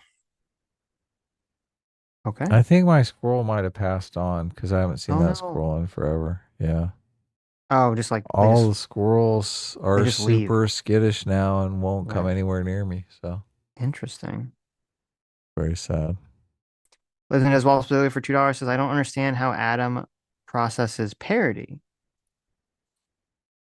What was that? I don't know what that was in response to. Are you making an argument that what Destiny's doing is parody? I don't think so. I don't think that's what we were talking about, but is maybe Jimmy Kimmel was doing parody? I don't know. I think so. What were you talking about? Wasn't that as well? Pocket SX for $10 says, I work in the Jimmy Kimmel building. They originally just told him to correct the record on air. Jimmy refused and was disrespectful to the higher ups, and that is why they pulled the show. I did see. I mean, I don't know if you really do work in Jimmy Kimmel Building, but I did see articles that were making. It said something along those lines that they pulled it because they were afraid he was going to make the situation worse, which wouldn't really be a defense for I mean, your claim is a little different because you're saying it's being disrespectful. The articles were saying it was because they thought he was going to make the situation worse by like doubling down or something. Which would not really be necessarily a defense because if the whole claim is the FCC guys comes out here and he threatens directly, says you have to do something about it, or we're going to do something about it. And then they say, oh, well, we think Jimmy's not going to handle it properly. So Boba Peck for $5 says at the part where Destiny says, quote, I'm just a YouTuber. I find it hilarious. He's straight up using Hassan tier logic. True. Hassan, which I could bet you $100 that you could go and find a clip of Destiny making fun of Hassan saying that exact thing. Totally. You totally could. Somewhere in his content, so. Origuni for $5 says, if I was used, I was trying to talk to Metatron, and what if Alt Metatron is a history professor, and what if Hist is a history fan? Seems interesting. Well, we've talked to what if Alt Hist two or three times. So yeah, I mean, I like Rudyard. We've had Rudyard on. I'd like to talk to him again. Metron, yeah, I've seen some of Metron's content. It was funny. I don't know if you saw it. Metron made a video that was like attacking Destiny. Did you see this video? I don't know. Maybe. You saw a video kind of going over Destiny stuff. Destiny responded to it.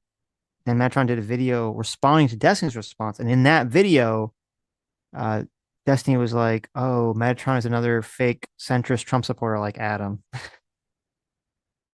I didn't support Trump. Well, there fucker. You go. Threw you out there again. Oh my God, for two. Hold on. Look, I'm talking as much shit about him, so.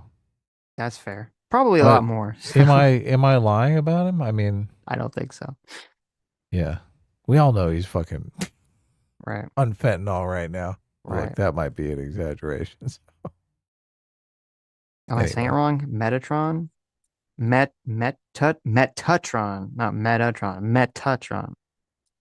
Okay. What about Megatron? Just for the record, like I've denounced centrism now for 6 years. Right.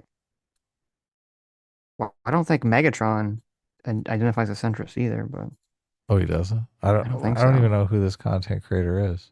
I've seen some of his videos. I think he usually does talks about religious history and stuff. Oh my God, for 2 hours says Adam and Sitch are secret sovereign citizens. That is 100% true. Shush, don't tell anyone about the amount of traveling that we're doing. Okay. That's a secret? That's a secret. Keep it on the DL. Flamenco TV for $5 says, what was your response to Tanjiro's Akaza? I'm going to behead you now. Also, hype for the new Hunter x Hunter chapters. My response to that was I stood up and I so excited when I cheered in the theater that I threw the popcorn bucket everywhere. And so did everyone in the theater. It was just like that time in Minecraft when everyone said chicken jockey and they just trashed the theater. That's what happened in the theater that I saw it. And it was worth it. Seamus wanted to come on. He's another conservative we could talk to. Oh, you had it recently? You want to come on? Yeah. Interesting. Oh, you mean Freedom From Tunes? Freedom Tunes. Right. Okay, cool. There's new Hunter. I didn't know that. The new Hunter x Hunter chapters. I try to just not even ever think about it because what was it last time? He's like new chapters and he came out with 2 chapters and then it was gone for another 3 years. So I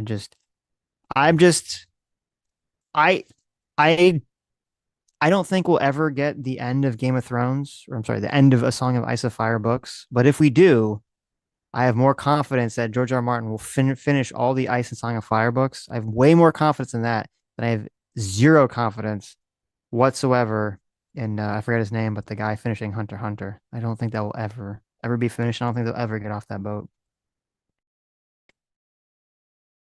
Origuni for $2 says, please have Anna and Actual Justice were on the same stream. That would be interesting.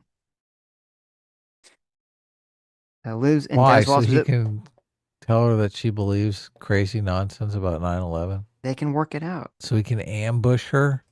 Well, no, obviously we wouldn't ambush. They would say this is what the conversation is going to be about.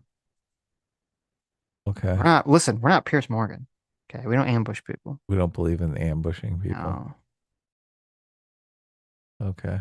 Leland Des Walls for $2 says you should have Megatron on the show. That would be awesome. That would be Megatron. Awesome. Yeah, get that guy at Universal who like insults people. I would dig that. Yeah. Okay, let me look at the Streamlabs.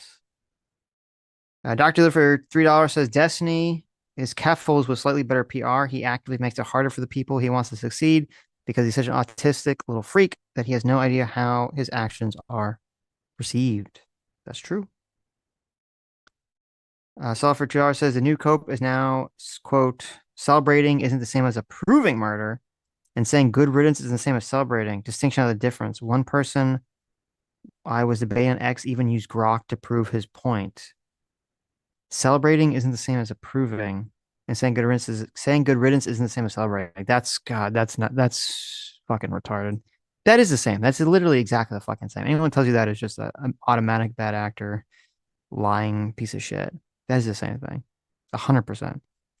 I'm not approving it. I'm just fucking celebrating how wonderful it was. Totally not incentivizing another person to act in the exact same way by celebrating the action. Woo! So Alfred Jar says one silver lining of this is that we found out Mr. Medicare is still alive. He's coming out guns blazing. That's what happened, saying Charlie was a good man. I'm not. And that Charlie helped him find God. He's now full MAGA. Wow, yeah, that is interesting. That's very interesting. Alfred Jar says as someone who's a fan of Dev and doesn't like Trump, I can confidently say he's starting to become unhinged. He's been whitewashing the Destiny clip you showed and retweeted people, mocking Shu over her video on the subject. Well, I don't know. Listen, maybe we'll have to have a dev intervention. Okay. Dev's been doing this? Yes. Horrendous. Mm-hmm. Is Dev farming? I don't think so. Because he's definitely losing out on it. Okay. In terms of like financially. Right. So. Also I sent you a DM.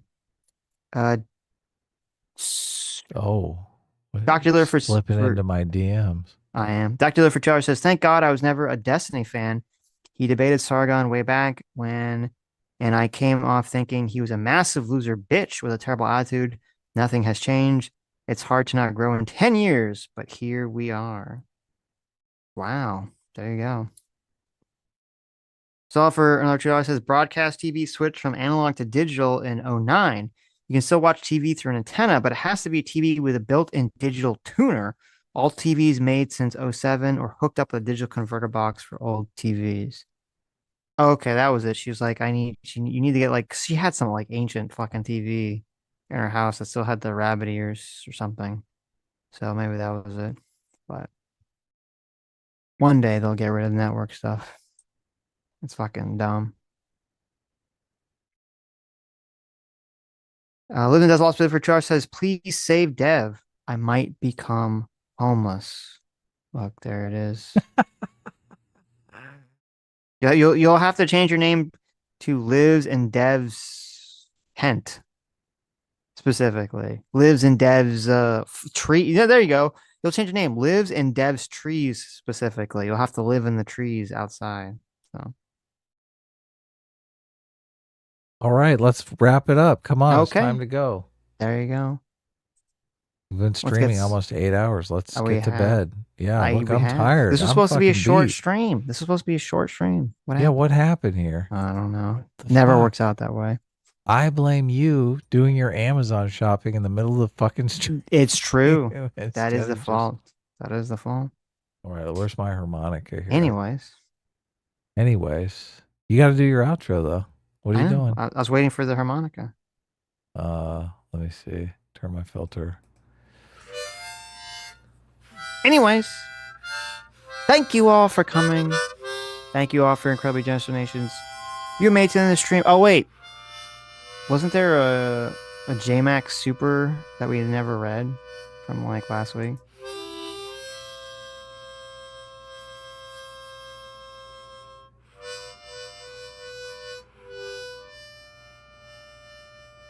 JMac for $50 says Cloud has to have a mental breakdown that he can only be saved from a chick with a huge rack.